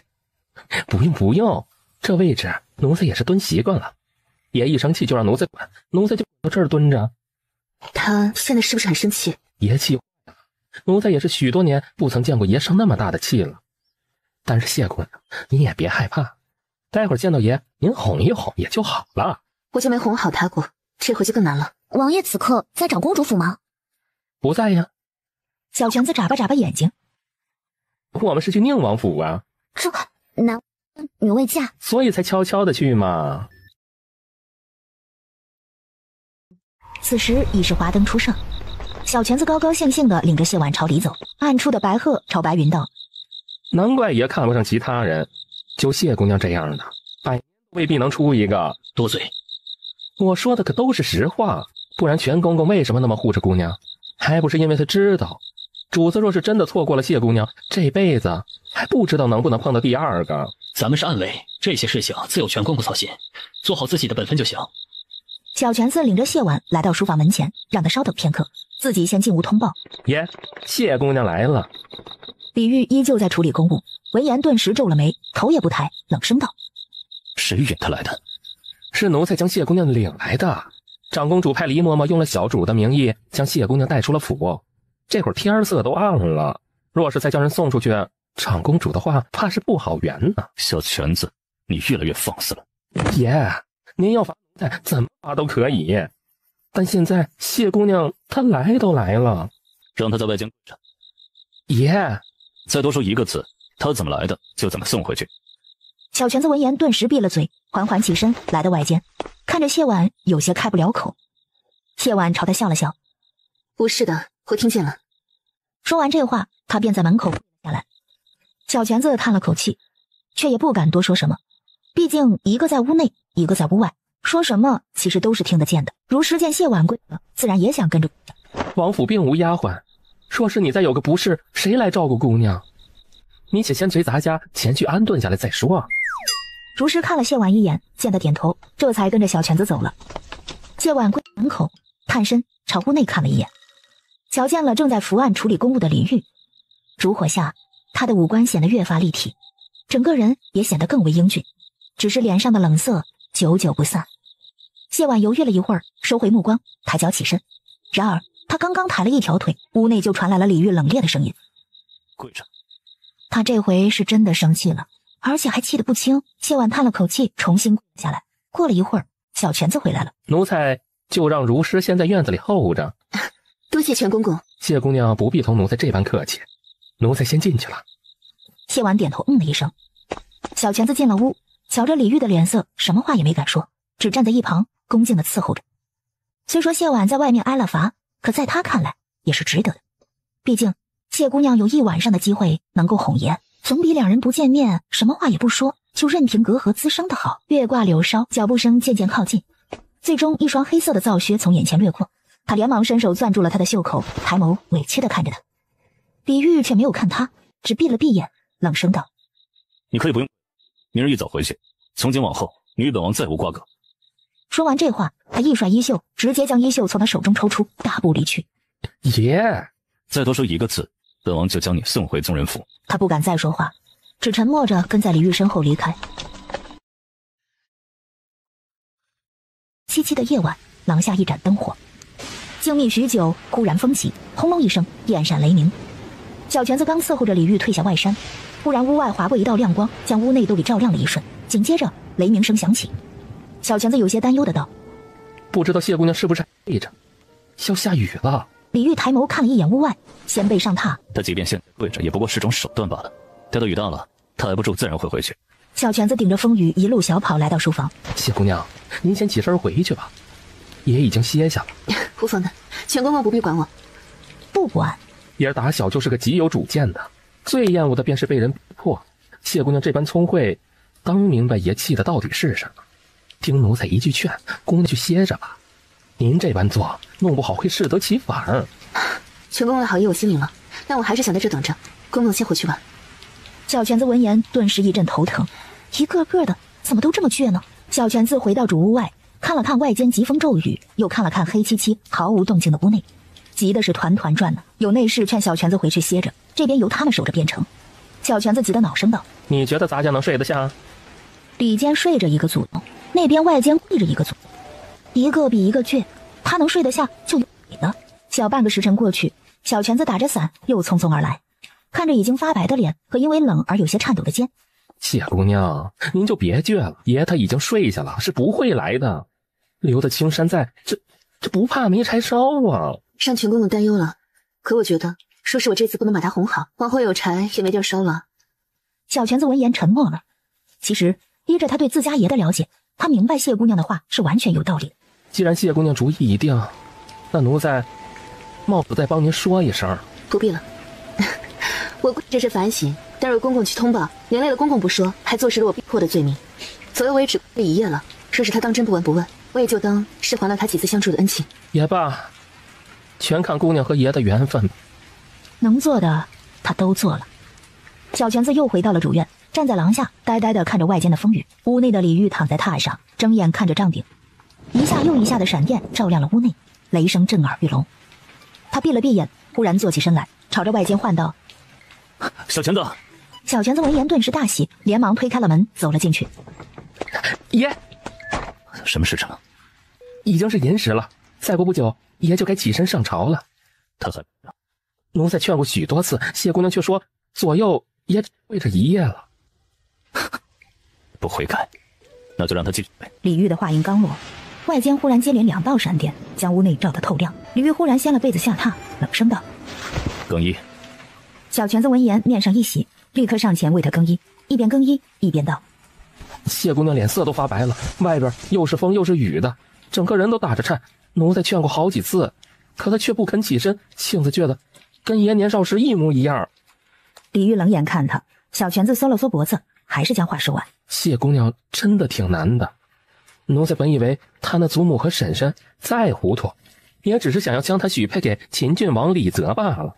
可去了才知晓，他们竟然盘算着直接了谢姑娘的身子。”此言一出，一股浓烈的威压带着怒意瞬间席卷而来，恰巧电光闪过，照亮了李玉冷然的面色。抬脚出了门，一旁的内侍连伞都没来得及撑开，他便已经大步迈入了风雨之中。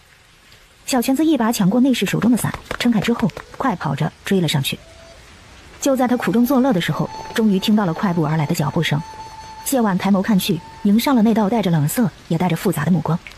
他还是来了呀！嘴硬心软，看着他惨白的小脸，还有因为冷而瑟缩轻颤的肩膀，李玉没有开口，只是眸色复杂地看着他，看着他一脸的傻笑，看着他衣衫尽湿而显得几分单薄的身子。谢婉，你将本王当成了什么人？谢婉眨了眨眼，没有回话，而是一点点地伸出手牵住了李玉的手，然后轻轻拽了过来，将自己的脸贴在他的掌心，轻轻蹭了蹭，哑声开口：“海上月是天上月，眼前人是心上人。”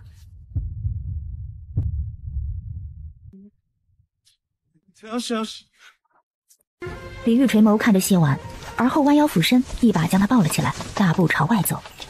忽而腾空而起，谢婉顿时一惊，她急忙伸手勾住李玉的脖子，看着他坚毅的下巴，紧抿的薄唇，闻着李玉身上好闻的气息，谢婉甜甜的笑了。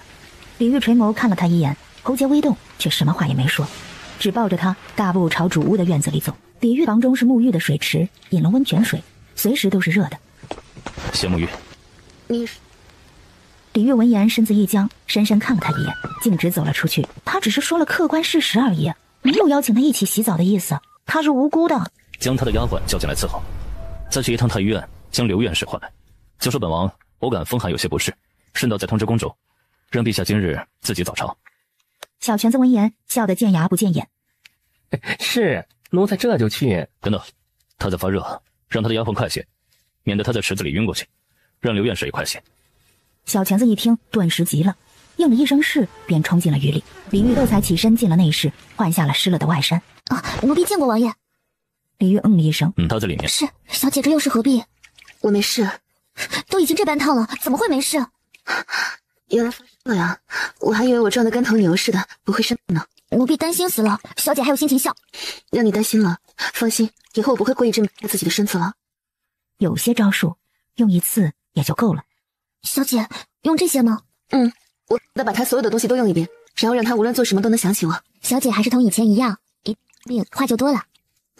现在是什么时辰了？快要卯时了。他还在外面？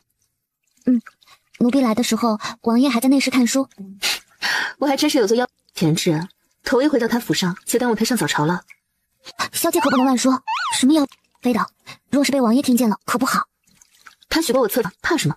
再者说了，我可不想当他的侧妃，他只能娶我一个人。小姐，你少说两句，每次你一声，就什么话都往外说，这里可不是侯府。哼，我才不怕呢，他是宠我的。外间的李玉握着书的手微微一顿，朝里间看了一眼，又收回目光。那可是宁王的床。小姐，放心吧，我不会把床弄的。我头朝外面，等你擦干了我再睡着。快擦吧，我有点头晕，还有点冷。王爷，小姐她很是不舒服。他话还没说完，便又憋了嘴，因为李玉压根儿就没有看他，而是径直来到床边，然后坐了下来。眼前笼罩了阴影，谢婉睁开眼，瞧见是他，立刻朝他露出了一个笑。我生病了。李玉垂眸看着他，淡淡了一声。都是你。李玉很是无奈，告状也不过如此了。不过没关系，我原谅你了。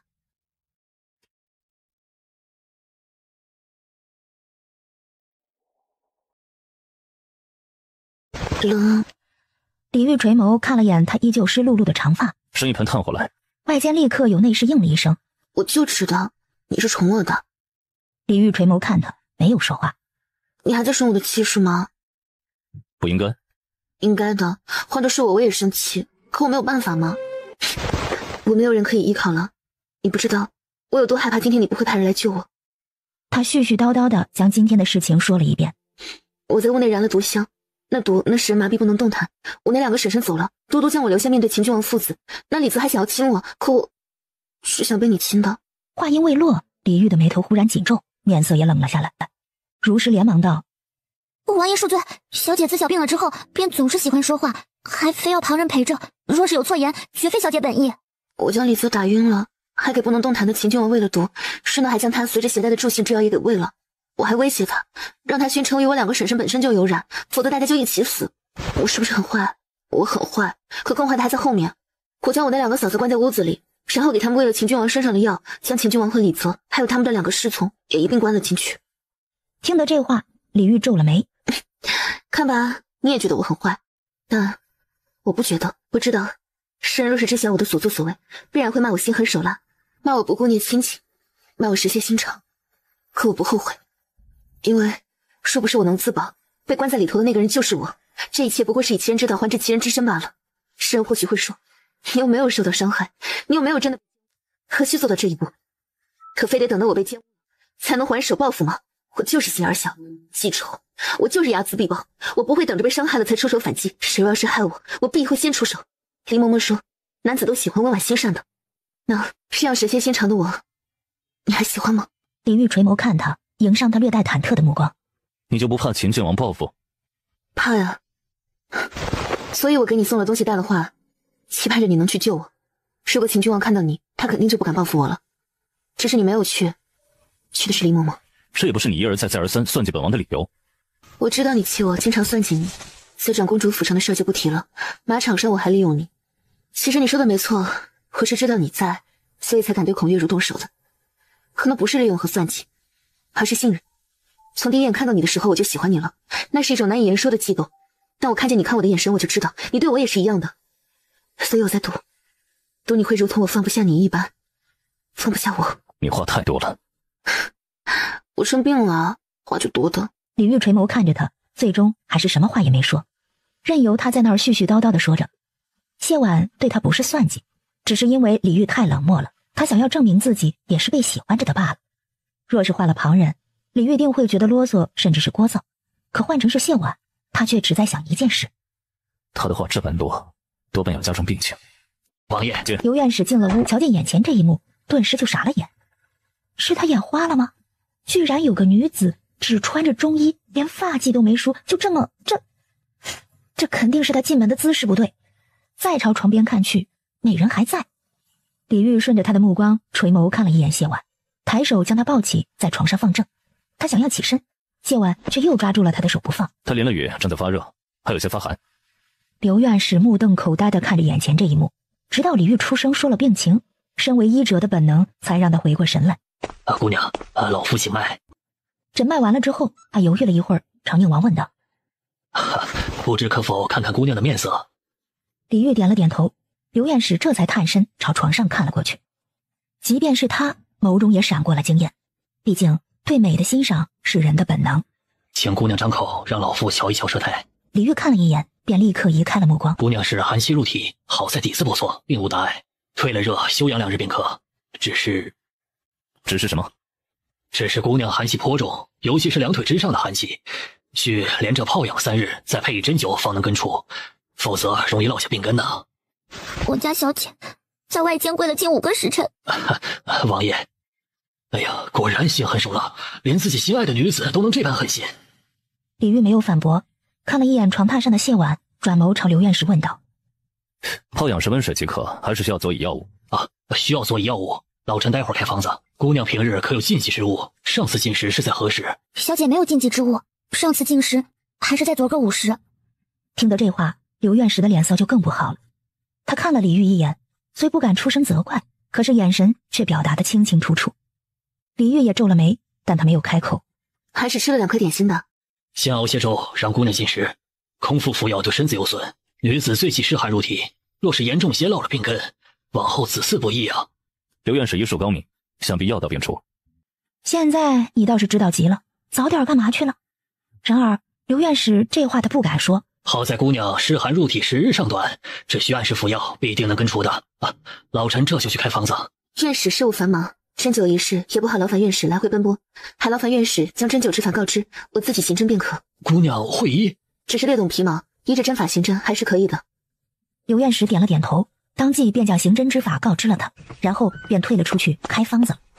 如实连忙跟了出去，屋中只剩下了谢婉和李煜2人。李煜垂眸看着他，眉头紧皱，沉默不语。你以后不能再让我跪了，好疼的。本王有时恨不得直接一剑宰了你，一了百了。说完这话，他一甩衣袖，大步离去。谢婉闻言愣了愣，然后扬起了唇角，偷偷笑了起来。李煜对他又爱又恨，还偏偏拿他没办法的样子，真是可爱。刘太医写好方子的时候，换了一身衣衫的小泉子到了。你照顾姑娘吧，剩下的事情咱家去做便成。劳烦全公公了。哎呦，何来劳烦的话？若不是咱家自作主张，姑娘也不会受这般苦啊。坐在一旁看着书的李煜闻言抬眸看了他一眼，小泉子仿若未觉，拿着方子就出了门。如实看了一眼李煜，也没说话，转身进了内室。李煜很是无言，这里好像是他的王府吧？宁王没有上朝，还换了太医院院士前去王府诊脉。消息传到宫中的时候，文昭帝李晨正在新贵妃的床上睡得正酣。当大太监将消息告知他的时候，甚烦，就不能休朝一日？陛下，朝臣已经在候着了。爱妃，用不用朕派你前去探望？新贵妃闻言回了神。陛下说笑了。文昭帝看着他的模样，冷笑了一声。你的春秋大梦，不知道什么时候才能行。新贵妃闻言垂了眼眸，并不说话。文昭帝看着他的模样，心头也是恼怒。更衣。娘娘，该您为陛下更衣的。伺候陛下的人很多，少了本宫也不碍事。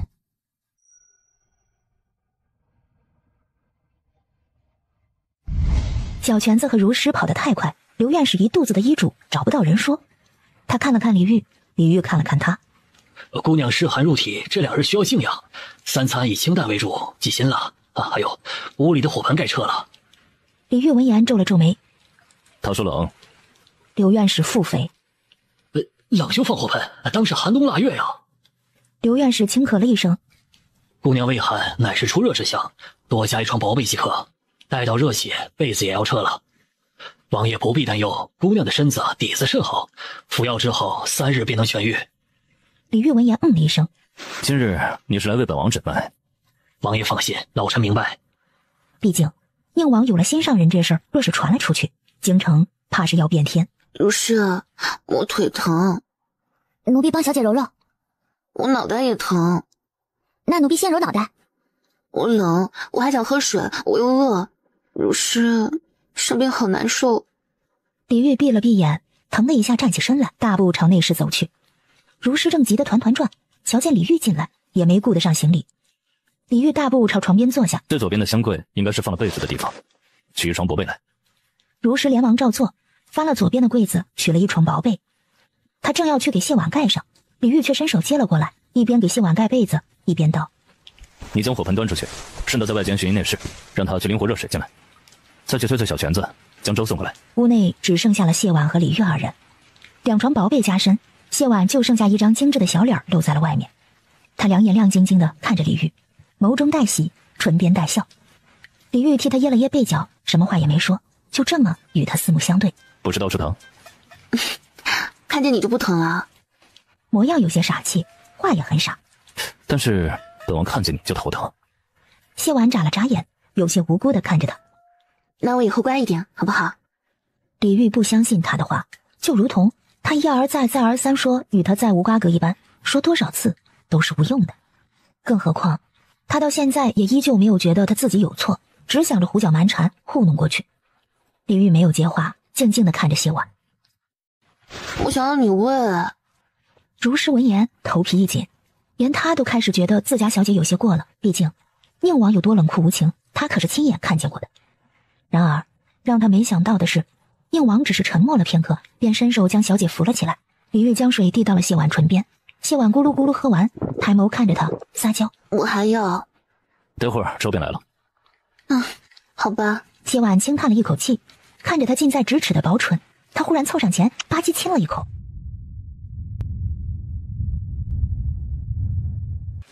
然后脸色爆红，一把躺下，扯过被子盖住脑袋，鸵鸟似的道：“我睡着了。”如诗羞红了脸，急忙低头猫着腰退了出去，唇上柔软的触感似乎还在。李玉愣在那儿，看着被子里的那一团良久，这才回了神，伸手扯了扯他的被子。谢婉拽紧了被子：“不，我不出来，我睡着了。”你还在发热，若是想热死自己，就继续这么捂着。听了这话，谢婉默默地拉了拉被子，露出脑袋来。李玉看着他已经红得快要滴血的面颊，轻叹了口气：“你好生歇着。”谢婉转眸看着他离开的背影，眨了眨眼。这人真是好难哄啊，难道要他伸舌头才行？李玉出了屋外，让如诗进去伺候，自己则站在窗前，吹着外间的风。那柔软的触感，还有带着几分甘甜的气息，似乎久久不散。他伸手摸了摸自己的唇，垂了眼眸。临近午时的时候，长春宫的新贵妃身子不适，点名让太医院刘院士请脉。新贵妃躺在榻上，任由刘院士为她把脉。沉默了片刻后，她突然开口问道：“听闻刘院士今儿个一早去宁王府为宁王诊脉了？”“回贵妃娘娘的话，确有此事。不知宁王身子可好？”许氏觉得问得太过直白。宁王替陛下处理朝政，身子可不能有亏损，不然陛下就得辛苦了。宁王殿下身子骨很好，不过是昨日染了风寒，有些不适罢了，休养个2-3日便能痊愈。刘院士可不必骗本宫，就宁王那个性子，区风寒，莫说是休息了，他连御医都不会招。说完这话，他压低声音问道：“他是否真的病得很重？”宁王殿下确实只是染了风寒，贵妃若是不信，可以去查御药房的药方。恭喜贵妃，您有喜了。你说什么？恭喜贵妃，您有喜了。寻常妃子听到有喜，必定欢喜不已。然而新贵妃听闻，不仅没有喜色，脸色还白了几分。好在身边的大宫女玉珠机敏，笑着道：“让刘院士见笑，娘娘她这是太过欢喜，一时回不过神了。”听得这话，新贵妃这才在苍白的脸上挤出一个笑来。刘院士眼观鼻，鼻观心，身为太医，能坐到院士的位置上，他早已习惯了装聋作哑，迎了上前，便退下了。“娘娘，你也该有自己的孩子了。”“自己的孩子？不是他的孩子，我要了做什么？”“娘娘，人是要向前看的，您就算是不为了自己着想，也该为相府着想。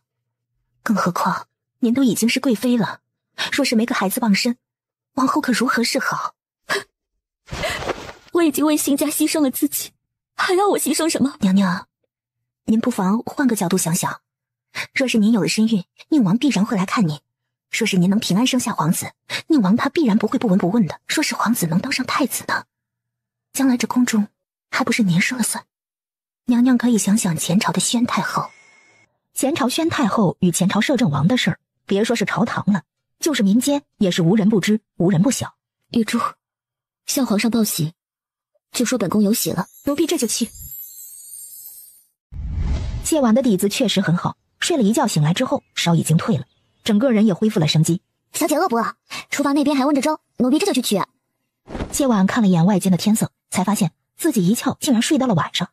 他点了点头。“他呢？”“宁王一直都是在外间的，小姐睡下之后，宁王这才离开，中途好像还去了宫中一趟，这会儿正在书房。”“去了宫中？他不是染了风寒吗？怎么又去宫中？旁人不会瞧出异样吗？”“奴婢不知，只是听通报的人说是新贵妃有了身孕，王爷听闻之后便匆匆去了。”“新贵妃？”谢婉自嘲地笑了笑。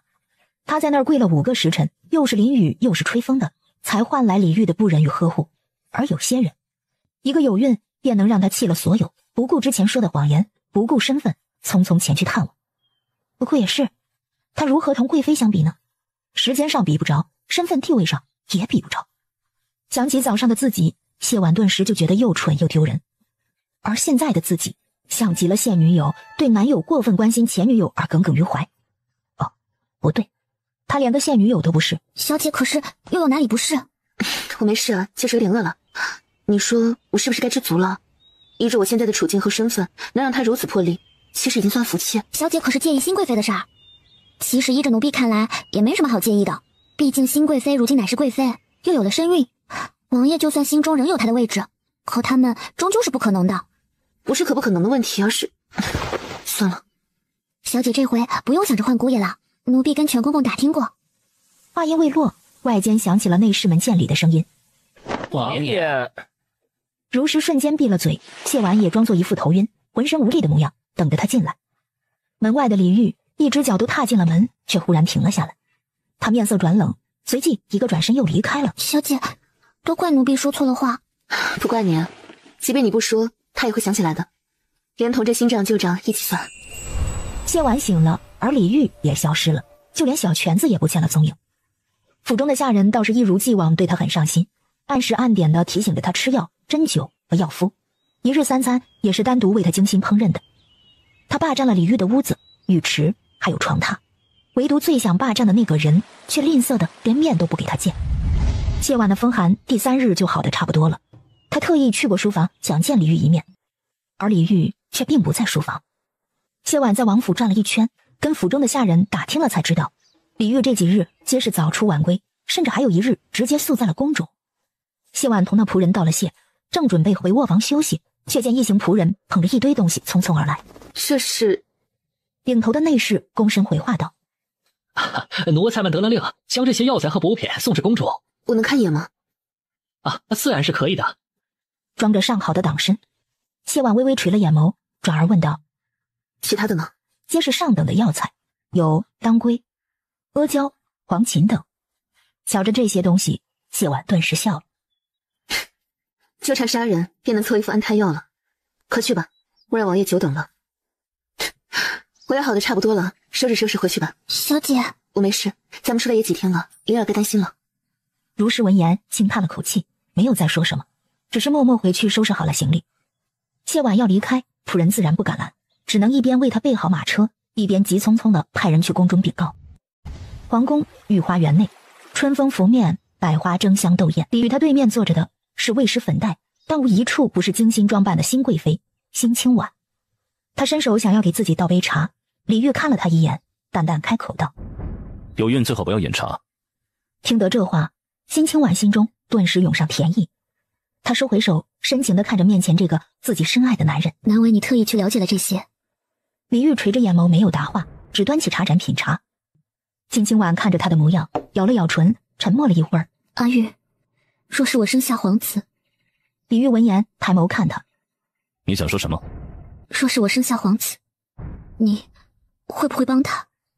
聪明如李煜，早已无需去问帮什么这种话。他皱了皱眉，正要开口，就见不远处有内侍跑向小泉子，低声耳语。小泉子神色复杂地看了他一眼，犹豫了一会儿，还是朝这边走了过来。李煜收了话头，淡淡开口道：“你且生下皇子再说。”辛清婉闻言面上一喜，在他看来，依着李煜从不轻易许诺的性子，不拒绝其实就代表答应。现在剩下的就是他得生出一个皇子来。爷，姑娘她回去了。李煜闻言皱了皱眉。病好了？小泉子看了辛清婉一眼，附耳低声道：“并没有痊愈，奴才刚刚问了。谢姑娘是瞧见送入宫中的那些药材之后，便收拾东西离开了。”听得这话，李煜垂了垂眼眸，片刻之后抬了抬手，小泉子便躬身退下了。辛清婉没有听见他们说什么，但却听到了李煜那句病好了。等到小泉子离开之后，他有些好奇地问道：“是何人生了病，需要你亲自过问？”李煜闻言看了他一眼，缓缓道：“一个让人心烦之人。”“心烦之人？我还从未听你说过心烦二字，可见那人也是有本事的。”李煜闻言剑眉微挑，轻哼了一声：“确实有些本事。你好好养胎，虽然皇兄不计较这些，但你如今毕竟身在后宫，要本王前来说话，委实有些不妥。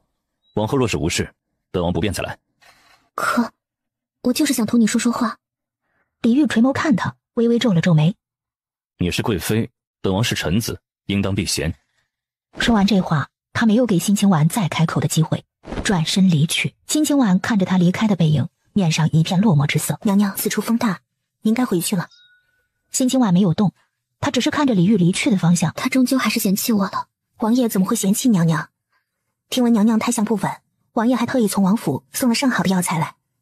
宫中谁不知道王爷是真心将娘娘放在心尖尖上的？你说的对，他心里是有我的。走吧，若是我病了，他又该心疼了。快要出御花园的时候，远远的瞧见了马皇后一行，绕过去。马皇后自然也瞧见了他，一旁大宫女芷清皱眉道：新贵妃如今有了身孕，越发不把娘娘放在眼里了。随她去，她现在有多猖狂，往后就会有多惨。活在梦里的人没必要同她计较。那她肚子里的，让她生，她不生，又怎么会梦醒呢？娘娘的意思是，你觉得新贵妃盛宠不衰，又如此目中无人的依仗是什么？自然是新家当年的恩情。哼，陛下能坐稳江山，新家确实功不可没，那也只是曾经。咱们陛下可不是什么念旧的人，吃着曾经的恩情过日子，他根本不会盛宠不衰。他的依仗从来不是新家，而是宁王。旁人都以为宁王是为了江山稳固，这才让出了心爱之人。可他们也不想想，宁王与陛下乃是一母同胞，即便是为了江山稳固要拉拢新家，提个宁王妃的位置也足够了。那宁王为何对新贵妃这般上心？就连太后都以为宁王是爱而不得，为了江山做出了牺牲，心中对他多有亏欠，连婚事也不敢太过问。具体缘由本宫也不知晓，但本宫知晓宁王对辛清婉这般上心，却被旁人以为的那般。哼，世人都误会了，倒也无妨，连他自己都以为宁王对他情根深重，就可笑了。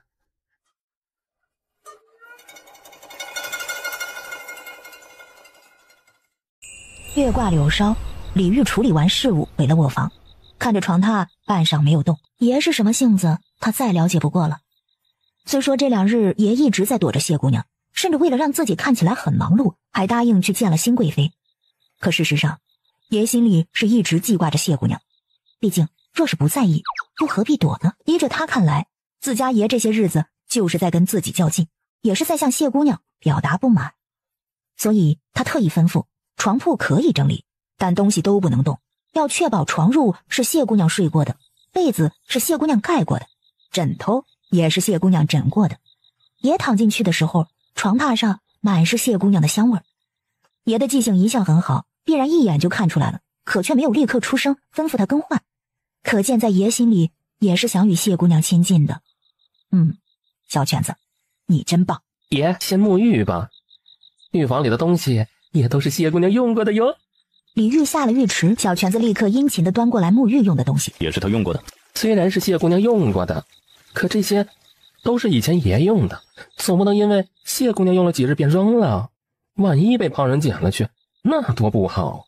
您说是不是啊？你的理由倒是多。床铺呢？被子昨儿个才换过的，干净的紧。再着，奴才这不是想着迟早都要盖一床被子的吗？也提前适应一下，也没什么不好。你倒是会为本王考虑。为爷着想是奴才的本分。沐浴完，他看着床榻上的被褥，沉默了一会儿，还是掀开被子上了榻。小玄子露了笑，轻手轻脚退了出去，关上了房门。李煜躺在榻上，整个人都被淡淡的女子香气围绕，甚至连呼吸间都是谢婉身上那淡淡的清香，一如当初在马场他在桌下挨着他时他闻到的那般。想到谢婉，李煜心头就有些烦躁。这么多年，也唯有谢婉能让他如此。更可气的是，明明是谢婉几番算计，明明是谢婉瞻前顾后，甚至遇到一点困阻便说舍就舍，可他不但理直气壮，半点不思悔改，还用他自己的安危逼迫于他。什么对不起他错了，什么海上月是天上月，眼前人是心上人，他的话就半句都不能信。可偏偏他拿他半点办法都没有，甚至连罚都罚不得，不冷落他一阵，他下回更是要得寸进尺。这晚他久违地做了一个梦，梦中的谢婉还没有离开王府，他在书房处理公务，而谢婉悄悄进了书房。他来到他身边，如同在马场相逢那一般，直接从他的胳膊下钻到了他的面前，与他四目相对。不同的是，这一次他没有钻进桌底，而是忽然一撩裙摆，坐到了李煜的腿上。成何体统？下来。嘘。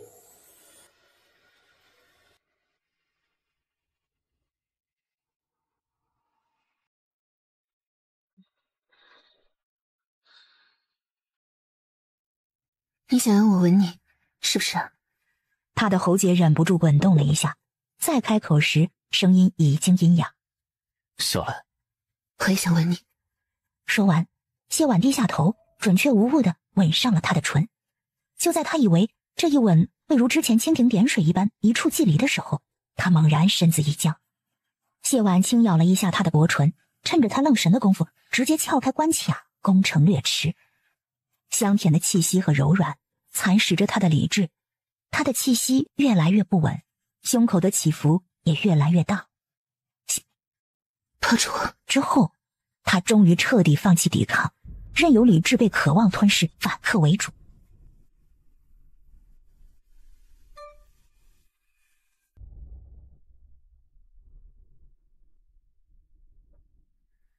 爷，该起身了。小泉子的声音从外间传了过来，李煜猛然睁开了眼，他愣愣地看着帐顶，半晌才回了神，掀开被子朝下看了一眼，有些懊恼地闭了闭眼。爷，该起身了。李煜睁开眼，起身下榻，直接转身去了浴房。听到水声，小泉子微微愣了愣，随即想到了什么，唇角高高扬起。翌日，楚怀早早就来到午门外等候。昨儿个他想了一夜，还是决定来探一探宁王的口风。毕竟宁王让云儿同永玉侯府谢姑娘交往一事，也是云儿口述而已。他涉世未深，又没正儿八经的见到人，难保不是会错了意。故而他决定借着这事探一探，这样他才好知道接下来万一发生了什么事儿应该怎么办。说来奇怪，往日里早早就到的宁王，今儿个却晚来了。楚怀盼啊盼啊，终于盼见了宁王府的马车。待到马车停了下来，他立刻上前拱手道：王爷，臣有一事相询。正在车厢内闭眼休息的李煜睁开眼。云。楚怀上了马车，朝他行了一礼。坐。楚怀在一旁坐下，莫名有些紧张。毕竟宁王的压迫感实在太强，而他要问的又是私事，若真是他会错了意，待会儿怕是不好收场。看着他欲言又止的模样，李煜微微皱了皱眉。何事啊？所谓来都来了，现在再反悔也已经来不及。楚怀硬着头皮。昨儿个傍晚啊，臣快要下职之时受理了一个案子，是永玉侯府的2房和3房，状告先永玉侯府嫡女谢婉与秦郡王父子勾搭成奸，从而陷害自己2位婶婶。话音刚落，车厢内的冷意瞬间扑面而来，李煜清冽的声音带着冷意和凉气缓缓响起。勾搭成奸。楚怀当即便咽了咽口水。这是那谢家兄弟的原话，微臣不敢欺瞒王爷。楚怀，本王一直以为你是个聪明人。楚怀连忙起身行礼。是臣多言了。你不是多言，是双目有疾。下车之后寻太医医治。是。楚怀条件反射应了一声，随即又反应过来，他抬眸看向李煜，李煜也在看着他。王爷的意思，臣眼神不好，本王说的不够清楚。楚怀就不知道了，这清楚在哪里呀？李煜看着楚怀的模样，眉头皱得更紧了。当初他与谢婉不过只是一面之缘，可他的言下之意他却一清二楚。玉佩也好，想得美也好，他的心思不必宣之于口，谢婉都能领悟。可这些最该明白他言下之意的王公大臣，一个赛一个的蠢笨，非要让他将话说清楚才能明白。自己去悟。楚怀眨了眨眼，瞬间就悟了。是，谢姑娘有了宁王，还怎么可能看得上什么李泽？宁王让他家云儿与谢姑娘多加往来，其意已经表达得十分明白，可他还眼巴巴地跑过来，说了什么勾搭成奸的话，不是言不有疾，又是什么呢？楚怀伸手给了自己一个巴掌。哎呦，是臣糊涂啊！李煜冷哼了一声，没有理他。臣觉得那2房3房简直是胡言乱语，不仅污蔑秦郡王世子，更是污蔑了谢姑娘的清誉。故而在昨日，臣便让他们2人各领了10大板。听得这话，李煜的脸色终于好看了些，淡淡了一声。楚怀听到这一声顿时悟得不能再悟了。那兄弟2人见污蔑不成，又出一计，竟是要诬告谢姑娘对老夫人不孝。昨儿个天色太晚，未曾来顺天府，今儿个怕是要去的。不孝乃十恶不赦之罪啊！即便最后罪名不成立，谢姑娘的名声也是有损啊。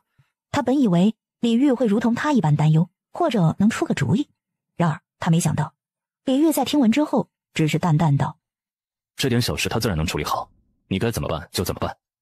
楚怀闻言躬身应是，心中对这位未曾谋面的谢姑娘更加好奇起来。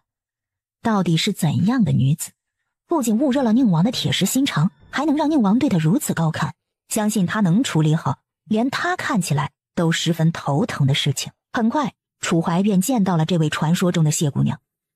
因为她下朝回衙没多久，谢婉便带着人来告状了。宁王府负责处理情报的白鹤得到了谢婉状告谢氏兄弟打砸侯府的事情。他想了想，将小泉子悄悄唤出了书房，然后将话又转述了一遍。小泉子闻言顿时皱了眉，但他觉得这不过是小事而已。谢姑娘连自家爷都能算计谢氏兄弟，那还不是手到擒来？比起谢婉状告谢氏兄弟，他更好奇白鹤怎么会派人专门打听谢姑娘的事呢？上次永裕侯府险些出事，我就让人留意这动静，更何况这事闹得沸沸扬扬，我能知晓不是应该的吗？小泉子想了想，也是，留意着就好，可千万别派人专门盯着，到时候谢姑娘和爷知晓了，咱怕是两头都不落好。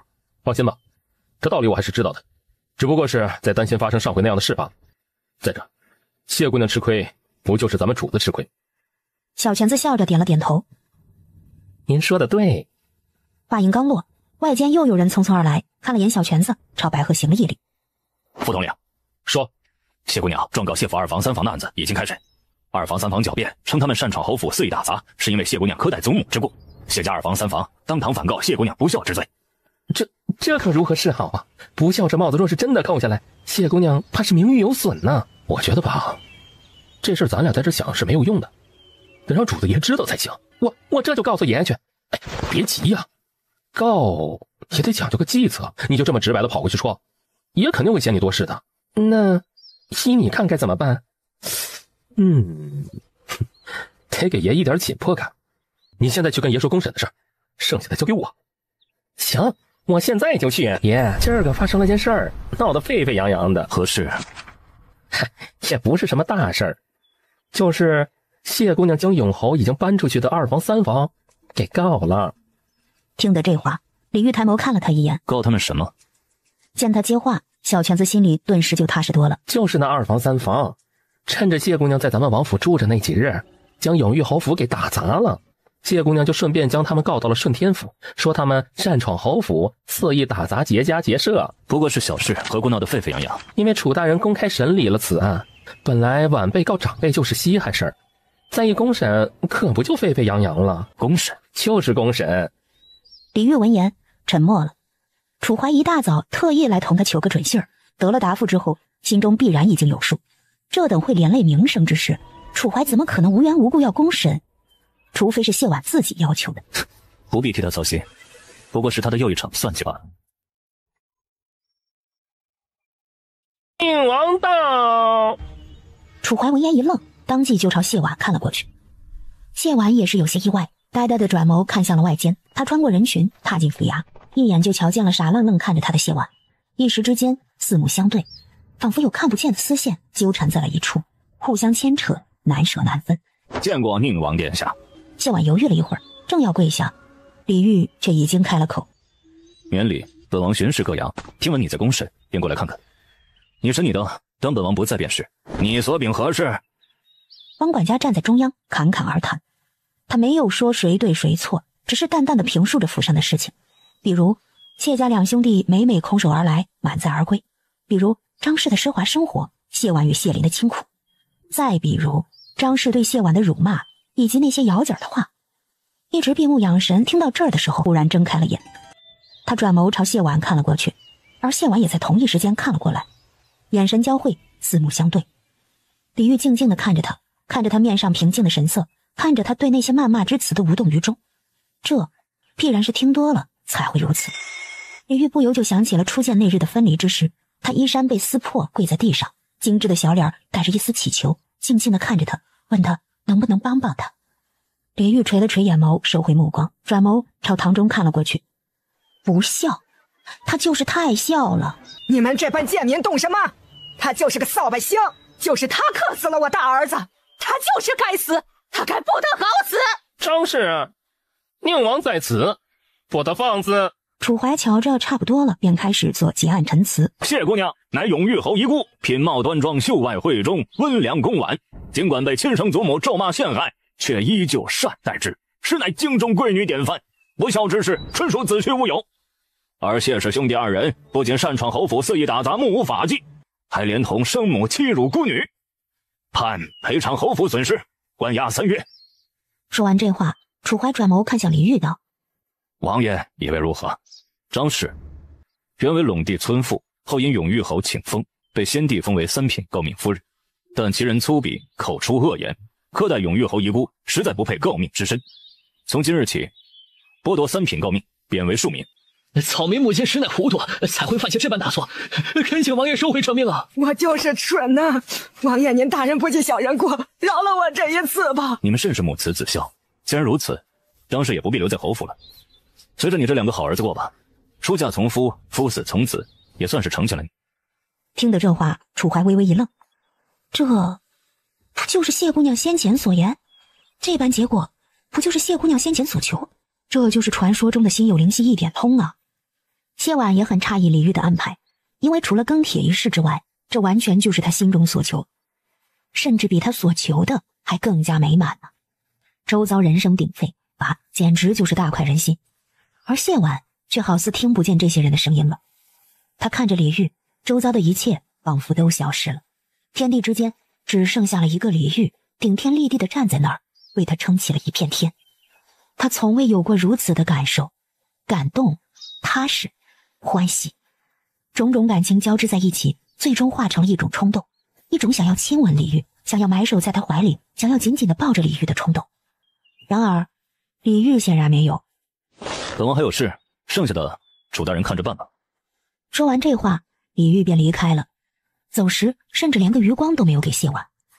谢婉也不放弃，没事儿，傲娇大宝贝嘛，习惯了。到院子之后，唇边含笑，听着如诗在兴奋地同如画描述着顺天府的场景。太好了，太好了，肯定是老爷和夫人在天之灵保佑小姐。老爷和夫人有没有保佑小姐我不知道，我只知道宁王是真的护着小姐。小姐，咱还要换姑爷吗？不换了，这回说什么也不换了。李煜实在是太香了，香到他愿意为他拼一次。他帮了我这么大一个忙，我得给他送个谢礼才是。谢婉想了想，从自己的一堆贴身衣物中挑出一物来，一点一点折成小块装，又寻了个精致小巧的锦盒装了进去，这才满意的点了点头。小姐，这是谢礼。如诗和如画彻底傻了眼，谢礼送这个？放心吧，出不了事儿，挑夫婿呢。最次等的是挑你对我好，毕竟他追求你的时候，自然会千方百计的对你好。待到在一块了，日子久了，能一如既往的人少之又少。其次是家事要忙，最起码能保证你往后生活无忧，再不济也看着舒坦。最上等的是挑人品，是即便他不喜欢你，即便某天成了怨偶，你也能相信，依着他的人品，绝不会做出任何诋毁你、伤害你的事情来。他们担心的是宁王伤害小姐吗？他们担心的是这等惊世骇俗的谢礼会吓着王爷呀。这谢礼会不会有些过了？若是被王爷给退回来，小姐多没面子啊。不会，傲娇、禁欲、闷骚，这3个词通常是连体的，他高兴还来不及。你尽管去送，记得亲自交到全公公的手上，告诉他，除了宁王外，任何人都不能打开。小泉子还在愤愤不平，李煜嫌他聒噪，便将他赶出了书房。听闻如诗来了，小泉子顿时高兴起来，连忙小跑着朝后门而去。你匆匆前来，可是谢姑娘有什么话要带给爷？这是小姐亲自备的谢礼，小姐吩咐了，定要将这谢礼亲自交到全公公你的手中，而且除了王爷之外，任何人都不能打开。这锦盒里装的是什么？竟然如此重要？我也不知，反正全公公谨记小姐的话便是。放心吧，我定亲自交到爷手里。爷，张刚谢姑娘的贴身丫鬟来过了，交给奴才一个锦盒，说是谢姑娘给您的谢礼。他送的东西10次有9次都不是什么好东西。爷，您看看呗，不想要的话，奴才再退回去便是了。今儿个您帮了谢姑娘惩治了那一家子，谢姑娘必然是真心感谢爷的。李煜修长的手握着锦盒，迟疑了一会儿，才伸手打开。虽然未见全貌，但顶端的系带还是表明了他的身份。李煜啪的一下盖上锦盒，一股热气从脖颈直接冲上了耳根，手中的锦盒瞬间也好似着了火，从手心一直烫到了心尖。这锦盒你可曾打开过？不曾，谢姑娘特意嘱咐过，这锦盒只能爷打开，旁人不能看上一眼。爷，这锦盒里……话未说完，李煜带着威压的目光就朝他看了过来。他吓得立刻闭了嘴。李玉垂眸看了眼手中烫手的锦盒，一时之间收也不是，丢也不是，真成了一个烫手的山芋。抑制不住的热气终究还是爬上了脸颊，小拳子后知后觉地发现自家爷脸红了，不仅是脸，连耳根和脖子也都红了，真是一大奇观呐。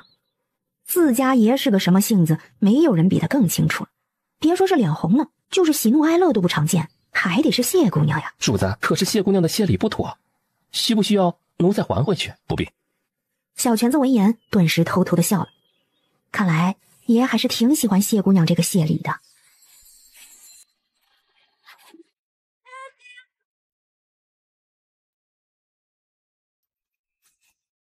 马车内，爷怎的好端端的突然决定去马国公府？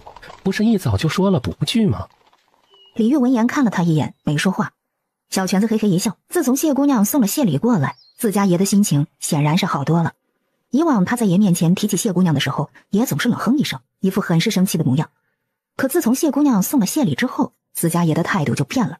提起谢姑娘的时候，冷哼依然是有的，却没有了生气的意思。小拳子很是好奇，谢姑娘到底给爷送了什么谢礼，竟然让爷瞬间就消气了，还那么郑重的将那谢礼放在床头暗格里，不得吩咐，不允乱动。爷怎的不早些去？这会儿饭都要用完了，不然的话还能同谢姑娘多待一会儿。本王不过是奉陛下之命前去露个脸，也是对马家的恩宠罢了，与他何干？小拳子闻言嘴角抽了抽，一早就决定了不去，就连陛下劝说都回绝了，却在听闻白鹤说永裕侯府马车一早出门去了马国公府之后没多久，忽然改了主意，要以示恩宠了。爷开心就好。若爷决意要出手，奴才这就去办。不必，为了他坏了我多年部署，还不值得。如实当即一个纵身上了屋顶，他不知道谢婉在哪儿，又怕去找马羽山，却正中奸计，只得飞身上屋顶，一间屋子一间屋子的翻找。然而才堪不过寻了2个院子，便有人纵身而来，拦住了他的去路。前院里，马羽山依旧一副端庄大气的模样，唇边带笑，与众人谈笑。忽然后院传来一阵动静，竟是国公府的侍卫们匆匆而来。瞧见这般阵仗，众人瞬间安静下来。马宇亨皱眉起身：何事？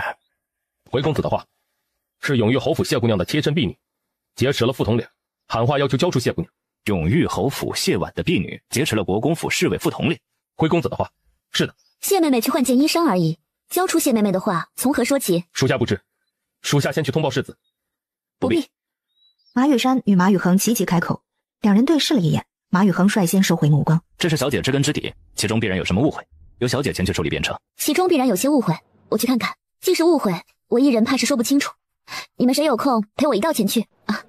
我那不成器的三妹还在那儿呢，我也去看看。万一有什么事儿，你们皆是女眷，恐应付不来，我也跟着去看看吧。一道去。这一下，众人全都起了身。就在这时候，外间忽然有人通报：宁王殿下到。听得这话，众人皆是一愣。随后便有贵女笑着同马羽山道喜：马姐姐先前还说宁王殿下日理万机不会来，这不就来了吗？宁王殿下确实是日理万机，但马姐姐的生日，她总是要拨冗前来的。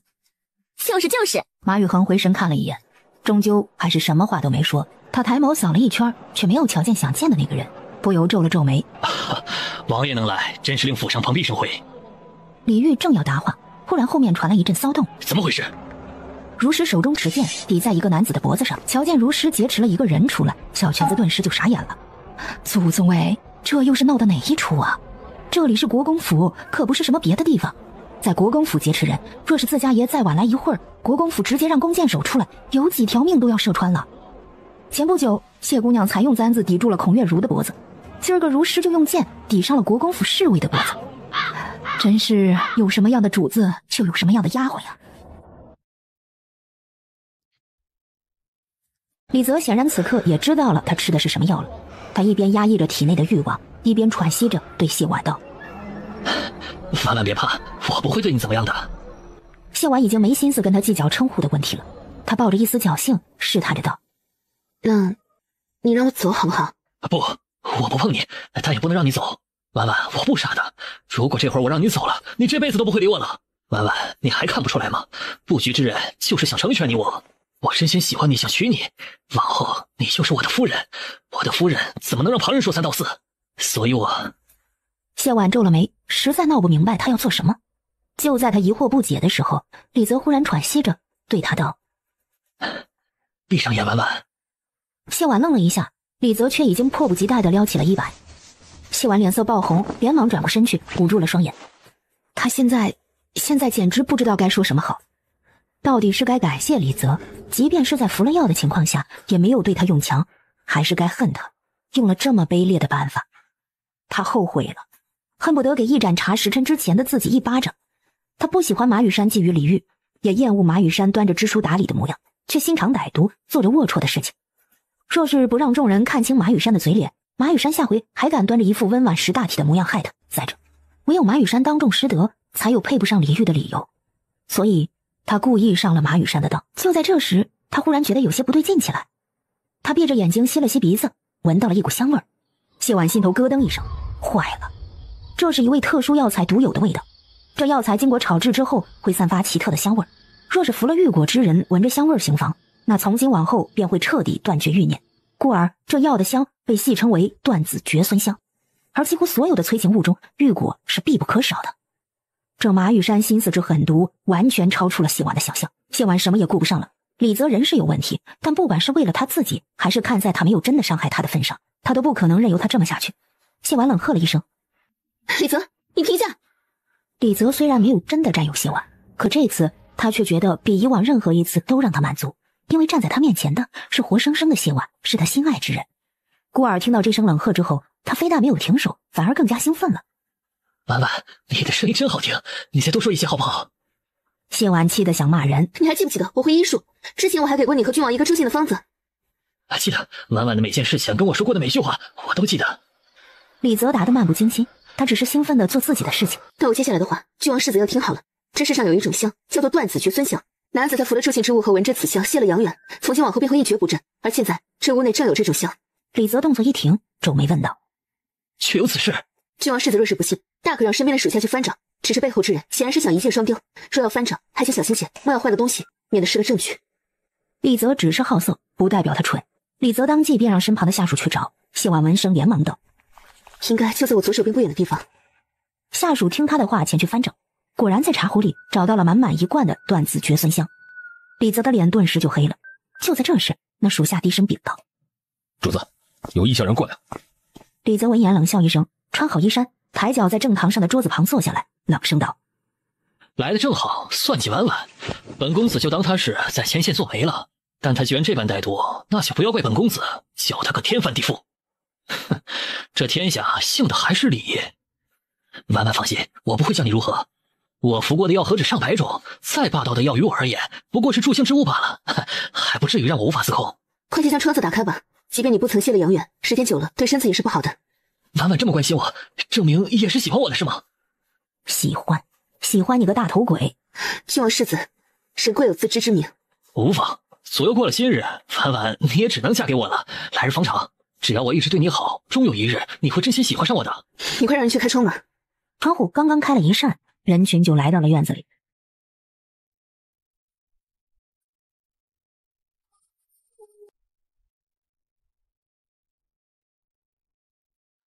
等马羽山以及马国公世子夫人叶氏发话，李煜便径自对自己带来的侍卫冷声道：“招门。”是。听到李煜的声音，谢婉腾的一下睁开了眼，朝门口看了过去。他真的来了。虽然之前在马场时，他曾听到李煜对马羽山说他不会赴这生辰宴，可谢婉那日将自己的肚兜送给他当了谢礼，他应该明白了他的意思。他不仅仅是告诉李煜，今生他非他不嫁，更是给了他一个把柄。毕竟若是他去勾搭旁人，只要他将赠肚兜的事情随意提上一提，那他就彻底凉了。虽说也带了几分试探他心意的意思，可更多的却是在表达谢婉的决心和忠心。而李煜没有将他的肚兜退回来，便是接受了他的忠心。而现在李煜真的来了。李煜直接越过众人，一脚踏入了房间，便是从正堂上起身，面色潮红，一看就知道有意的李泽。李煜的目光转向了一旁，才看见站在墙角用一双水汪汪的大眼睛又害怕又惊喜地看着他的谢婉。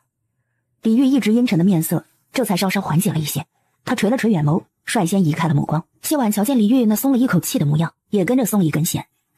还好他还不是个老顽固，没有因为他与李泽待在一个屋子里这么久就觉得他不干净了。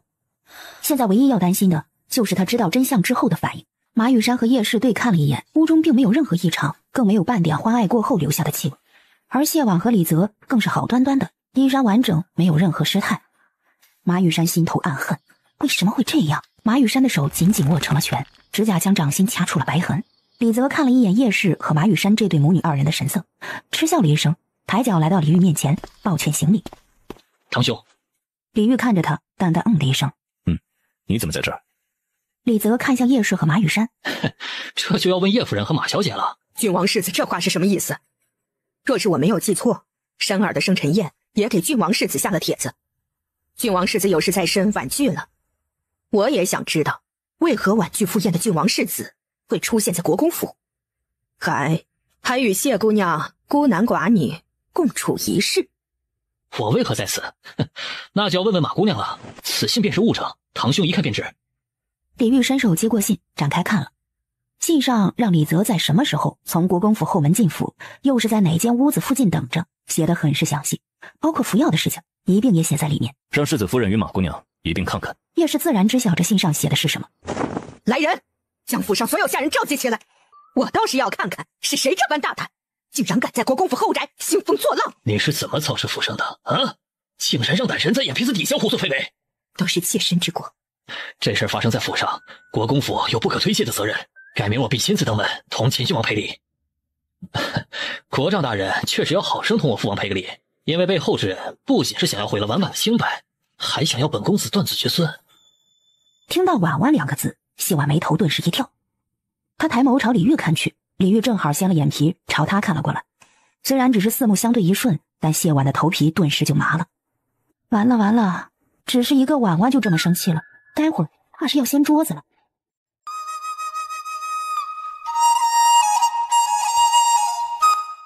郡王世子这话从何说起啊？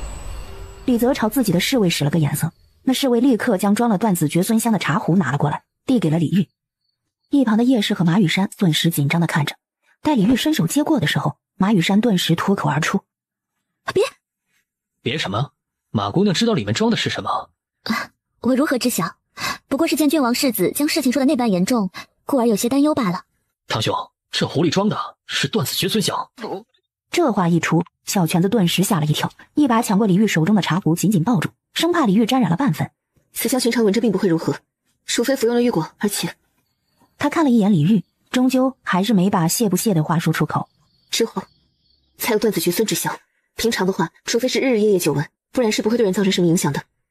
他虽然没说得太明白，但李煜却听懂了。前朝国师谋害前朝皇室之香，国朝早就明令禁止炼制此物，而且若要炼制此物，需用须弥墨。须弥墨有个特性，它焚烧之后的灰乃是金色，而且一旦沾染，3、5日之内无法完全清洗干净。也就是说，想要查出谁是歹人，只需看一看谁的手上沾了须弥墨的灰便可。这话一出，马雨山和叶氏心头顿时一跳。谢姑娘一个未出阁的姑娘，不仅懂得多，还有本事安抚服了药的郡王世子，可真是厉害。夫人可能不知，我在道观长大，而我的师叔祖便是前朝国师。想谋害我的歹人可真是撞在了枪头上，可谓是聪明反被聪明误了。是吗？谢姑娘的运气可真好啊！作为一运2命3风水，许是爹娘在天之灵保佑，我的气运一向不错。但愿谢姑娘的气运能够一直好下去。谢婉转眸看向李煜，屈膝朝他行了一礼，面色怅然，语声凄楚：“臣女受邀前来赴宴，却不成想遭受这等无妄之灾。若非郡王世子恪守礼节，若非臣女略懂岐黄之术，此刻早已被贼人陷害。还请王爷看在臣女父亲保家卫国、辱骂一生的份上，为臣女讨个公道。”李泽也朝李煜抱拳行礼：“臣弟虽然爱慕婉婉，平日里行事也荒诞，但臣弟再怎么说也是皇室之人，而这歹人却用如此恶毒的招式，想要臣弟绝后，简直就是目无皇室。臣弟恳求堂兄为臣弟做主，严惩凶手。”李煜闻言，冷冷地看了他一眼，轻启薄唇，冷声吐出2个字来：“爱慕。”谢婉很是无奈，现在不是计较这个的时候啊。李泽闻言也愣了愣，有些怀疑是不是自己的重点没表达清楚。一旁的小拳子抱着断子绝孙香，看了看李煜的脸色，轻咳了一声，开口道：“爷，当务之急是找出凶手才是。有人在国公府欺上瞒下，谋害皇室，实在是胆大包天，罪大恶极呀。”李煜没有说话，只冷冷地看了一会儿李泽，在李泽快要受不住的时候，忽然收回目光，转身朝外走去。小泉子抱着壶连忙跟了上去。彩衣低着头，将如何让李泽服药，如何将断子绝孙香藏在壶中，如何用孙梅小产的消息骗走孙依依，又是如何故意带如诗去了别处的事情，一一都说了。在场许多人背后都出了一身冷汗，虽然他们手中也沾过人命，但也没有胆大到用李泽断子绝孙来害一个人。这已经不是胆大妄为了，这完全就是将自己的身份凌驾于秦郡王府之上，压根儿就没有将皇室旁支放在眼里。他们怕不是已经忘了这天下是姓什么的了？哼，马姑娘的待客之道，武安侯府与英国公府记下了。李泽有些着急，他让这奴婢交代，目的是让旁人知道谢婉同服了药的他共处一室这么久，即便是没有做到最后那一步，但肯定也发生了什么的，怎的都没人提呢？你这贱婢简直罪无可恕，但念在你也算是帮着本公子的份上。来人！李泽话还未说完，便被李煜的一声来人给硬生生打断了。李煜垂眸看着地上跪着的彩衣，冷声吐出2个字来：手臂。第一板子落下的时候，许多贵女们瞬间抱成一团，低着头闭上了眼。谢婉也默默往李煜身边挪了2步，紧挨着他站着。几大板子下去，彩衣再也受不住，哀嚎起来：小姐，小姐！马雨山往后退了一步，一副不忍心的样子，扭了头。谢婉不敢再看，他悄悄地伸出手，一点点地钻进了李煜的袖子，朝他的手探了过去。就在谢婉要勾住李煜手的那一刹，李煜忽然反客为主，一把将他的手握住。李煜用了力，将谢婉的手紧紧攥着。谢婉其实有些疼，但他没有敢出声。看着李煜紧抿的薄唇，还有面上的冷色，谢婉轻轻咬了唇，低了头。过了片刻，李煜终于松了力道，谢婉顿时松了口气。可他这口气才松到一半，李煜忽然甩开了他的手，冷哼了一声。这一声冷哼掩藏在行刑声和惨叫声下，机不可闻，唯有谢婉听了个明白。他有些不死心地重新探了过去，李煜这回却在他刚刚碰到袖子的时候，就直接抽了袖子，抬了手。好吧，谢婉作罢，再闹下去动静可就大了。他只能嘟了嘟嘴，收回了手，老老实实地站在一旁。然而这世间没有不透风的墙，谢婉与李煜这隐蔽的举动，还是让有心人瞧了个正着。第一个看见的是马雨山，马雨山有些不可置信地看着。更让他不可置信的是，依着李煜的警觉，必然早就发现了，可是他却没有拒绝，就这么任由谢婉的手探入了他的袖中。以下2人的手必定是握在了一处，此刻的动作完全就是一副相爱之人置气打闹的模样。他咬紧了下唇，看向谢婉的目光满是恨意。除了马雨山之外，马雨恒与李泽也注意到了这一幕。马雨恒看了一眼便移开了目光，李泽则是不可置信地瞪大了眼，可他什么也不敢问，什么也不敢说。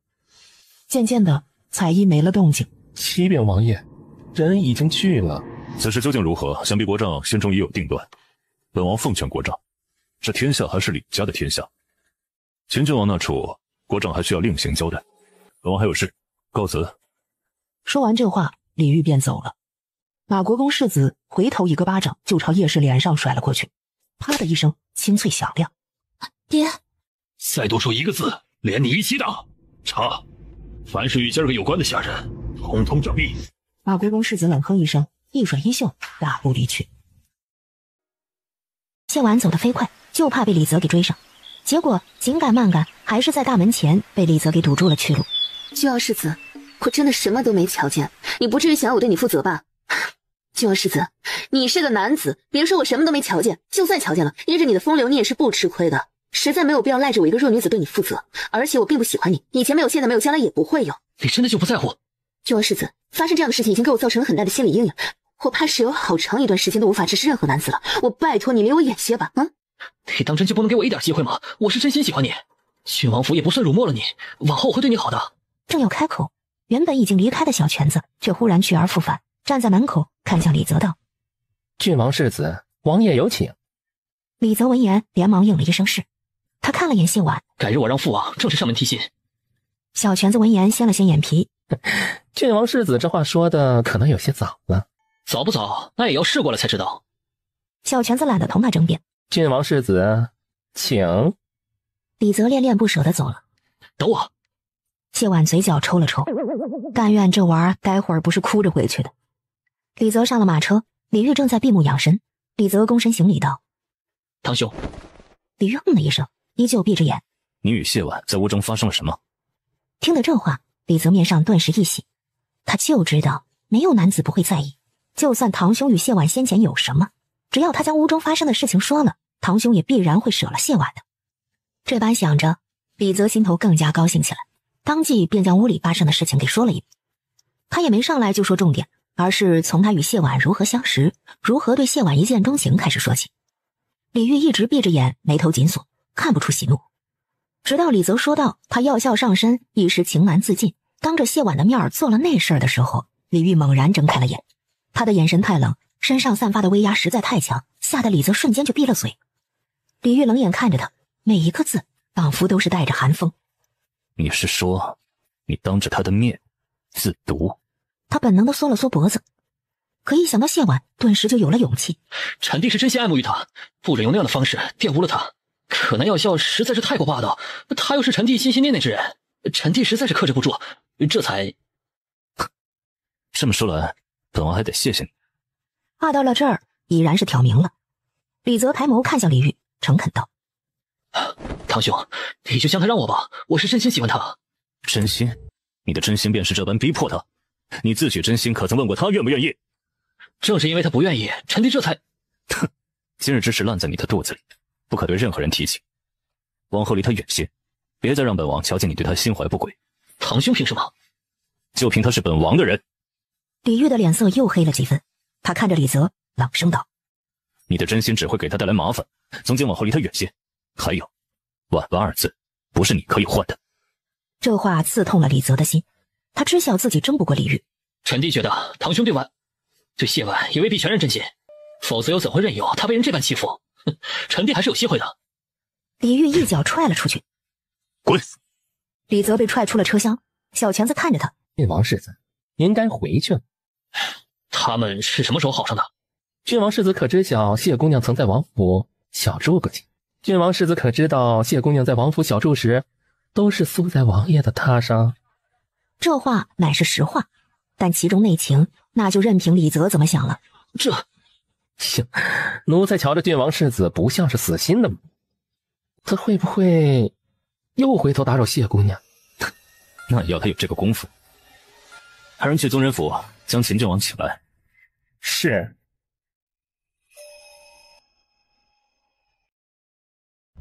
从马国公府出来之后，谢婉没有去寻李煜，而是直接回了侯府。一来是因为他需要沐浴更衣，二来是他拿不住李煜的态度。李煜将李泽换了过去，必然是要问屋中发生了什么的。若是在现代，只会让人觉得恶心不爽；可在古代，他实在是拿不准。沐浴更衣之后，谢婉让如师搬了个藤椅，然后躺在院子里，一边晾头发，一边吩咐如师：“你去一趟楚府，问问楚云怎的，今日没去赴宴，是不是病了？”小姐，你没事吧？我能有什么事？春光图咱们都是看过的。小姐，你不是常说吗？咱们要低调。我已经很低调了。现在有事的不是我，而是李煜。我拿不准他到底怎么想。没知道郡王世子在屋中做的事之前，他就已经有些恼我了。现在知道了，怕是要更恼。明明小姐才是受委屈的那个，王爷怎么还恼上小姐了？对呀，上哪说理去？三姐先看看吧，且看看他会怎么做。倘若他真的不介意，舍不得我受了这般委屈，定会有下文的，必然不会让马家就这么轻易的糊弄过去。那奴婢先去楚府了。小姐，宫里来人了。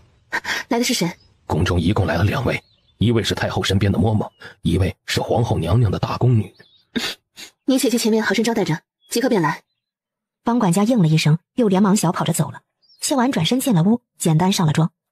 这般看来，王爷心里很看重小姐。皇后和太后都派了人来，肯定是有不少赏赐，又能小赚一笔了。谢婉猜得不错，皇后和太后都给了不少赏赐，尤其是皇后的安抚礼，足足有1大箱子。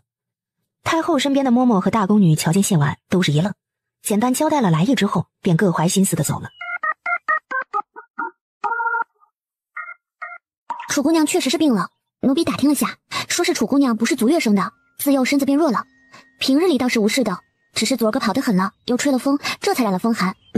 本就是唯一的女儿，又是身子弱的，难怪她在府中如此受宠。你去库房将皇后赏的那根人参给楚云送过去。不过是小小的风寒罢了，用上100年人参是不是太过奢侈？这人参不仅是给楚莹的，还是给楚大人的。楚大人帮了我这么大的忙，于情于理，我都该送上谢礼。只是我若是送礼给他，未免有贿赂之嫌。这颗人参就刚刚好，既表达了我对楚莹的心意，也能表达我的谢意。人与人相处，讲究的就是个真心换真心。李玉为我搭了线，能不能维系好，还是得看我自己。如实送了礼回来的时候，天色已经完全黑了。小姐对楚姑娘的那般用心，王爷那边，小姐没什么表示吗？放心吧，我已经想好该怎么办了。那个大骄傲可不能用寻常的办法待的，他要么不出手，要出手就得一击必中才行。小姐，有人来了。谁？就是上次来寻小姐的，那个长得比女子还好看的公子。马宇恒。他在何处？树上。啊？穿好衣衫出了门，谢婉才知道如画那句在树上是什么意思。他的院子名为翠竹院，在院子东南角落上有一棵大树，而现在马宇恒正坐在大树上，一边拎着酒壶饮着酒，一边端着他那美艳的有些雄雌莫辨的脸看着谢婉，姿态颇有几分潇洒。谢婉朝一旁的如画问道：他来多久了？不到半个时辰，要不要奴婢打发了他？不必，你们先下去吧。他们走后，马宇恒眸色深深地看着谢婉，仰头喝了一口酒。哎呀，上来坐坐。不，我才不要自挂东南枝呢。是这棵树的位置不好？是你自己挂上去的。